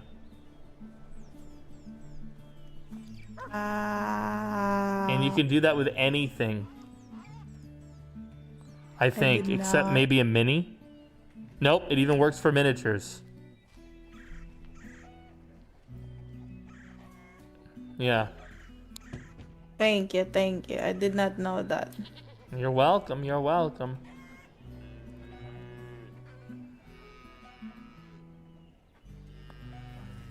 see here. Speaking of miniatures.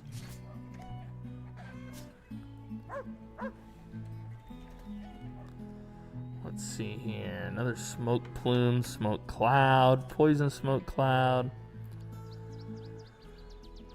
Let's try the smoke cloud.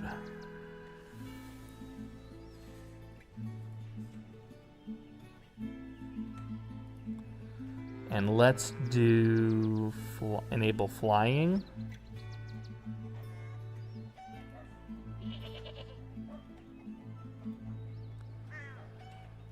So now it should appear as if, let me, yeah,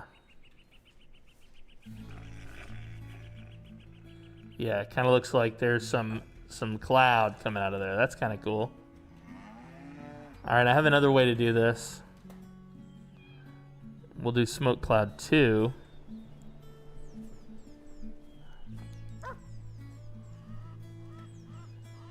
Making all the chimneys code and draft compliant.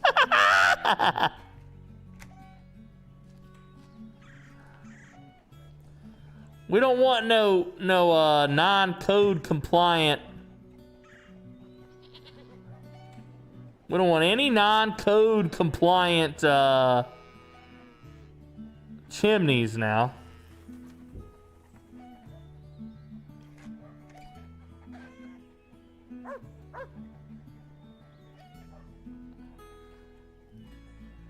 That's kind of cool, huh? Not bad, huh?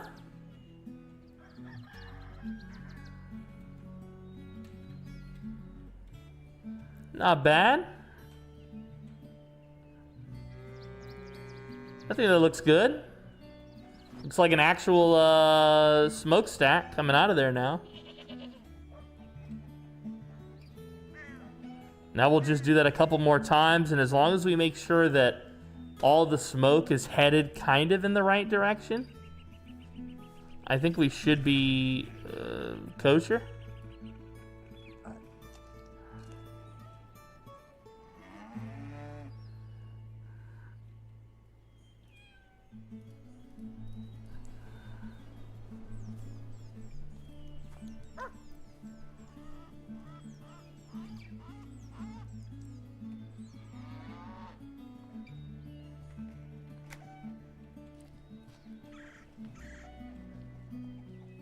Yeah, dude, that's cool as hell.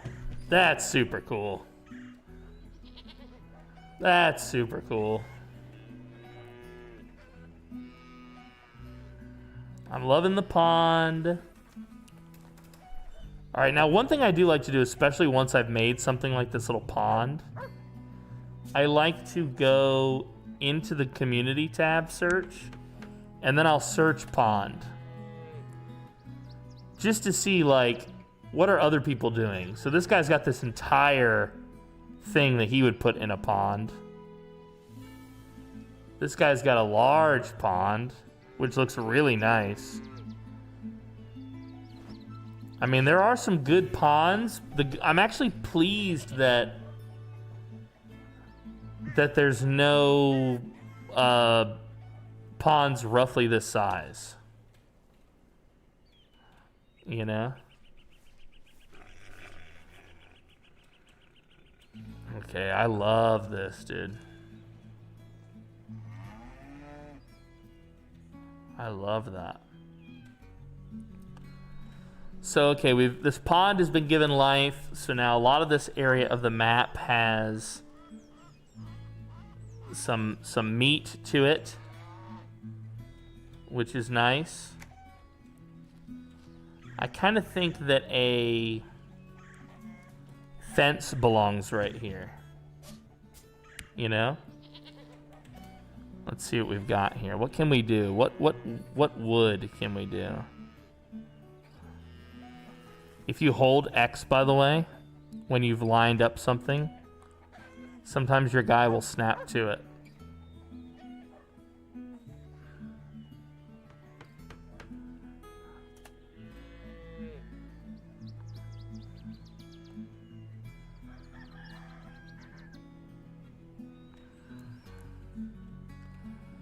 Not bad. But do we have anything to block?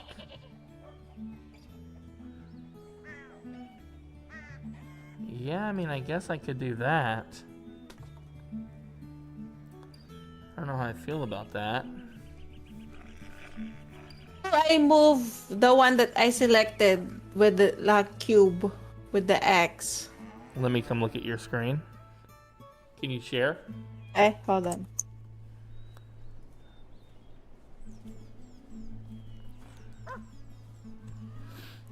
Let me see here. How do I move a locked cube with an X? So you No, I'm. Tell How me. how do I move this highlighted thing, the house? Because it's floating. I didn't realize it was floating. So first you gotta cut it. So Control X. Now you hold Control and you sync it. Yeah.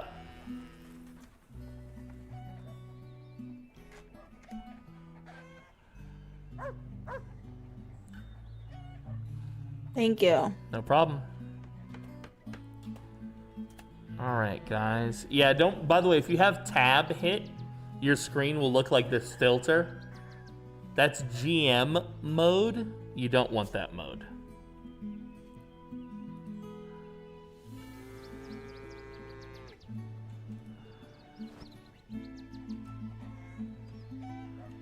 All right.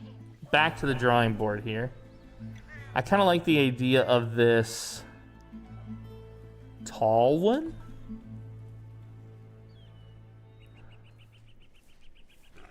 Can we do tall and long?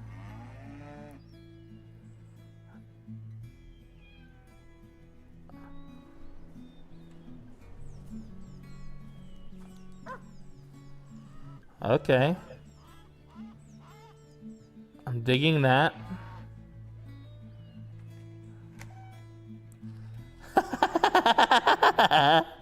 Maybe not so much anymore.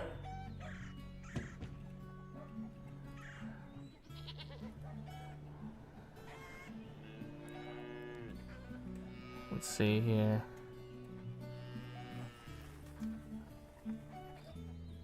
I do think I'll move those down eventually, but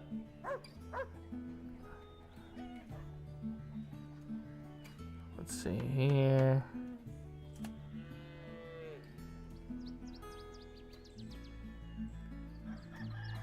I gotta go up. Look, I'm teaching them the controls and I'm still bungling it.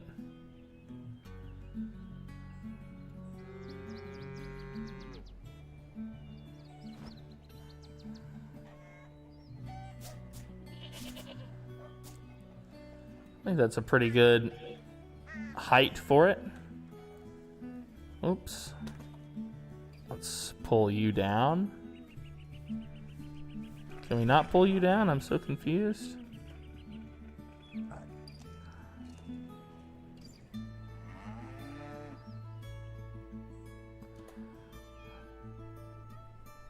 There we go. What the hell was that all about? It was being really weird.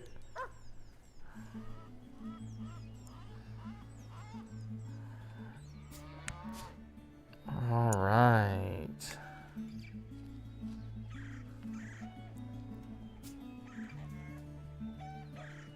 Yeah, now we need a version of this without that.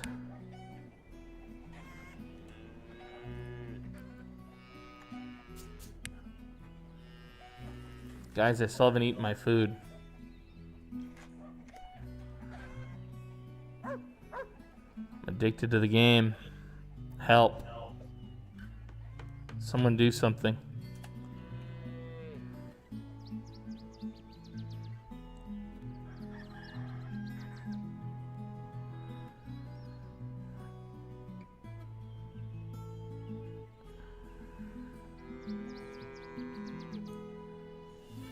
Could you imagine, because they even have modern tile sets, we could even make like a Zomboid RP.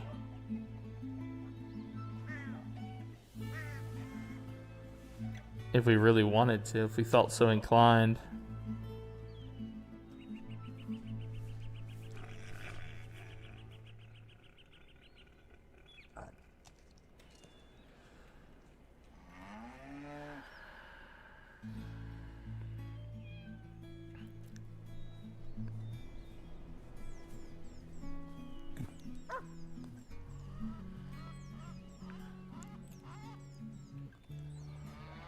Pretty solid.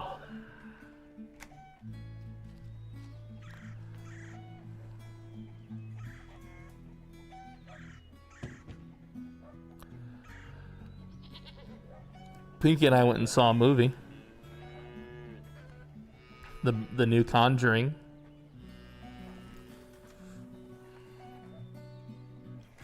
It was a lot of fun. A little predictable at times, but a lot of fun.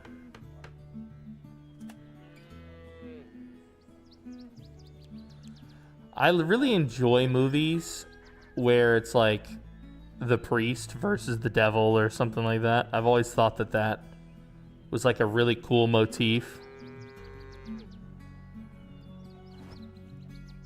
Did you get popcorn? I did.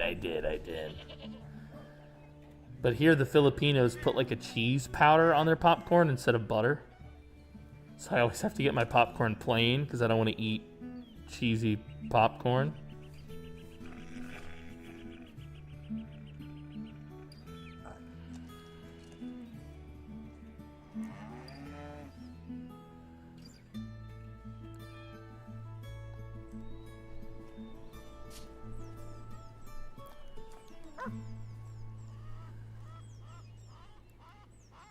Cheesy popcorn, dude. What's wrong with these people?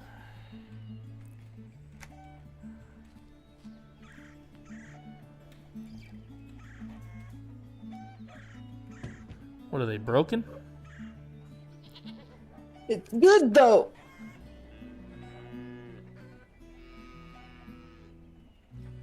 I like it with butter and salt. Yeah, the normal way. For those of us who aren't heathens.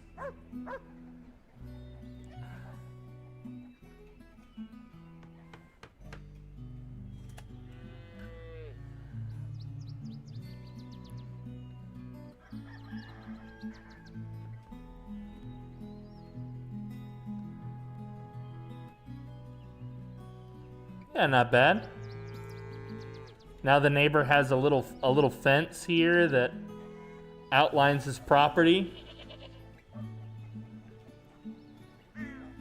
Somewhat of an implication of private property, you know, like stay out.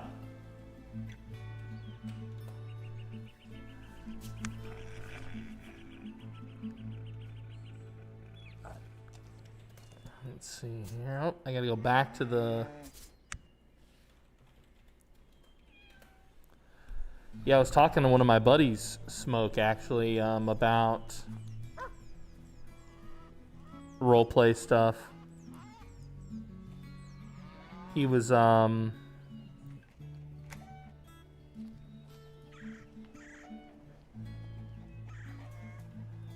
he was telling me his thoughts on some of the things that have been happening recently, like in his communities that he's a part of. It's a really interesting conversation. It was brief, but...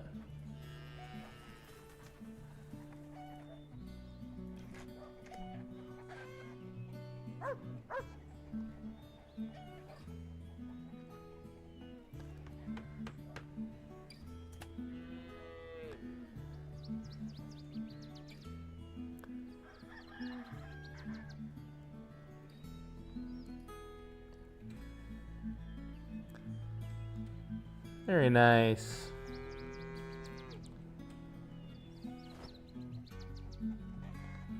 Some smoke up in the air. Not every chimney has smoke, but I feel like especially like the wealthier looking homes should have something like that.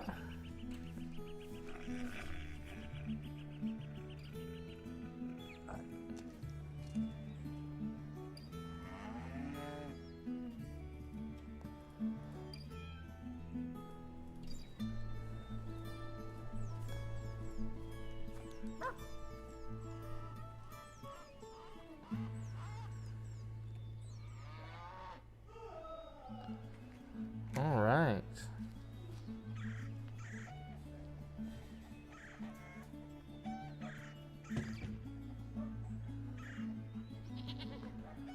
Hell yeah, dude.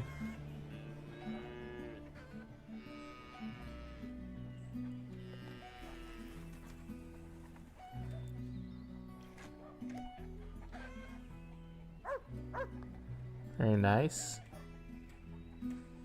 Adding to the front of the tavern a little fence. Fenced in area. Is there an arbor, I wonder?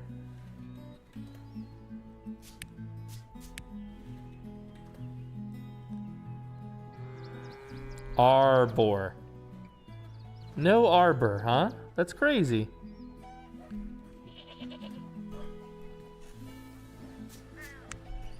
How do you not have an arbor? Oh, this one's nice, but complicated.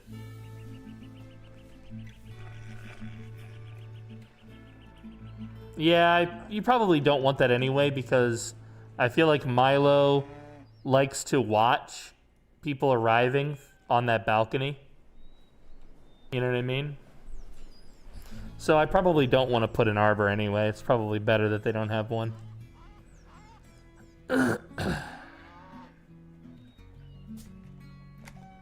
Well, hell yeah, dudes. Look at all this. Look at all this. We're doing really good together as a group. I think I finally need to take a break and eat, though.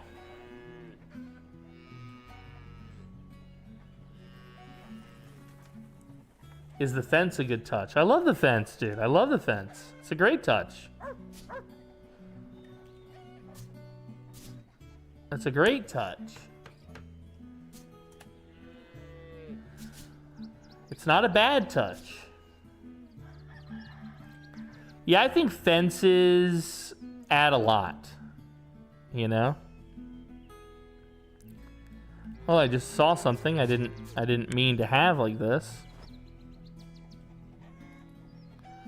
All right, so let's put you there and you there. Let's delete you. And let's grab you.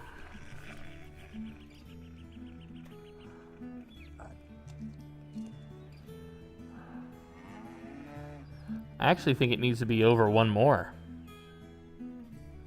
What do you guys think? I think you want this entrance to be wide enough that a cart could turn into here. You know? Because this is a lumber yard. It needs to be big enough that a cart with not industrial type shit, but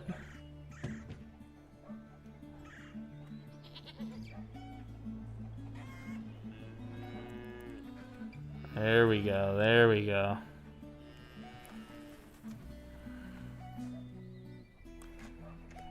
There we go.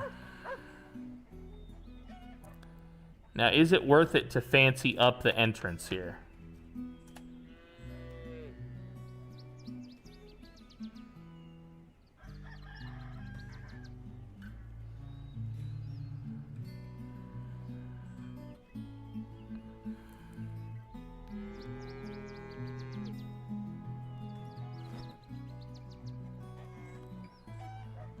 Oops. What did I do? Oh, I clicked down here.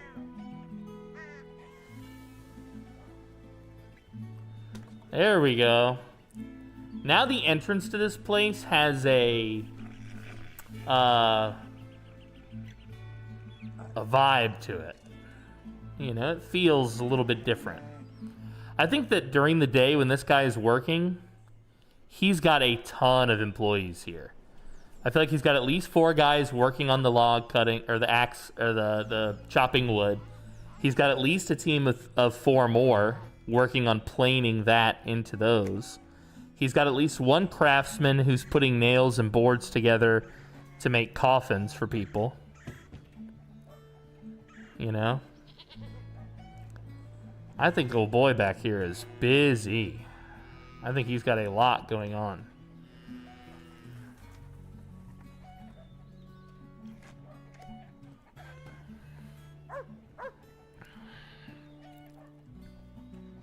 I also think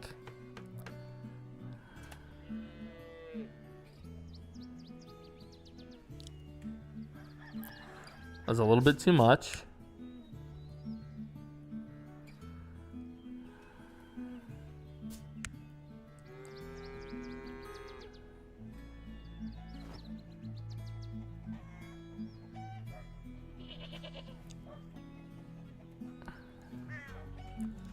Perfect. All right, 3 by what? No cyberpunk horse? You know what? I think he can stay in the stables. Leave him there.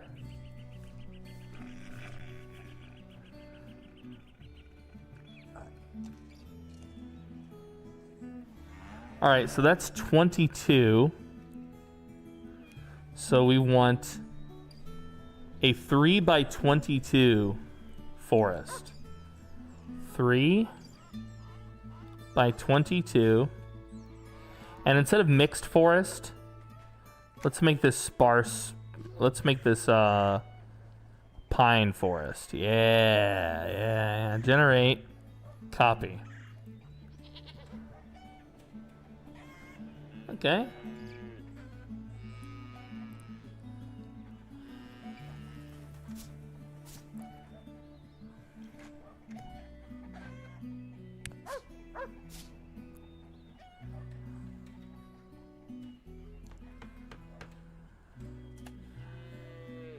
Very nice, very nice. I'm gonna leave this open for more people and stuff. I know I said originally I wanted a farm behind each of these houses. And maybe we do pluck some gardens back here. You know? But I think for the most part, yeah, gardens is it, you know?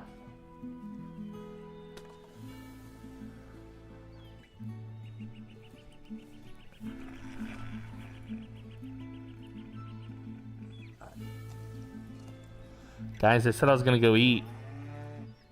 I'm still here. Help. Help. Somebody do something.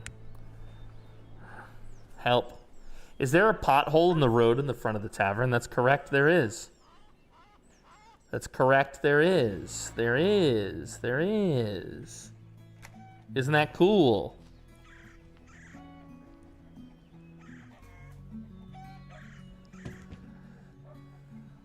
Do you like it? That looks like wood, not stone. That's also stone. Where's the 2x2? Is this the only 2x2? Okay, maybe it's a castle. No. No good 2x2s there either. Maybe the dungeon cellar. Ah, the 2x2. We found it.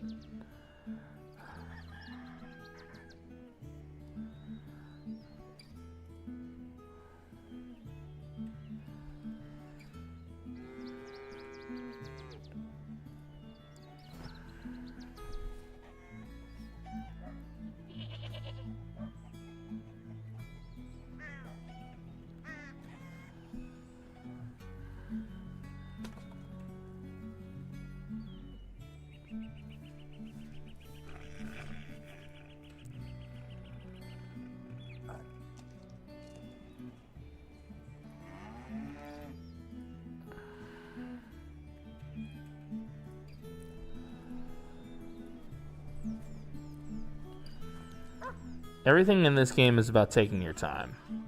Every time I rush, I end up making something that I'm not super proud of. But if I take my time and just kind of enjoy it, it comes together so nicely. It's crazy.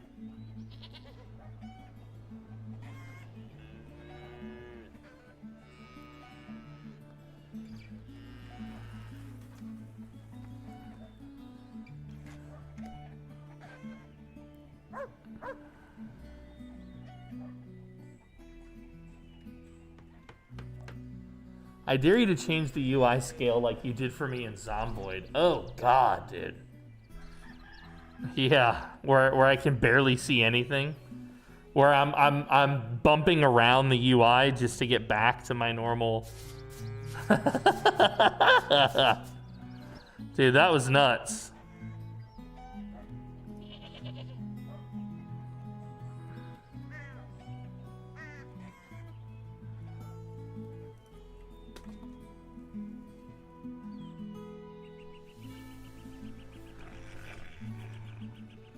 That was crazy. I just turned on old man mode myself. Oh God. Chad, how can he play? Well, I mean, you gotta do what you gotta do in order to, you know, be comfortable. That's what's great about games that let you customize that stuff. I know it's harder to do with like online games because there's like a concern that like people will cheat. They'll use the okay.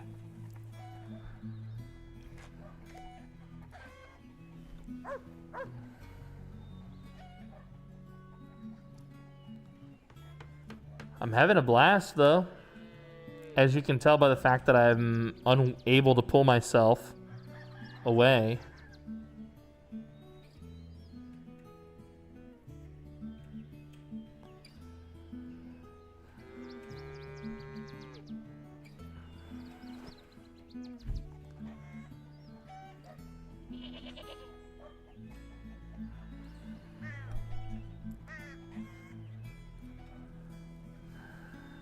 Let's see here. This is a big round.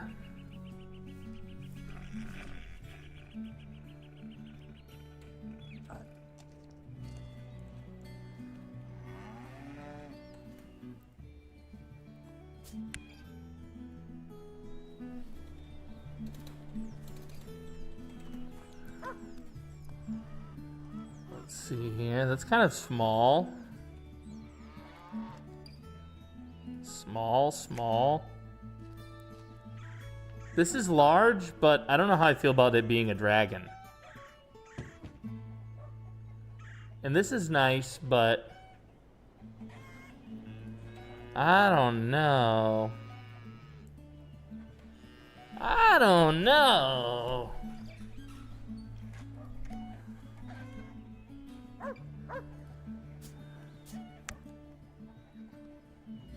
Let's see. Statue, maybe? Oh, we've got gargoyles here, and that's about it. Let's get rid of him. Let's try the community. Statue. Gothic statue.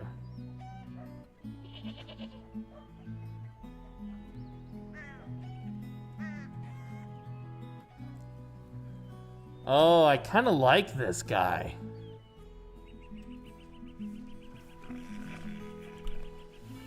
He's not exactly what I had in mind for this.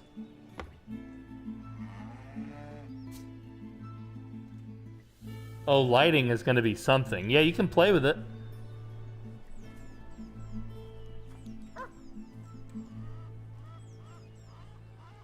GM tools. I can make this guy bigger. Set size. Oh. Yeah, you can make him bigger, all right.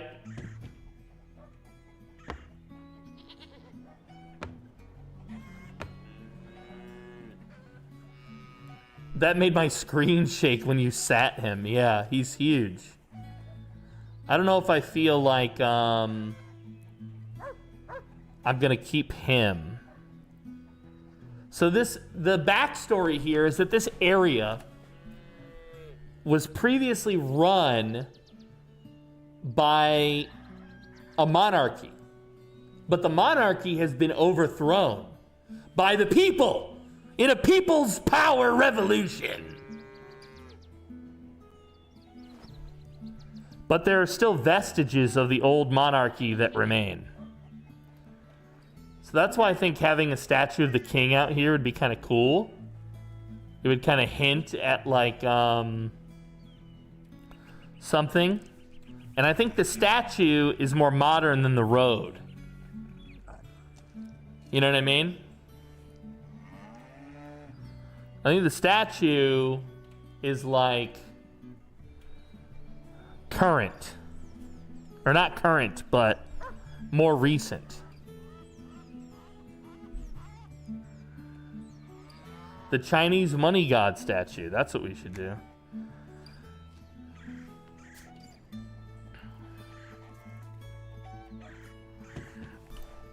But I also feel like a statue of the king leading to the city would probably be destroyed.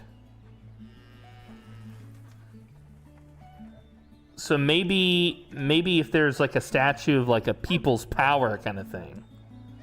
The Sultan's statue. It's kind of cool. It's like bronze. Statue of scribes. Can we find something that just looks like the people? See, this is like a noble. This is like a rich guy. We don't want any rich dudes. That is not the vibe that the town is going for. A captain, a Greek guy. No, I feel like a warrior would be better than a Greek. But I also don't know that a Lathander. Oh. So this would be him without a head, though.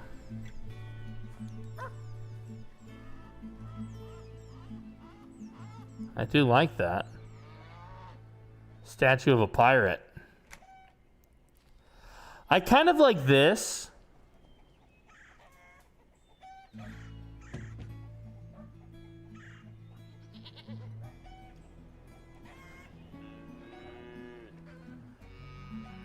It's a little bit fancy, though. Waterdeep City statue. Oh.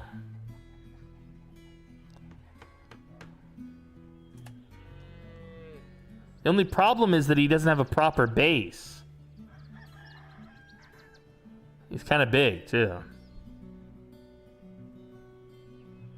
I think I can make him smaller, though. Yeah, but he would need to be even smaller, I think.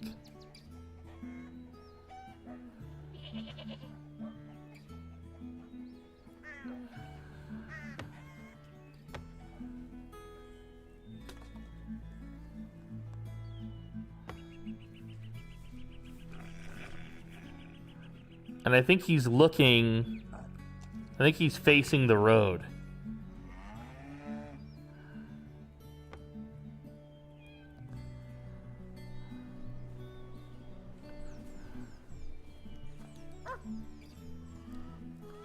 Yeah, so I think this dude has been redone, you know, since the People's Power Revolution.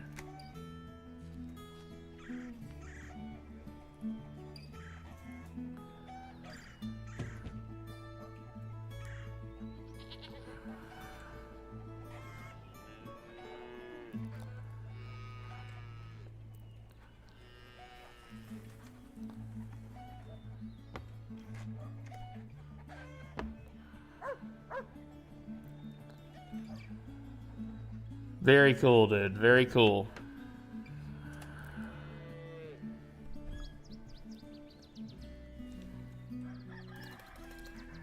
Very cool. What about stairs? Might be a better... might be better than this.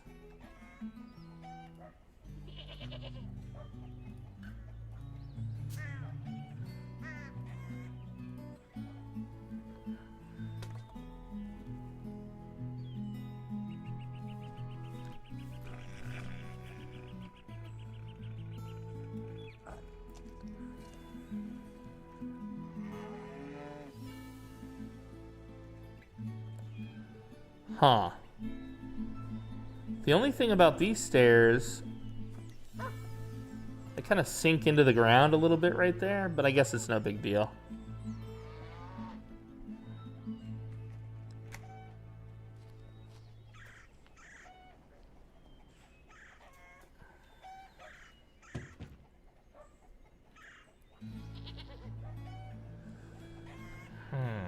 Or would the stairs be better? No. The stairs are fine where they are, son. Don't focus too much on the stairs. It's fine.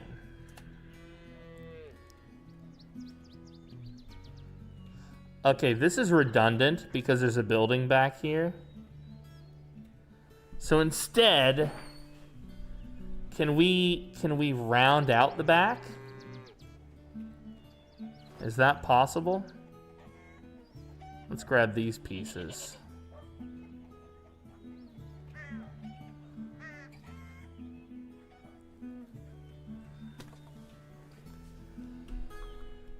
Oh, you know what? I may have just discovered something amazing. Hold on. First, let's grab this piece. Let's put those down. Next, let's grab this piece.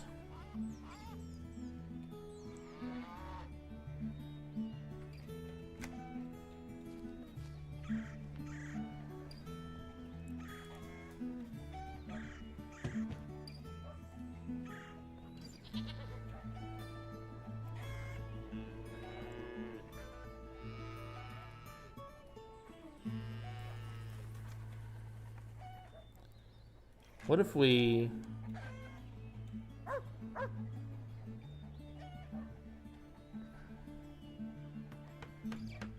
did something... Is that even visible? No, it doesn't really matter.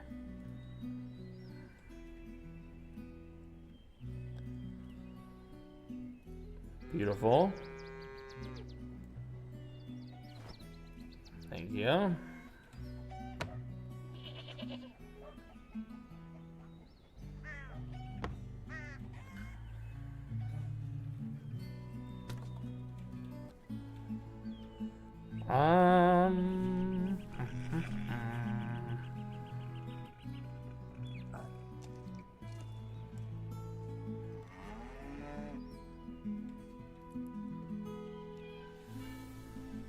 Woo!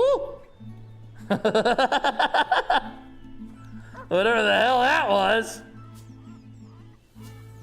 Careful now, boys. Careful now, boys and girls. You never know.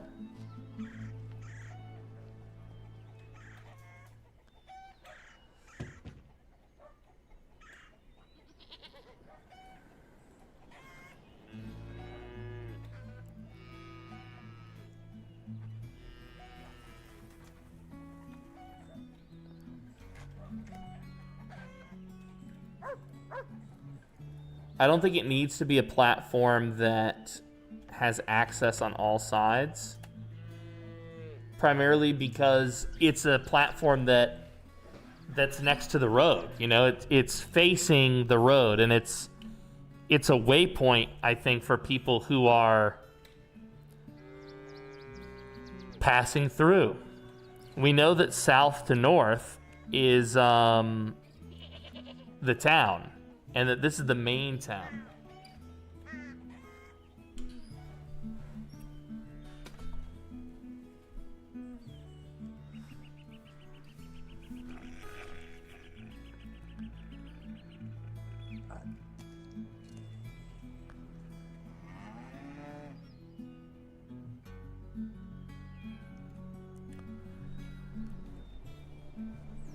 Oh, this is cool. Woo! Woo! Hit me with the smoke. Hit me with the smoke.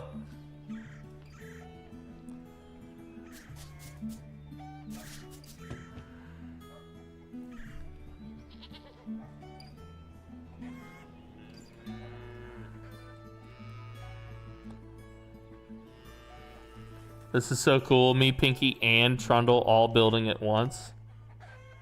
Oh, cool.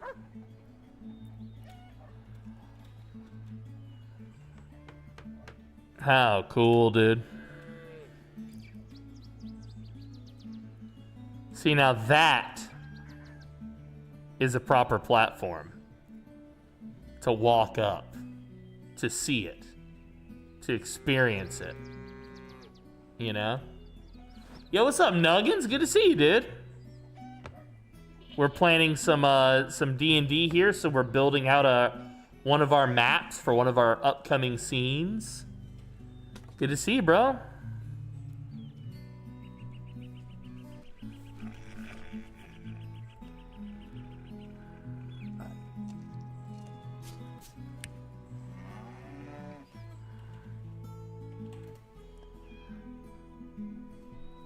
That's a door. Looking good. Want to see something cool? Thank you, dude. Yeah, what's up? Let's see. Plaque.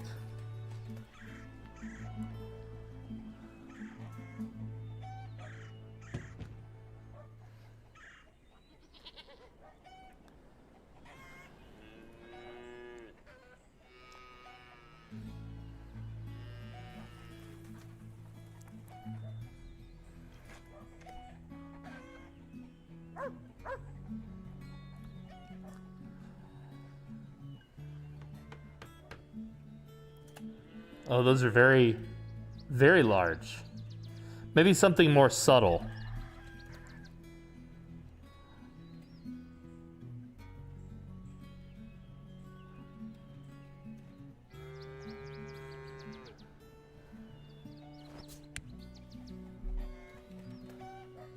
Let's see here. We got some moss. We'll grow this down. Now, I do think that the original structure here was probably not made by maybe even the monarchy that we were talking about.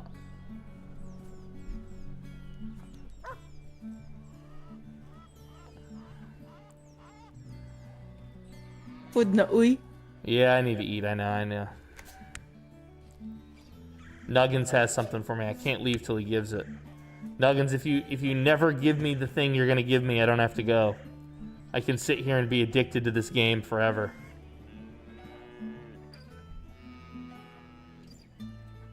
Very nice. It's looking good. It's looking good. I like your hedge thing, Pinky. We're gonna want to put a nice fence around this house too, because he's living next to the pores. You don't want the pores coming onto your nice property. You can also sink that, Trundle, which is a cool technique I've used to make a candlelight. I kind of did it if you come over here and let's see.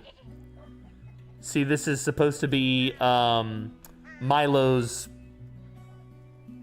coffin, and I sank one of those little candles into it, so you just see like the light on a plate, like it looks like a plate of oil or something.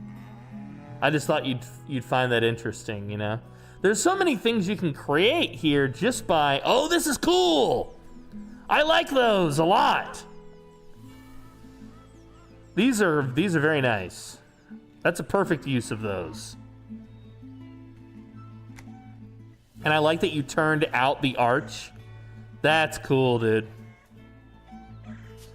Can we make it, let's see if it will go, where did you find that piece? Because I bet, yeah, there's probably, oh, there's not. I was gonna say, I wonder if there's like a, well, there's this.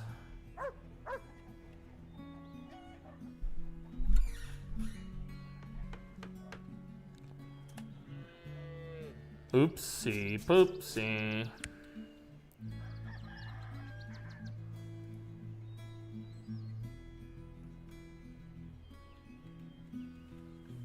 That's kind of a cool thing.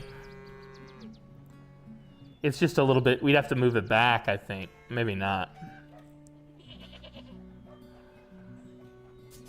No, I actually think that your half measure is actually cooler. Maybe I'll cap it.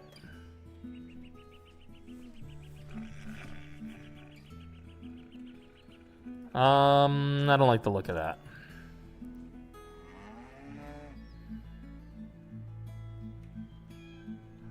Okay, that's not so bad.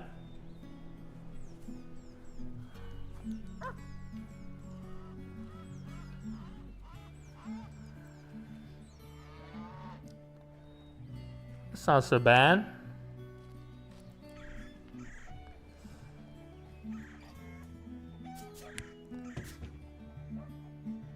Nuggin said he had something for me. Let's see, maybe DMs. Nuggins. Dank. Where is my buddy? Dank Nuggins. Nugs. There he is. Can I not? Hello? Let's see. Dank Nuggins. I can't add him on here for some reason. It won't let me send it to him, but I'm trying to send you like a message. I don't know. I can't find my damn Dank. Yo, Discord is bugging out on me. I'm sorry, bud. I can't get into the DMs. Oh, you sent it in Twitch chat. Okay, hold on. Let me see here.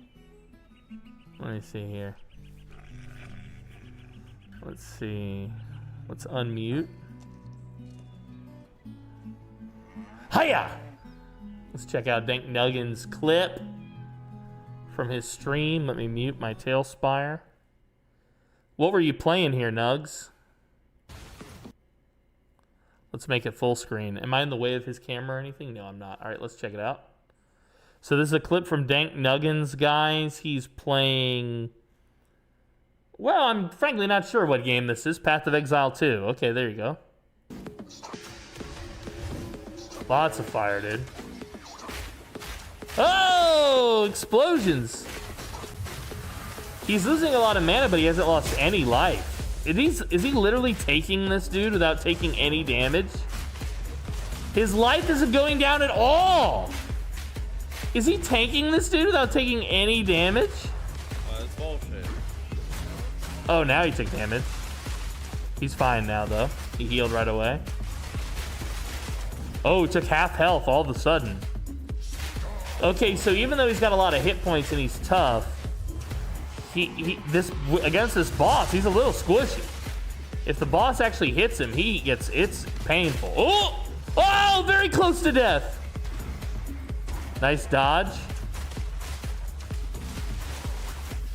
He's got to fight the boss on this tiny little platform. Yo!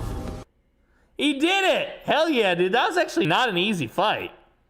At the beginning, it looked like you were tanking him so easy, but by the end, it was clear that it was actually a difficulty.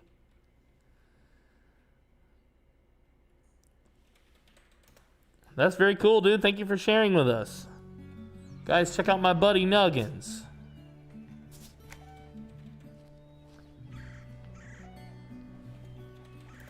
I think it's cool that you have to the constraints of that match, that you have to fight him on like a friggin' platform you can hardly walk on.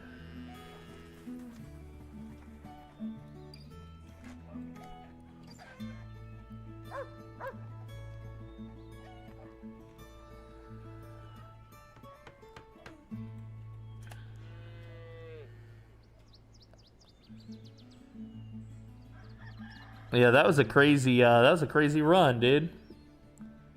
Good stuff though, man. Thank you for sharing that with us. We're just building for a D&D game I'm planning to run, Nugs.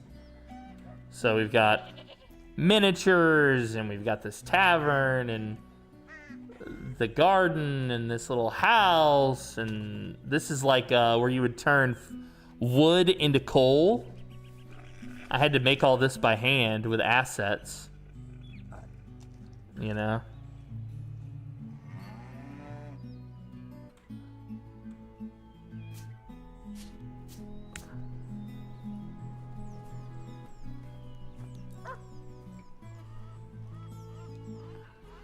Let's see here.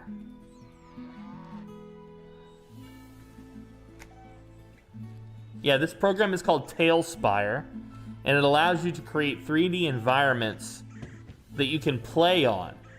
You know, D&D or any tabletop game you want. And what you're seeing is a crossroads, which is a focus of my campaign. This tavern, the players end up owning this tavern on session 1. They inherit it. And so this is kind of like their neighborhood, you know, where they're constantly dealing with their fellow locals and such.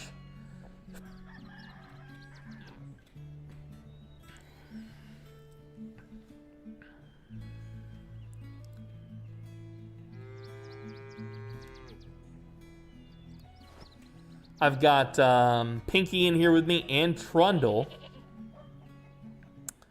We're all kind of building on this thing together. I think it's going to be a really fun campaign. It should take them all the way to level 20. Every 3 levels is 12 sessions, exactly. So it's a pretty fast progression, in my opinion. The goal of which, though, is to entertain and delight you guys. So there's a lot that needs to go into this to make it a reality. And I think we're doing a great job. Trundle redid all of these roofs on these houses. That means this is now the only house on this part of the map that actually has the terracotta roof, which is important to the vibe of the story and the technology that I wanna give. That's crazy that there's one missing here.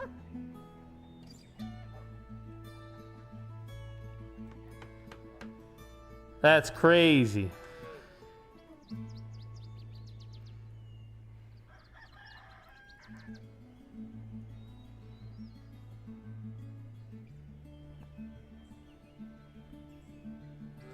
I kind of think it actually adds character if there's a little bit of a hole there.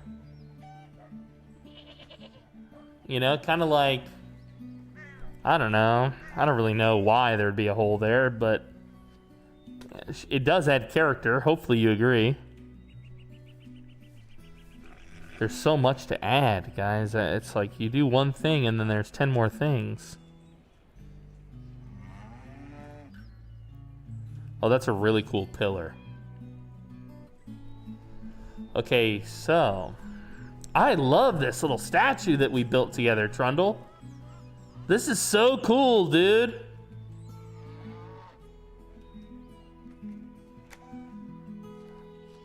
You're bored. Yeah, I need to eat. I need to eat. I need to eat. Or I will beat you to death.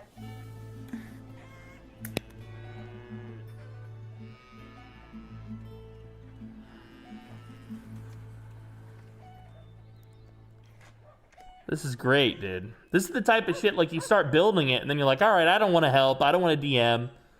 I'll play. Somebody else DM. Somebody else run it, dude. I don't want to run this thing. This is too cool to not play in, you know?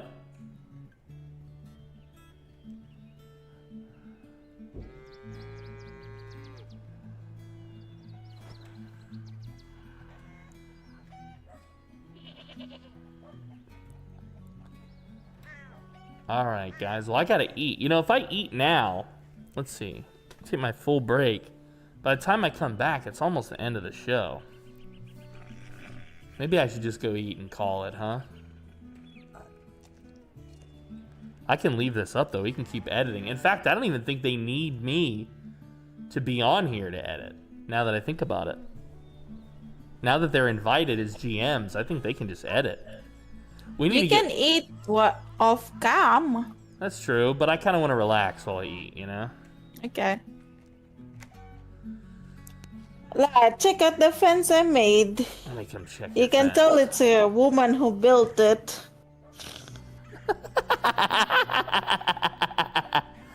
Different from your fences. Guys, can you tell what's different about this fence from my fences? Can you tell? Can you see the difference? Is it the strange amount of flowers and shit all over it? Interesting, huh? Yeah. Very nice. Thank you, Trundle. Wow, it does look good. It does look good.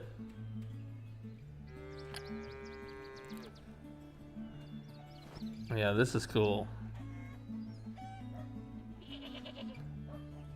This is so cool, dudes. All right, I also want a Pinky. You know that path that you made in the forest?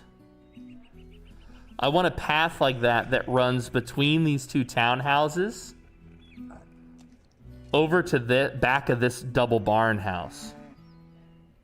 Can you make a path like that? Hell yeah, dude. Nuggin says, how many assets does this actually have? That's a great question. Well, these are the building assets you see me scrolling through. And I'd say there's what, like 15, 20 options in the medieval fantasy. Then you have cyberpunk and sci-fi, which is another maybe like 15 options or 12 options. And then you have all of your assets for building it.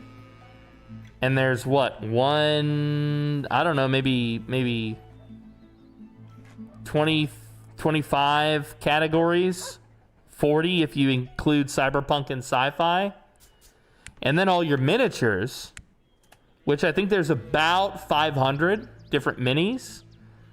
But what's great about this is when you click this button for community content, you can find minis that other people have uploaded, slabs that other people have uploaded, like this entire grassland that I just brought into my game in an instant. I didn't make that. Another player made that. All I did was bring it into my game so we could play. Look, grassland dice area. Look at this. I didn't make that, but we can plop it right in the game. So you can add other people's minis that they made. You can add other people's like assets that they, slabs. The mods are called symbiotes, and there's an entire mod repository. Look at all these. There's 143 mods right now on the official repository. You can also mod your game with Thunderstore to add even more. But I haven't gotten that to work yet. I tried to use Thunderstore to add about 5,000 minis, and I couldn't get it to work. So that's just a skill issue. Then you have content subscriptions. In my case, that's the symbiotes, and some minis that I got from the market or whatever. Like, these are all free. Missing content. I don't really know what this is. And then published creations. These are things that I built myself and then published in private so that I could edit them or bring them back when I needed to. It was just different versions of the tavern when I was still learning. How much did you end up paying for this beyond sale price? I've only paid the price of sale. I haven't spent another dollar yet. I don't even think they have any DLC for you to spend money on. Now that I think about it. Yeah, there's no DLC to spend anything on. They keep releasing these content packs for free. There's been no additional fee on my part. I haven't paid for anything else. Whatsoever. Now that being said, I have made a bunch of custom minis in Hero Forge. And if you link your Hero Forge to your TaleSpire, you can upload and access your minis directly. Okay? This is Pinky's druid that she likes to play. Her Dragonborn druid. My Necromancer is in here too.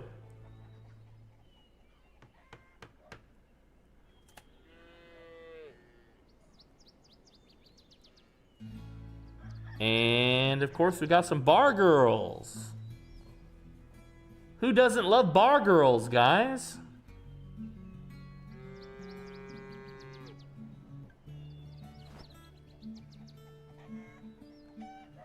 Who doesn't love a good bar girl? I made this one for Brick to steal his heart. His red dress wearing orc lover. Does everyone need a copy of the game to use it? That's a great question. The answer is no. If you want to build in the game, your own campaign, you need a copy. If you want to play in someone else's campaign, you might not need a copy. And here's why. If we go to the settings and then click on seats, I currently own 0 seats, but you can purchase additional seats 4 seats is $50, or you can buy a single seat for $15. So 4 seats would be all your friends, right? Well, you could have 100 people play with you, I suppose, but I only want 4 players. So I'll probably end up buying the party pack. That way, Vognarvik and Hearth and Harmony and all of them don't have to spend any money in order to play with me on this. I would rather them pay that $15 or $12 to make their own miniature and link it so that we have their actual mini, you know, to play with us. That would be a better use of their money. Here's the hero that Hearth and Harmony created for herself. She created this character and sent her to me. I think she wants to be a ranger, maybe a halfling. Very cool in my opinion. Yeah, so she made that character herself. And I'm going to encourage the rest of my team to do that. As you can see, I've made a lot of characters. The only problem is I can't pay.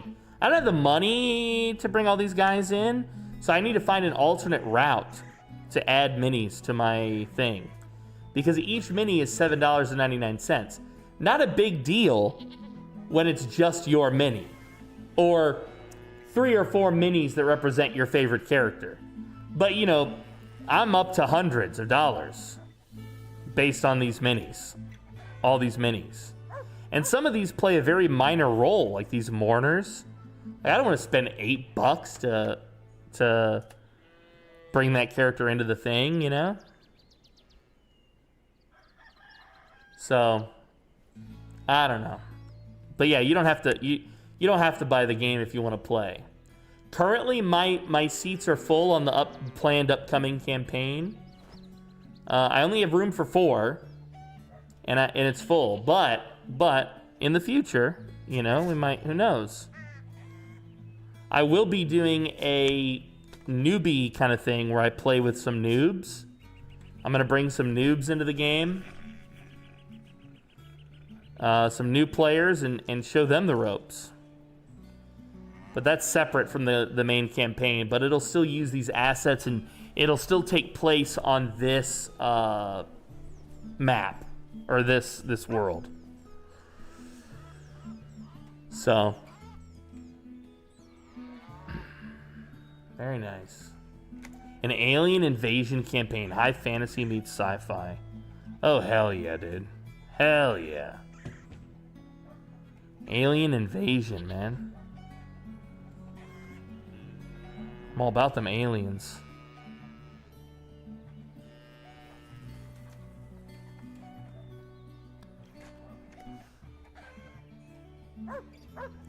I really like that you also have minis for like status effects. So you can be like, this guy's wet, as an example. Fireballs versus laser beams, dude. Isn't there like there's like Cowboys and Aliens? Have you ever heard of that movie or seen that film or whatever? I think Daniel Craig is in it. I missed it. I never saw it, but it actually looked entertaining. Obviously not entertaining enough that I would go watch it at the theater, but pretty entertaining.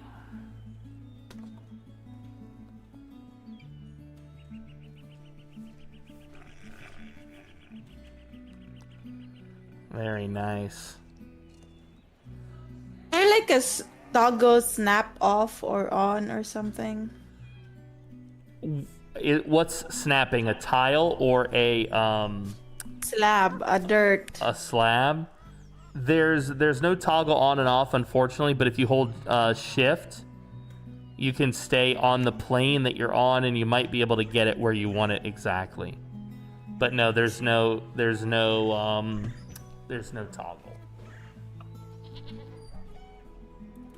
There's no toggle to my knowledge, sadly. Can you even fit a mini up there? I'm curious. Let's grab this guy.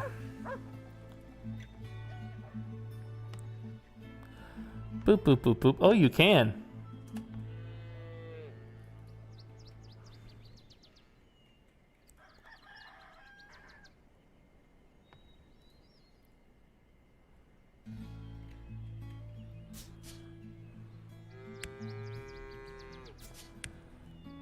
Very nice. The upstairs apartment, dude. Very poor people living here. Hey, what's up, Daddy East? Good to see you, man. Yes, the dead man himself plays D&D. It's true. Good to see you, bud. I'm about to take a little break, though. I haven't had a break for lunch, and my food's just been sitting here getting cold. I've been so addicted to this little game here. So I think I'm going to dip for now, guys. But I've had a lot of fun entertaining you with this. I'm going to stay online, and I'm going to work on this some more with my team here, and I'm going to see if I can't get more of my team in here. And I'll need to come up with a layout as well for some of my, like, my next thing, our next scene. We're not done with this one, but we have 7 scenes that we need to build minimum for this upcoming level 1 to 3 part of the campaign. So yeah, I've really had a blast with you guys today. This has been a ton of fun. Just a blast showing this to you guys. And I think I'm going to do more of this in the future, so if this is something that you enjoyed, stick around, because I'll be playing D&D and doing more of this type of stuff very soon. More tabletop, more D&D, more of this stuff with you is my goal. You know, the months of September, October, and November are the best months. I've been a broadcaster since 2017, and I can tell you that September through November are kind of the slow months. It becomes more of a struggle, and I personally have found that in the struggle there's 2 options. You can do what's familiar, so I could load up my schedule with Zomboid and we could play Zomboid every day because I know that's familiar and I know that's what you guys will like, and maybe there's less of you during the slow period, but at least we're enjoying it together. Or I could try something new. I could take a risk. And one thing that I've learned is that when it comes to creativity, when it comes to art, when it comes to entertainment, you always want to be willing and able to take risks, you know? Because the closer you are to your comfort zone, yeah, the more comfortable you feel, but the less challenged you are artistically, mentally. You know, the less satisfying it is to meet those accomplishments. Or make those accomplishments. So, now you know my thoughts on this very important matter. Now you know. Okay. Let me see if any of my buddies are online. Yeah, Stryson's online, and he's playing kind of, not a similar game, but somewhat. There he is. He's been live for 3.5 hours. Let's show some love to my buddy, shall we? All right, ladies and gentlemen, I think you know what time it is. I'm dead tired. I need to stop for a bit and go dig up some old friends. So finish your homework, be in by 9, but most importantly, tell your mothers I said... Did you think I froze? I said hello! Auf Wiedersehen, ihr Lieben! I will see you all again tomorrow. Unfortunately, my collab with Frosty has been canceled tomorrow. He's busy. He's got other stuff going on. So I won't be doing that, but I will be doing something else. And you will know when I know.